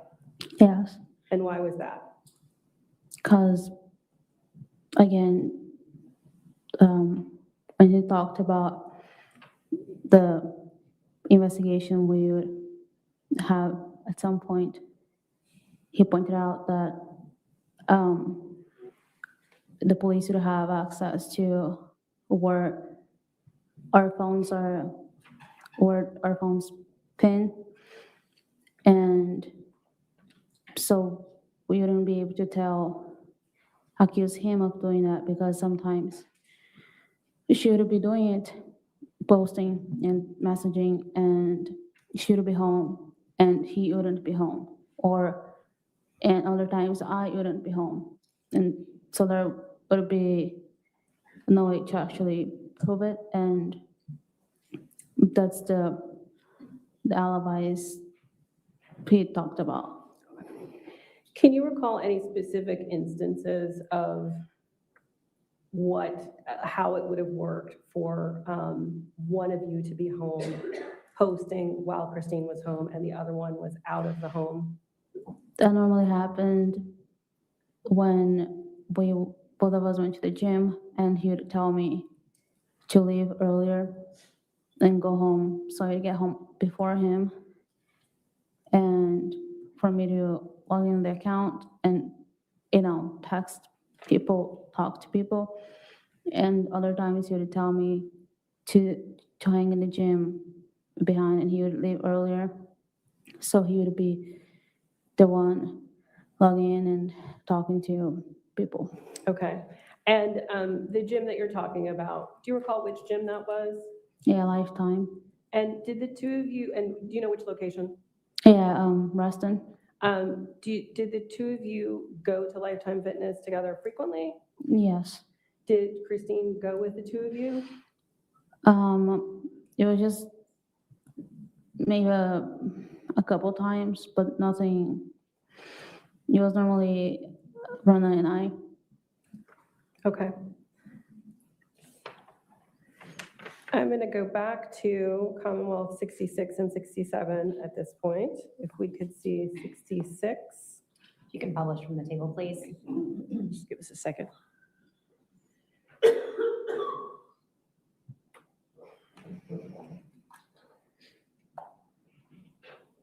Jury, it's already in evidence. In the gallery. These were. Oh, sealed. No, never mind. Okay. Yeah. All right, so looking at Commonwealth 66, can you see it on your screen? Yes. Okay. And then at the top of your screen, there's a column that's titled User ID. Do you see that? Yes. Okay. The user ID identified as Anastasia 9. Okay. Who wrote the messages from Anastasia 9?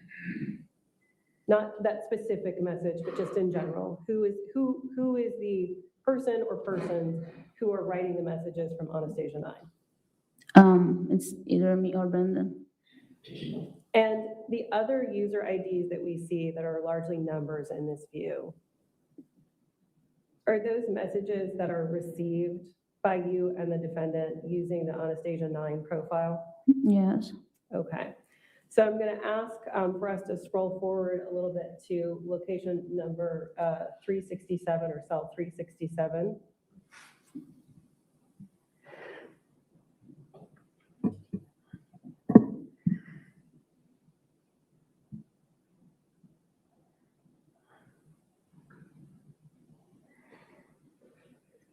The user ID, Taco Supreme 7000. Did you come to know who that was? That's Joe.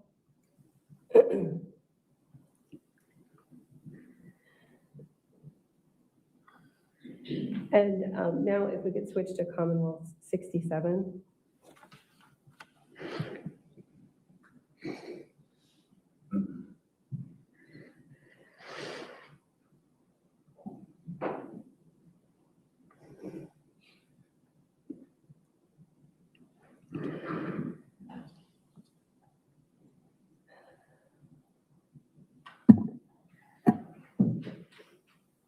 The Taco Supreme 7000 profile that you came to know as Joe Ryan. We see that profile, and we see Anastasia 9 communicating in this view of the spreadsheet. Do you recognize these as FetLife chats that you and Brendan wrote from Anastasia 9 and received from Taco Supreme? Yes. And when the two of you were using FetLife, I've asked you before what it was that Brendan was looking for. What is it about Joe's answers and messages that attracted Brendan to selecting Joe? Did he ever tell you?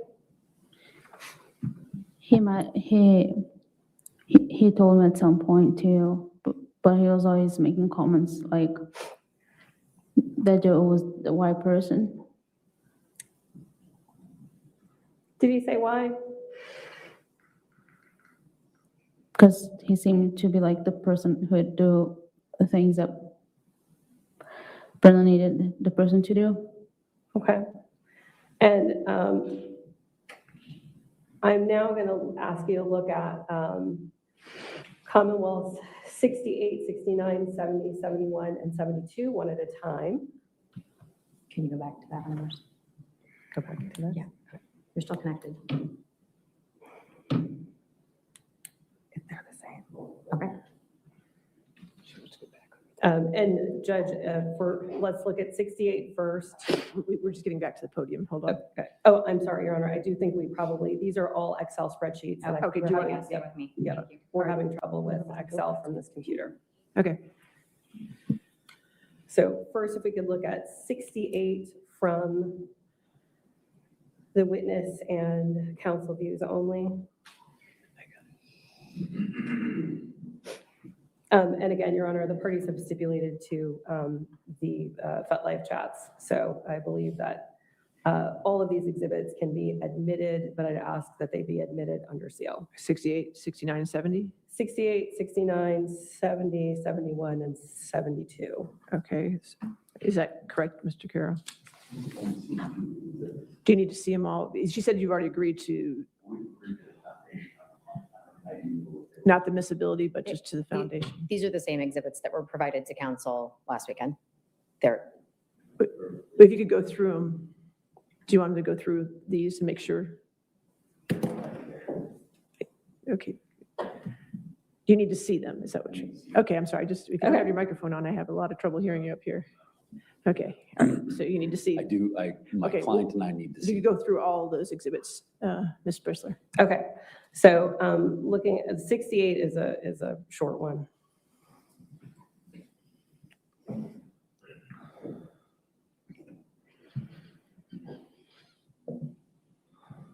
Is that the one That that's is- on screen right now? Yes. Okay, no objection. All right, so 68 in evidence under seal.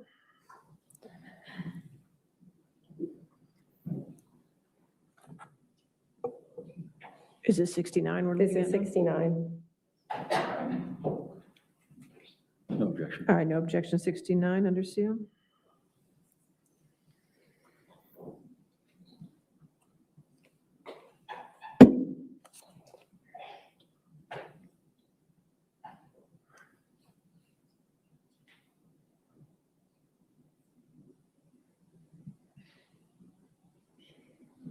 No objection. That's 67? Is that correct? I'm sorry, 70? That's 70. 70, okay, 70 under seal. 71, if we could look at 71.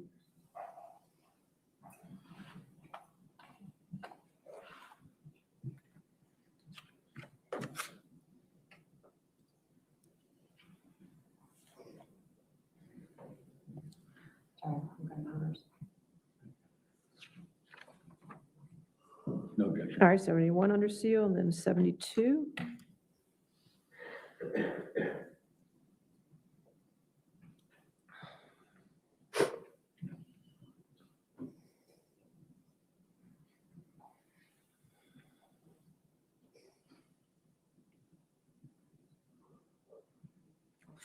No objection. All right, so 72 also under seal. Okay, thank you. Okay. If we could go back to 68.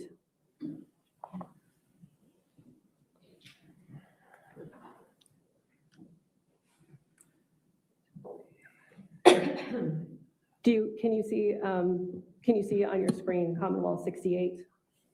Yes. Okay.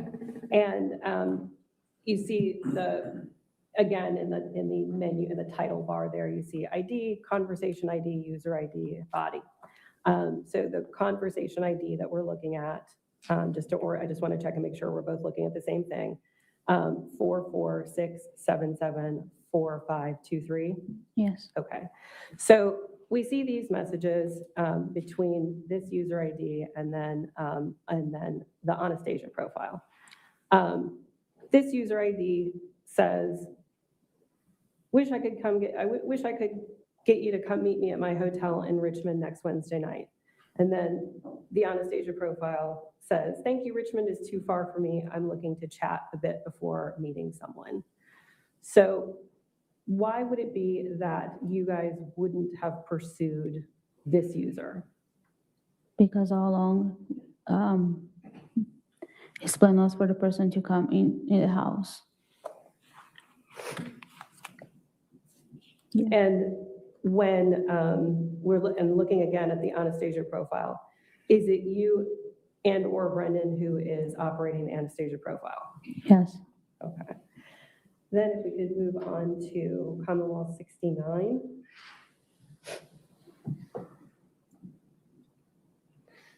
So just making sure that we're looking at the same thing on the screen. I'm looking at conversation 447868690. Yes. All right, okay. So this person is looking for someone to meet up with at restaurants and coffee shops and just talking and getting to know one another. They'd like to go to an event eventually, and they say they're pretty new to FET world, but willing to learn. And then the Anastasia profile says, I'm not looking to go out on dates, sorry. Why is it that the two of you wouldn't have pursued, why would Brendan have not pursued this person to further converse with? Sorry, I'm sorry. It's okay. So this person is asking to meet out in public. Mhm. Is that something that Brendan was interested in having the Anastasia profile do? No, Why not? because again, it needs somebody that would agree to come to the house. Yeah, so could do the things that he needed the person to do. And meeting out in public is not something that. No. Let's look at the exhibit Commonwealth 70.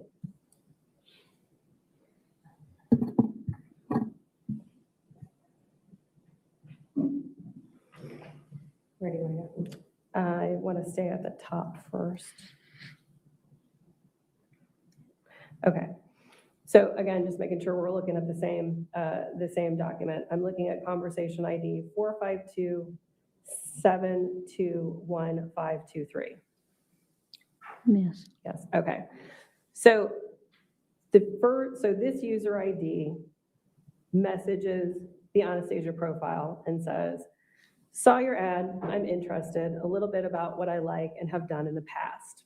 First off, restraints, and I've used rope and some leather cuffs and some vinyl tape. The profile goes on to describe pretty specifically what experience and what equipment that this person has and can bring to this relationship. Is this someone that Brent, is this something that the two of you might have been interested in? Can I just read it over? Say that again? Can I just read it over? Yes, of course, take your time.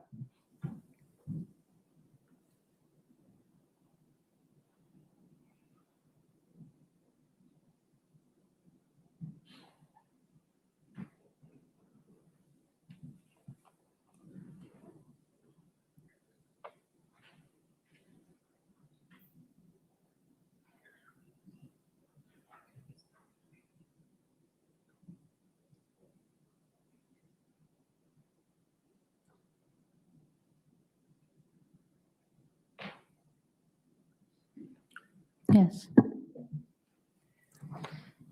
And if you could scroll down a little bit.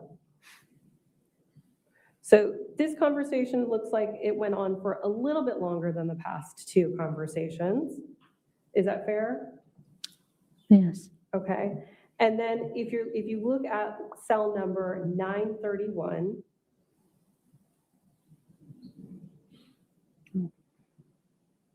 the profile says, the other user says, I would expect that you might want to meet somewhere in public before doing anything in private.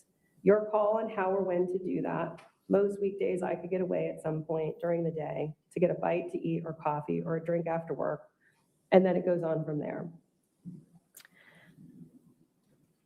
Did you guys answer that? Take a look at the spreadsheet and let me know if you see an answer to this request to get together. No, And why wouldn't you have responded? because that's not something he was interested in, going for a coffee or meeting in public. Okay. And then if we could go on to Commonwealth 72.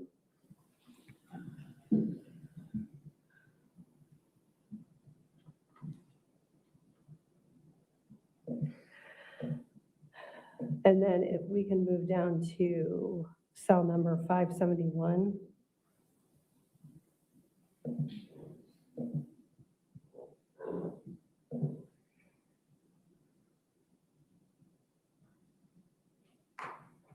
I have to blow it. Say it again. Sorry. There we go. Okay, so in this conversation, and let's make sure we're looking at the same conversation again. I'm looking at conversation 448599624. Yes. Yes, okay. So in this conversation, there's some initial talk, and then in cell number 571, the Anastasia profile says, I don't have restraints. It's something you would need to bring and be comfortable doing. Sounds really intense. And then there's more, but I'm not going to read that aloud. Why did the other user need to bring restraints? Well, because we didn't have it. And whoever the person was going to be was supposed to bring all the stuff, like the restraints and or cuffs, whatever the person's supposed to have to bring. And whose idea was that? Brenda's. And what else was the person eventually supposed to bring? Eventually, you want the person to bring a knife. Okay. And when we look at cell number 572, this user responds to the Anastasia profile, and this user says, so I'm a vet. We'd need to work up to restraints. I don't recommend them until the second or third time, once trust is there. And then in 573, this user says, if you're for real, let's grab a drink or coffee in public to see if there's attraction, no expectations. I work out in Fairfax County on Tuesdays if you're around. And then Anastasia responds in 574. And is it you and Brendan still operating the Anastasia profile at this point in time? Yes. So You tell her, I'm not interested in going on a regular date. That takes away from the excitement and the thrill of the first meeting. Why is that? So this is the third time that we've seen FetLife users saying, let's meet someplace, let's meet in public. And this person says, essentially, I've been doing this a while, and usually we don't get to that part until the second or third time we meet. So why is it important for that, or why is it again that that the Anastasia profile keeps refusing to meet in public? Because of the plan I had in mind, the two happen in the house, the person would need to come over, bring their stuff.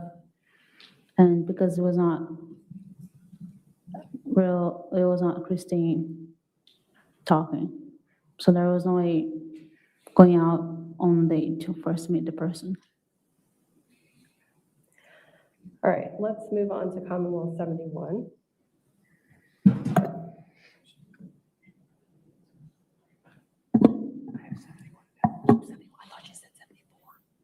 71, correct? Yes. Okay.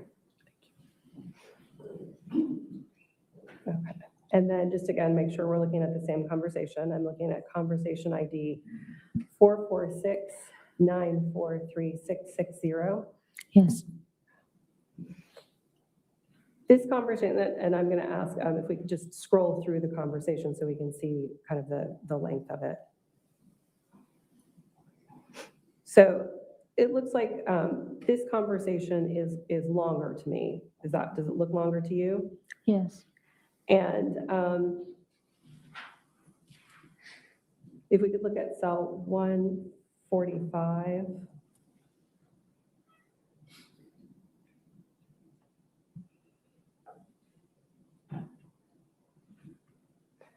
So in this conversation, can you take a look at cells 145, 146, 147, and 148, 149?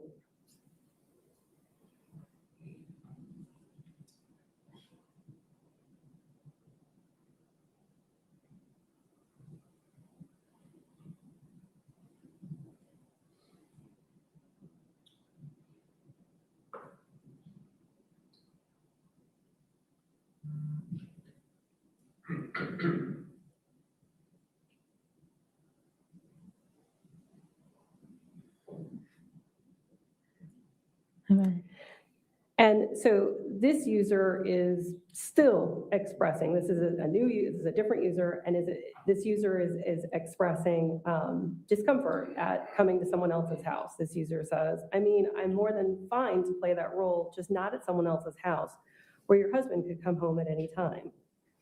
And then the Anastasia profile, which again, is that you and Brendan as the Anastasia profile? Yes. And so you tell this user that he works a set schedule and that she works a rotating schedule, and childcare responsibilities make it harder to plan around, and that they're only comfortable at my house and feel best about being there and recovering and relaxing at home afterwards. Again, the Anastasia profile, you and Brendan are saying, we don't want to come outside of our house. And is this for the same reason? Yes. And then this user in cell number 143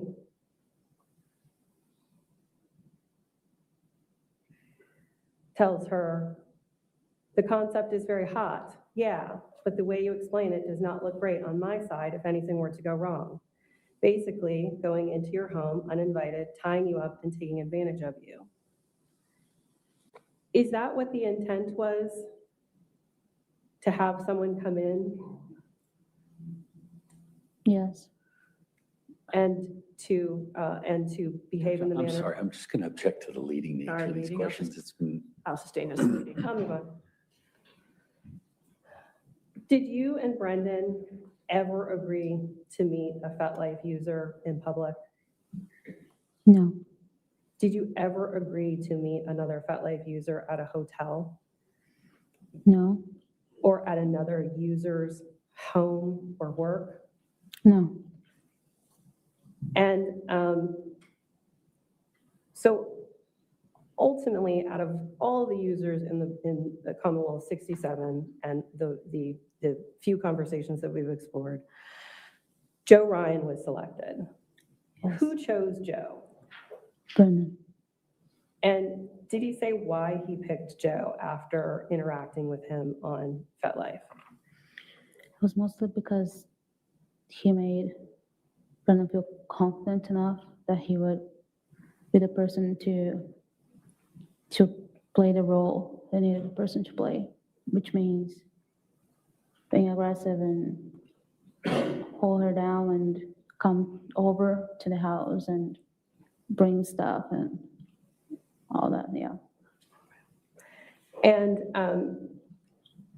did you and the defendant ever use any other form of communication with Joe Ryan? Yes, And what form of communication was that? it was a telegram. And were you present when the Telegram account was created? Yes, Who created the Telegram account? Brendan. And how did he do that? He used her laptop on its anonymous page, and he had her cell phone with him at the time because he needed to receive a code on her cell phone so she could create the account on Telegram. And how did you and the defendant communicate with Joe Ryan on Telegram? By texting. Did you use any other form of communication on Telegram with him? Phone call, phone call. And who was it that spoke on the phone with Joe Ryan when you had that phone call? I spoke to Joe.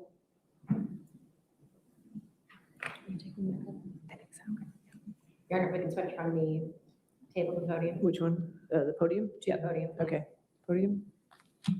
Take the jury.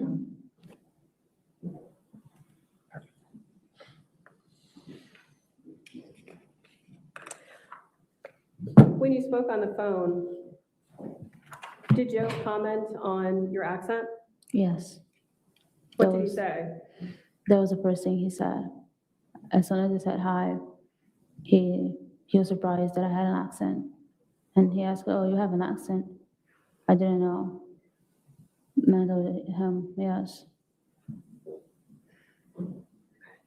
Now I'm going to show you Commonwealth 73, and I would ask for this to be displayed to counsel and witness only. And if I can have the court's indulgence for just one moment. Sure.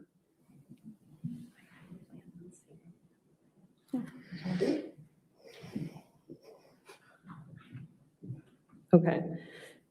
Do you have something on your screen in front of you? Yes. Okay. And Judge, Commonwealth 73 has been stipulated, admissibility has been stipulated by the parties. All right, yes, sir. Okay, that's true. Okay, 73 in evidence. Thank you. Yep. And so we could publish that to the jury. Okay.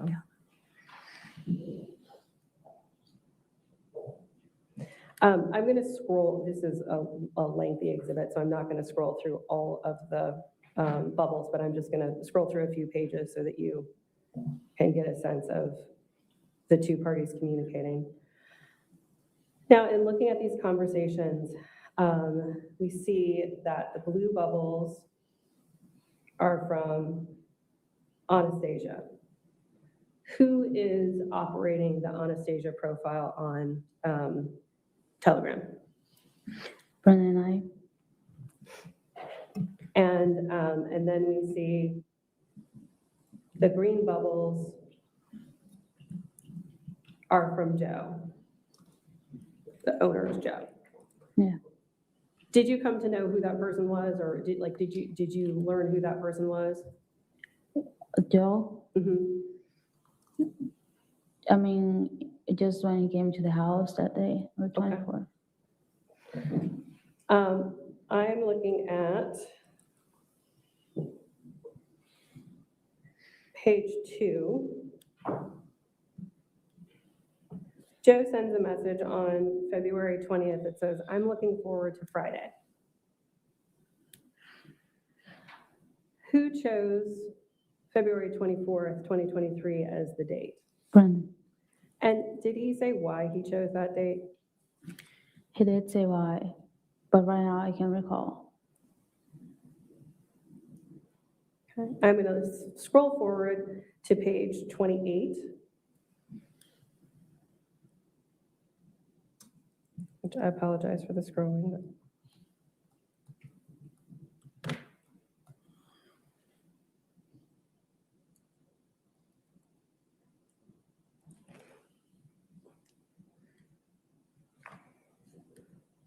there is a photograph in one of Joe's posts that I'm going to try to blow up here. Take a look at the photograph. Do you see it in front of you? Yes, Did Brendan see that photograph? he did. And did he make any comments on that photograph? Yeah, What did he say? that was not the knife he was expecting the person to bring. When he asked about the knife, he was expecting a pointy knife. That would be easier.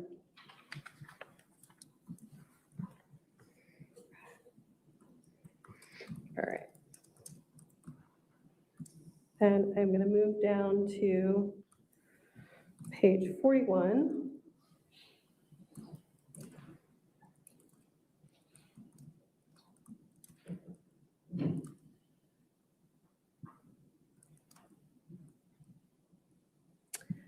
On page 41, we see the Anastasia profile. Again, is that still you and Brendan? Yes. Okay. And the Anastasia profile says, "Oh, I forgot to tell you, I do have a dog. She's very nice, but she will be in the basement." Who sent that message? Brendan?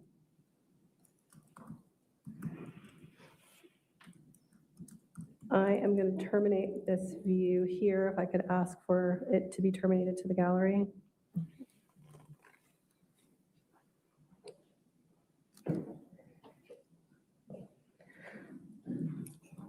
Before February 24th, 2023, the day of, did the defendant ask you to do other things to get ready?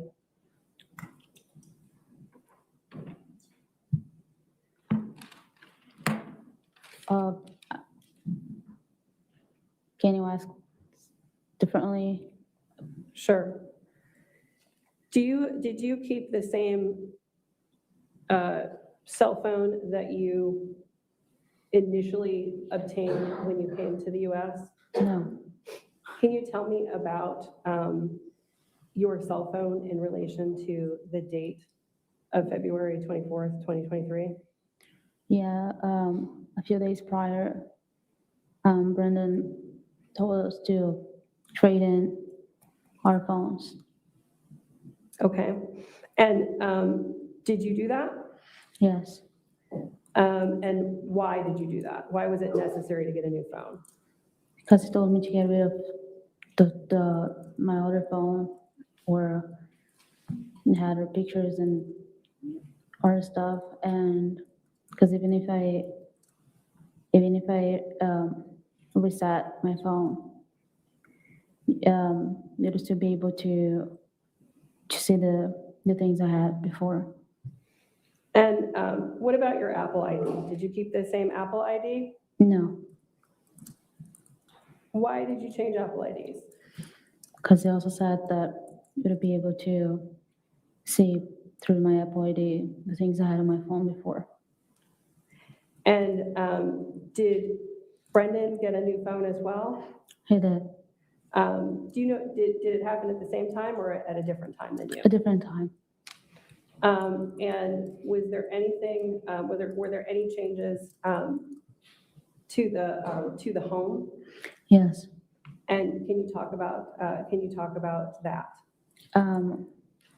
They changed all the windows in the house, and Brenda's description of the window was more soundproof. That's how I would say it. I'm not sure if that's how you call it, but that's the description. Okay. And what, if anything, did he have you do with regard to that? After they changed the windows in the house, he told me for us to test, and he had told me to go up to the master bedroom, and he would be outside the driveway, and he told me for me to scream from the master bedroom to see if he could hear anything from the driveway, but I didn't do it. Okay. Did you do anything different instead? Instead, he told me so I could go out in the driveway, and he would go up to the master bedroom, and he would be the one screaming, and I would just tell him whether or not I heard anything, and also from the backyard, because the back of the house had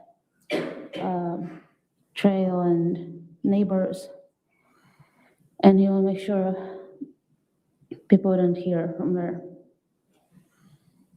And did you do that? I was out to see if I could hear him, yes. And could you? Barely. And then where did you usually park your car? My car I would park normally in the driveway.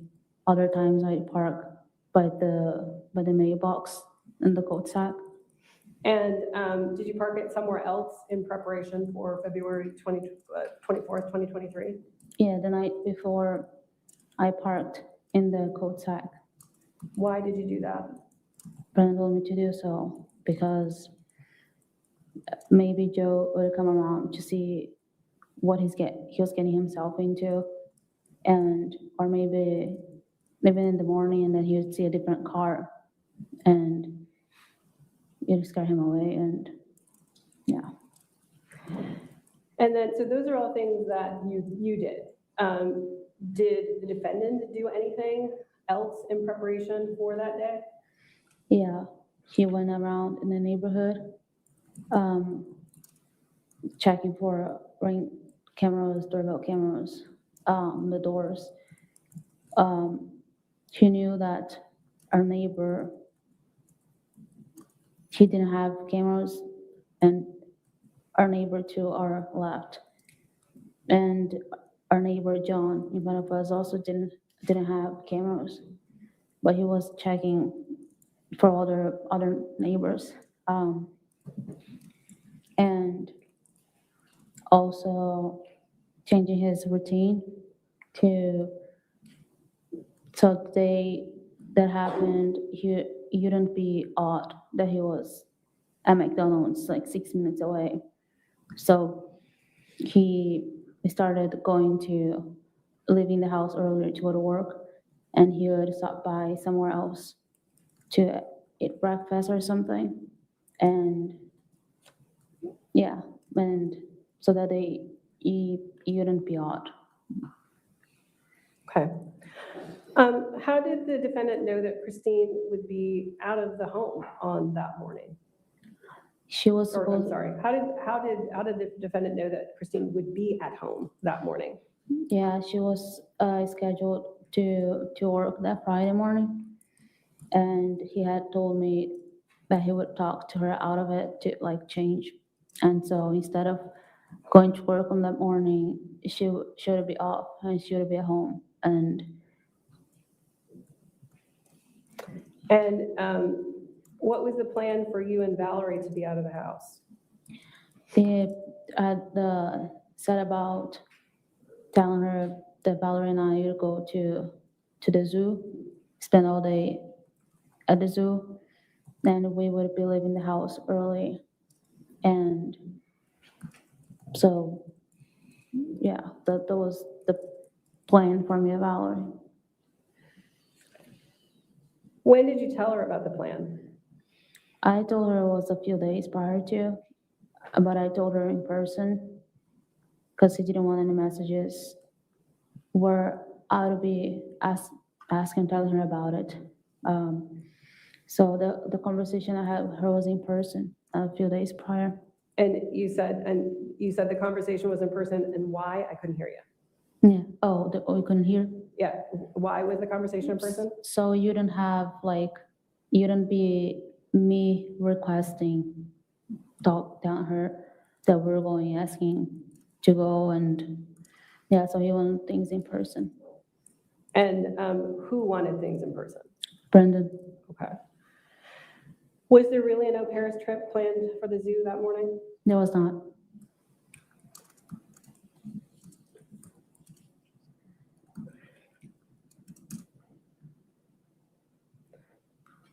When you woke up on the morning of the 24th, what happened first? I woke up early. I think I had an alarm on my phone. And went downstairs to the kitchen. Do you recall what time you got up? I would say 6 something. Did you wake up Valerie that morning? No, Brendan did. And who brought Valerie to you that morning? Brendan. Did he say anything to you when he left Valerie with you? She said Christine was asleep. And what did you do next? Next, I started getting her ready downstairs. And yeah, for now, I was just getting her ready, like in the living room downstairs.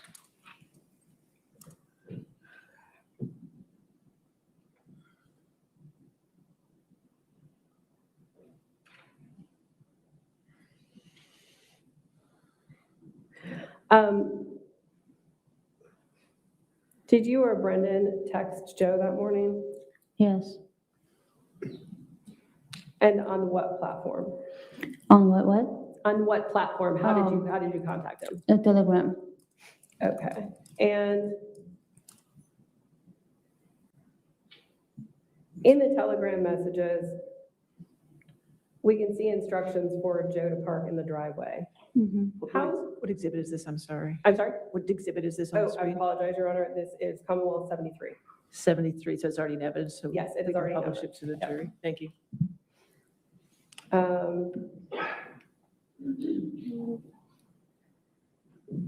apologize, I'm not exactly on what page.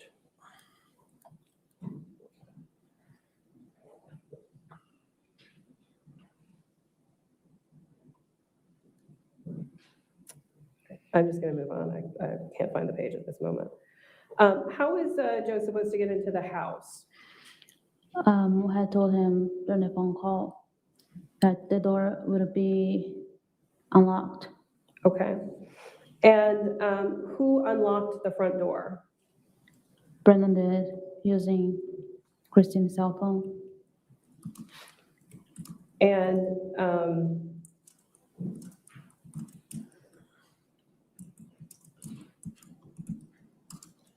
I'm going to show you, I could have the view to be to counsel and the witness only at this point. Commonwealth 231. Was that 231? 231. Thank you. Can you see that? Yeah. Do you know what that is? Do you recognize that? I would say it's Christine's cell phone. And do you recognize the app that is showing? Yes, that's the tab that will control the front door lock and the thermostat in the house. And is this the app that was used to unlock the door? Yeah, How is the door going to stay unlocked? it has to be changed. It has to be deactivated through the app on the cell phone. The person can choose how many minutes the door is gonna lock. And Judge, at this point in time, I'm going to ask to admit Commonwealth 231. Any objection? Okay. All right, 231? And that can be Gotcha. published to the jury. And published. Yes.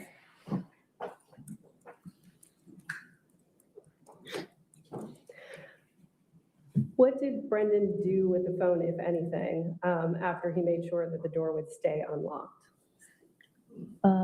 he deactivated the door lock on her phone, and he turned it off and hid the phone in the drawer in the bar area we have, like in the kitchen. And at this point, we can terminate the view. All right.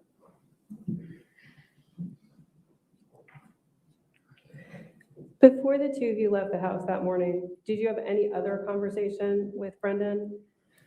No, he had, after I texted Joe, he said, Brendan told me he would be leaving the house at that moment, for me to wait a few minutes before leaving the house with Valerie. What, if anything, did he give you in that morning before the two of you left? Gun, What kind of gun? it's a handgun. And what did you do with that? I put it in my pocket, in my sweater.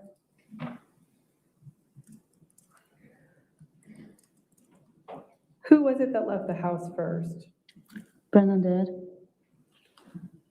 And what was the plan for him that morning? Where was he going to go and what was going to happen next? He was going to stay, he was going to go to the McDonald's, which is, it's like 5-6 minutes away from our house by the clock tower. And he would stay there until whenever I call him. And what were you supposed to do? I was supposed to stay in the car with Valerie to put something on her iPad for her to watch.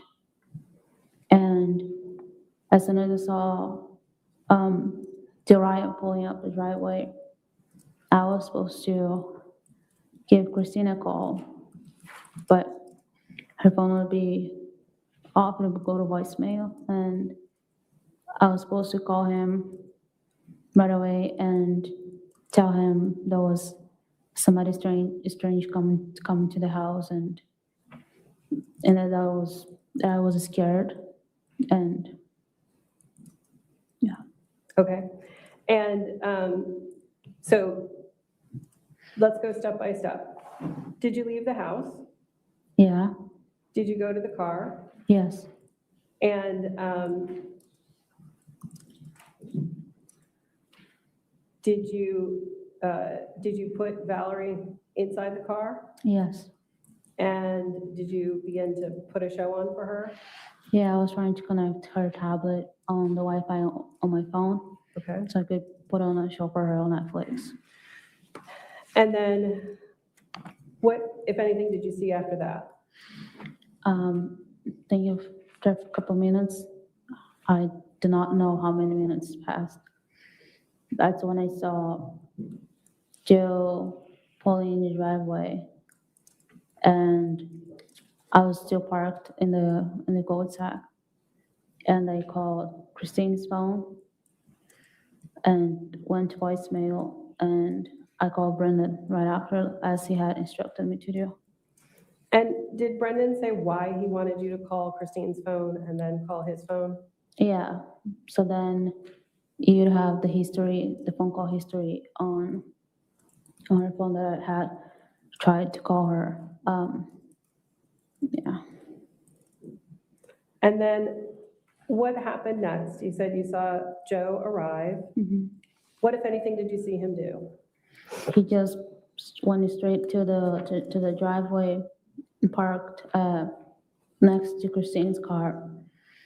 And I called, after I called Christine, I called Brendan, and then he picked up the phone, and I was telling him just the way he had said, and like, there's somebody strange coming to the house, I'm scared. And he told me for me to stay there, he would be coming home, and that he would try to also call Christine.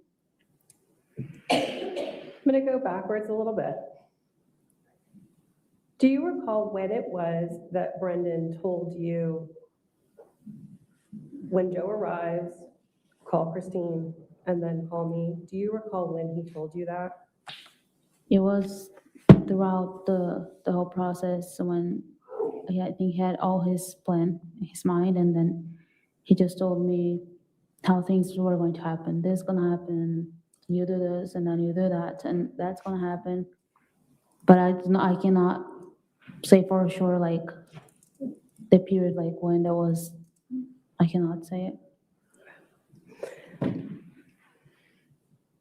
At this point, you've seen Joe Ryan go into the house, you've made your phone calls. What, if anything, happened at this point? After I call Brendan, he says he's coming, and then a few minutes pass. Again, I don't know how many minutes. But it felt like forever. And he arrived, he parked his car next to the mailbox, and he got out the car. He was crossing the street, and I got out the car. I got Valerie out of the car too. Then we went following him to the back of the house, to the door that leads us into the basement. Okay. And whose idea was it to go into the basement? Brendan. And whose idea was it for all of you to go into the basement? Brendan. And did all three of you go into the basement together? Yeah.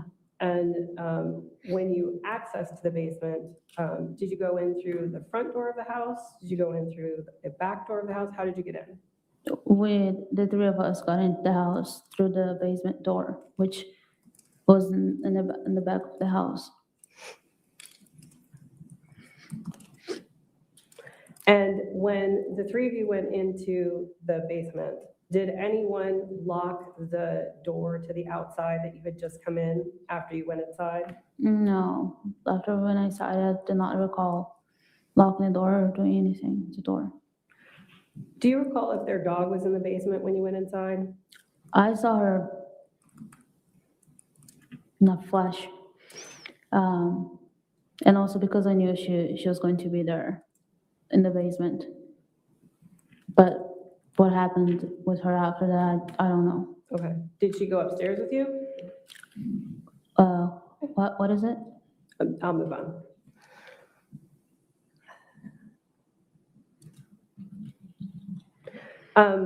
So is Valerie still with you at this point in time while you're in the basement? Yes. Okay. And so what did you do with Valerie? Brendan had told us to stay there in the basement. And again, I knew we were supposed to stay there, she and I. And he went upstairs to the main floor. Okay. And what if anything, did you do? I just stayed with her. And after a couple minutes passed by, and I had told her for you to like stay here. And then I also went upstairs to the main floor. Was that something that you decided to do, or was that a part of, was that something that you were told to do? It was something I was told to do. It was part of his plan. Say that again? It was part of his plan. Okay. And when you say it was a part of his plan, whose plan? Brendan's. Okay. So you left Valerie in the basement, and you said you went upstairs? Mm-hmm.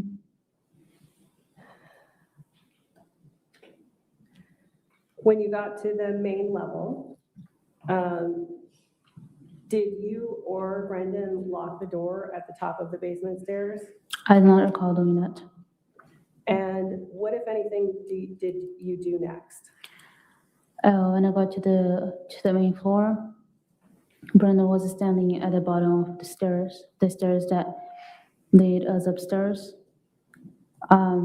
And he was just listening. Then he gestured to me like for me to wait, just listen to the sound. And the sound was like slapping. That's just, when you're slapping somebody, that's the sound we could hear. And what, if anything, happened after that? I think we were listening to that sound for a few seconds, and he took his gun out. And because I also had the gun with me, I just did the same. And he proceeded to go upstairs, and I just followed him upstairs to the master bedroom. Who opened the bedroom door? Brendan? Did you go inside the bedroom? Yes. And what did you see when you went inside the bedroom? When we first get into the bedroom, I could see that the bed we have in the master bedroom was kind of tall. And so from my point of view, all I could see was like Joe. At the moment, I knew it was Joe, like on top of Christine, in a way, I'll describe holding her down. And that was my first view as soon as I get into the bedroom. Were you able to tell, were you able to see Christine at all at that point? At that point, no. Did anyone say anything when the two of you went into the bedroom? Yeah, when I got to the bedroom, Brendan said, he yelled, "Police officer." And Christine's first reaction, that was the first time I heard she say anything at that point. Then she yelled back at Brendan, saying, "Brendan, he has a knife." And yeah, that's when Brendan first shot Joe.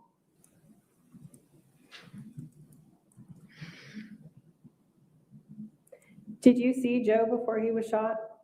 Yeah, What did he look like when he saw Brendan? shocked.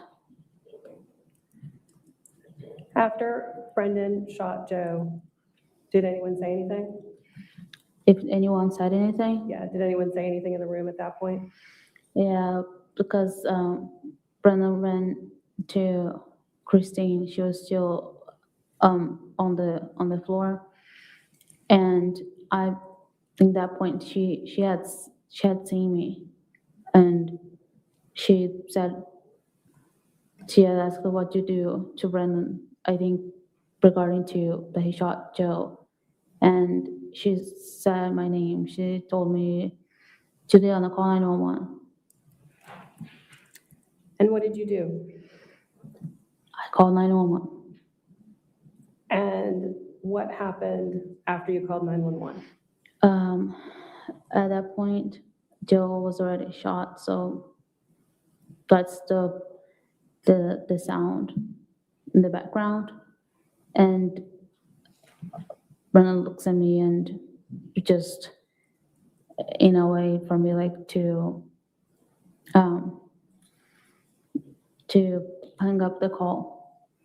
Did he tell you? Did he say, "Juliana, hang up the call"? No, he did not. How did he communicate to you? A gesture? And what gesture did he make? This. And so what did you do after he made that gesture? I hung up the phone, the phone call.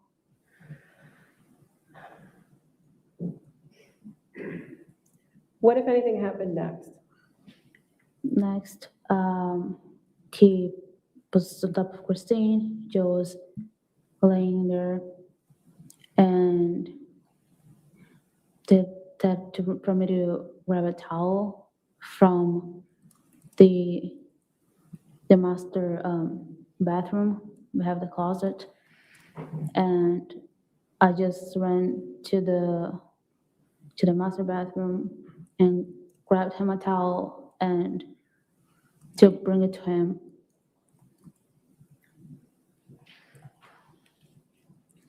And at this point in time, could you see Christine?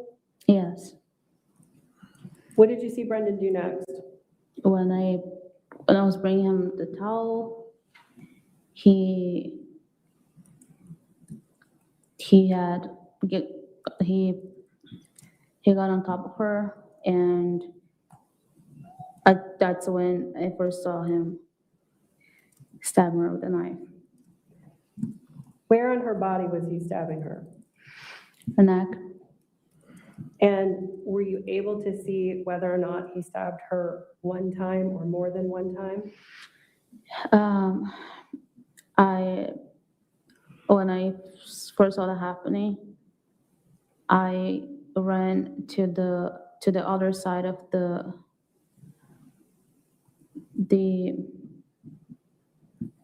bed, and I was just crouching down on myself and covering my ears and covering my eyes.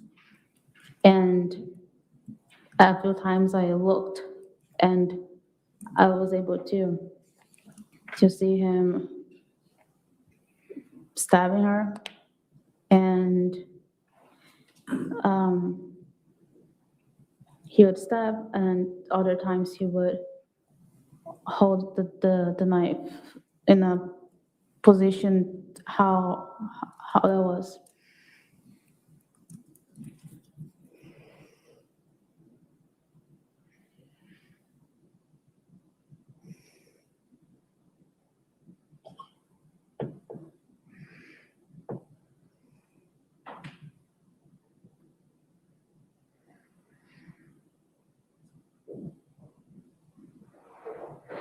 He said he was holding the knife in a position. Yeah. How was he holding it? This position, I think when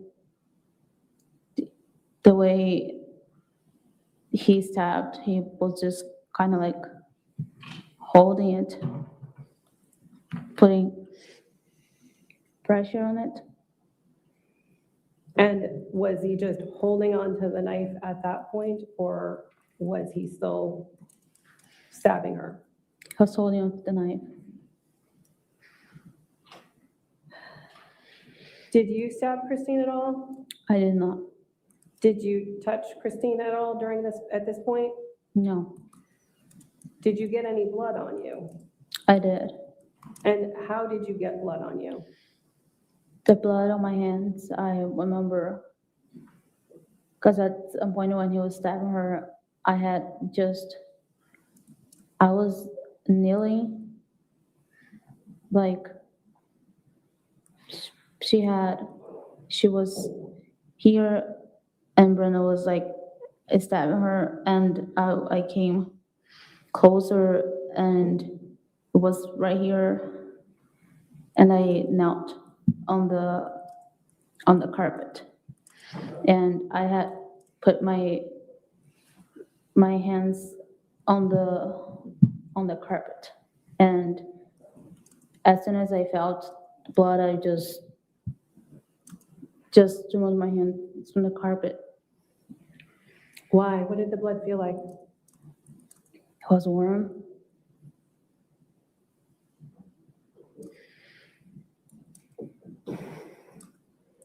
Did you get blood on any other part of you? Yeah.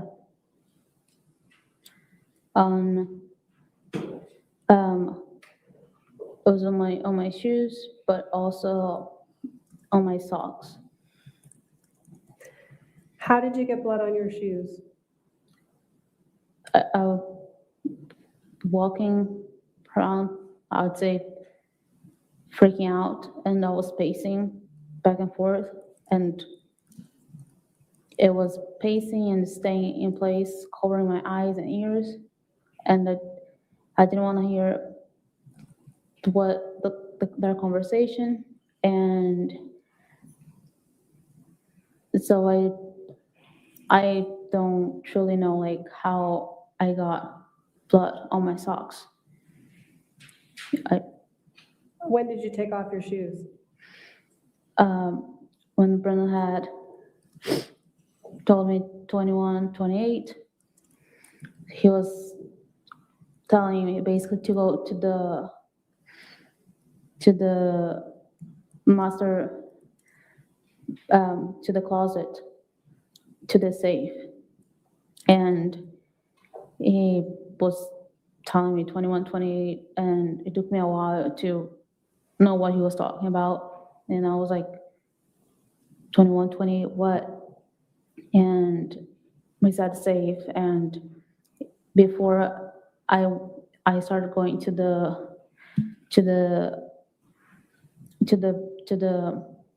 closet, he told me take off your shoes. And I took off my shoes and I proceeded going to the safe. I got my tiptoes, like, with my socks on.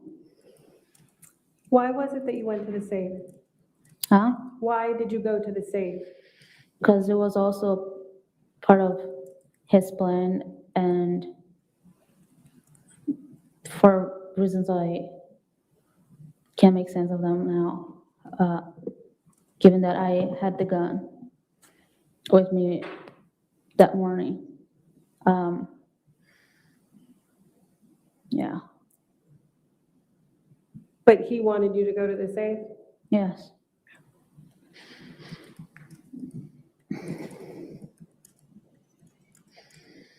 Okay, I'm going to show you a series of photographs at this point.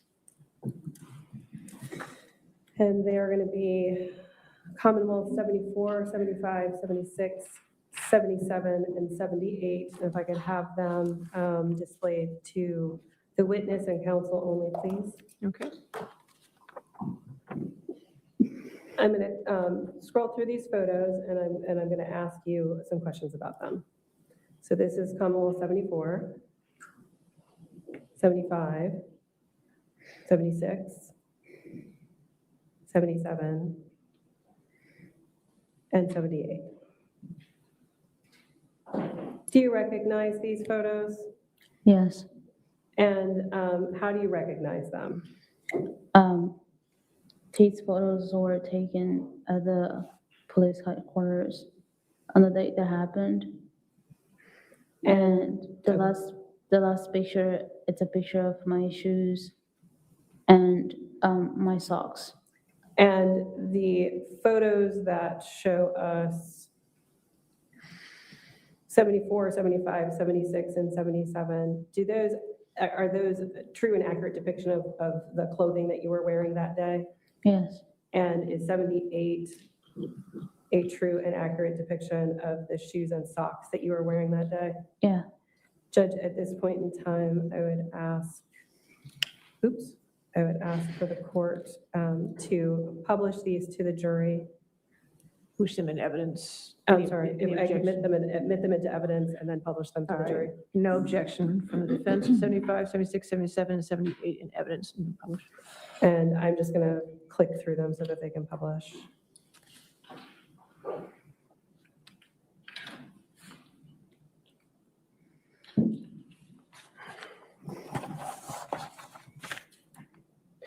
And we can terminate that view, please. Okay.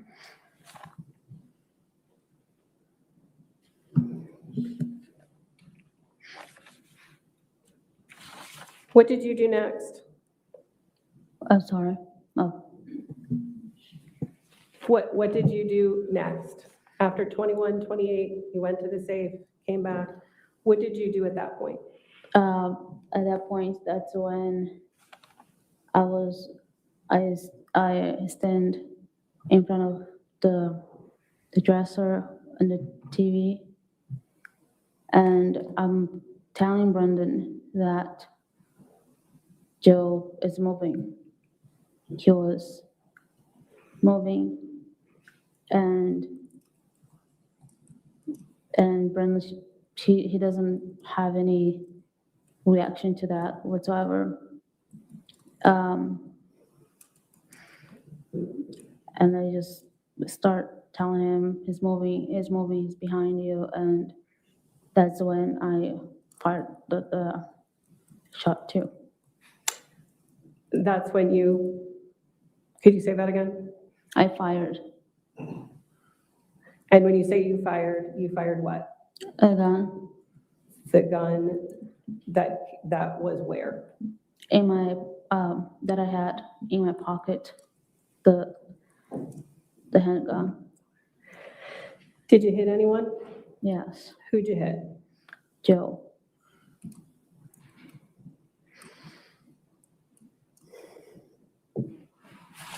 What happened after you shot Joe? After I shot him, he falls back.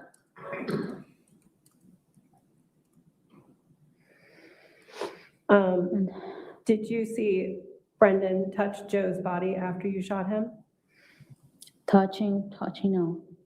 Did you see him interacting with Joe or Christine after you shot Joe? Well, he was still stabbing Christine, and he got her blood in a handful of blood, and he starts dripping on Joe's body. Did you ever call 911 again? Yes, Why did you call 911 again? I called 911 again when Brendan told me he was ready for me to call. And when you made that call, do you recall what you said? I think I do not remember everything he said. I remember saying that I guess a friend of mine was being stabbed and somebody was shot, and I couldn't talk the rest of the call. So Brendan took the lead, and he was the one talking to the responder on the phone call. Did the police arrive that day after you called 911? They did. What did you do when the police arrived? The person on the phone, the 911, she told me to not hang up on the phone and go make sure the front door is open. And so I went downstairs to make sure the door was open. And that's when they were already at the door at that point. And that day, on the day that the murders took place, did you speak to the police that day? Yes. I think the first time I spoke to the police was in the driveway, and they took Valor and I to the police headquarters.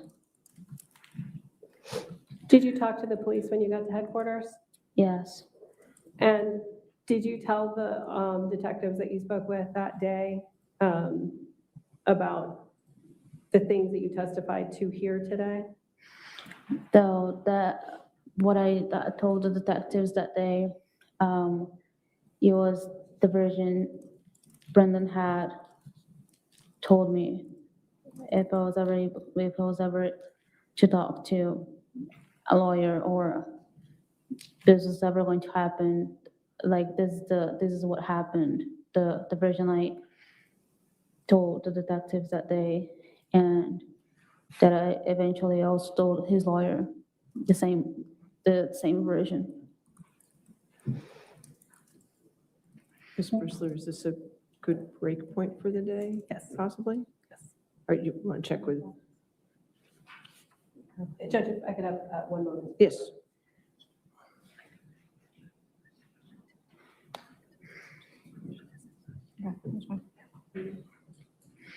Yes, Judge, this is a fine place to stop. All right, just stay right there, ma'am. Ladies and gentlemen, since it's 5 o'clock, we're going to go ahead and release you for the day. Just a reminder tonight, don't look at any news, don't look at any social media, do not talk to anybody about this case, and please do not do any outside research, okay? And Deputy Johnson will take you back, and just make sure you get here tomorrow at the correct time so we can start right on time tomorrow at 10 a.m., okay? Perfect, thank you.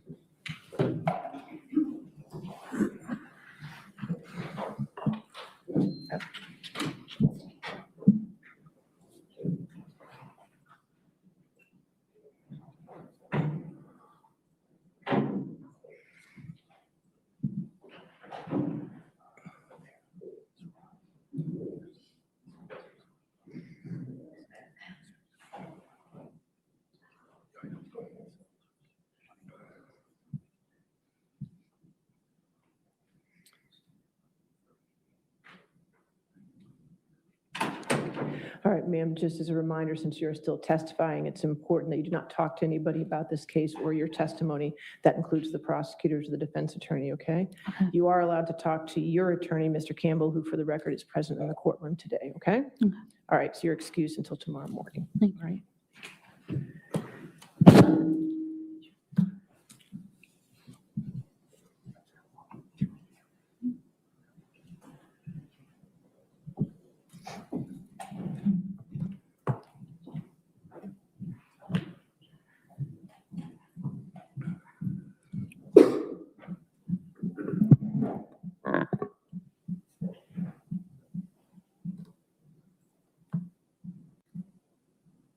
All right, anything further for this evening? Yes, Judge, I'd like to. You want to approach? Sure.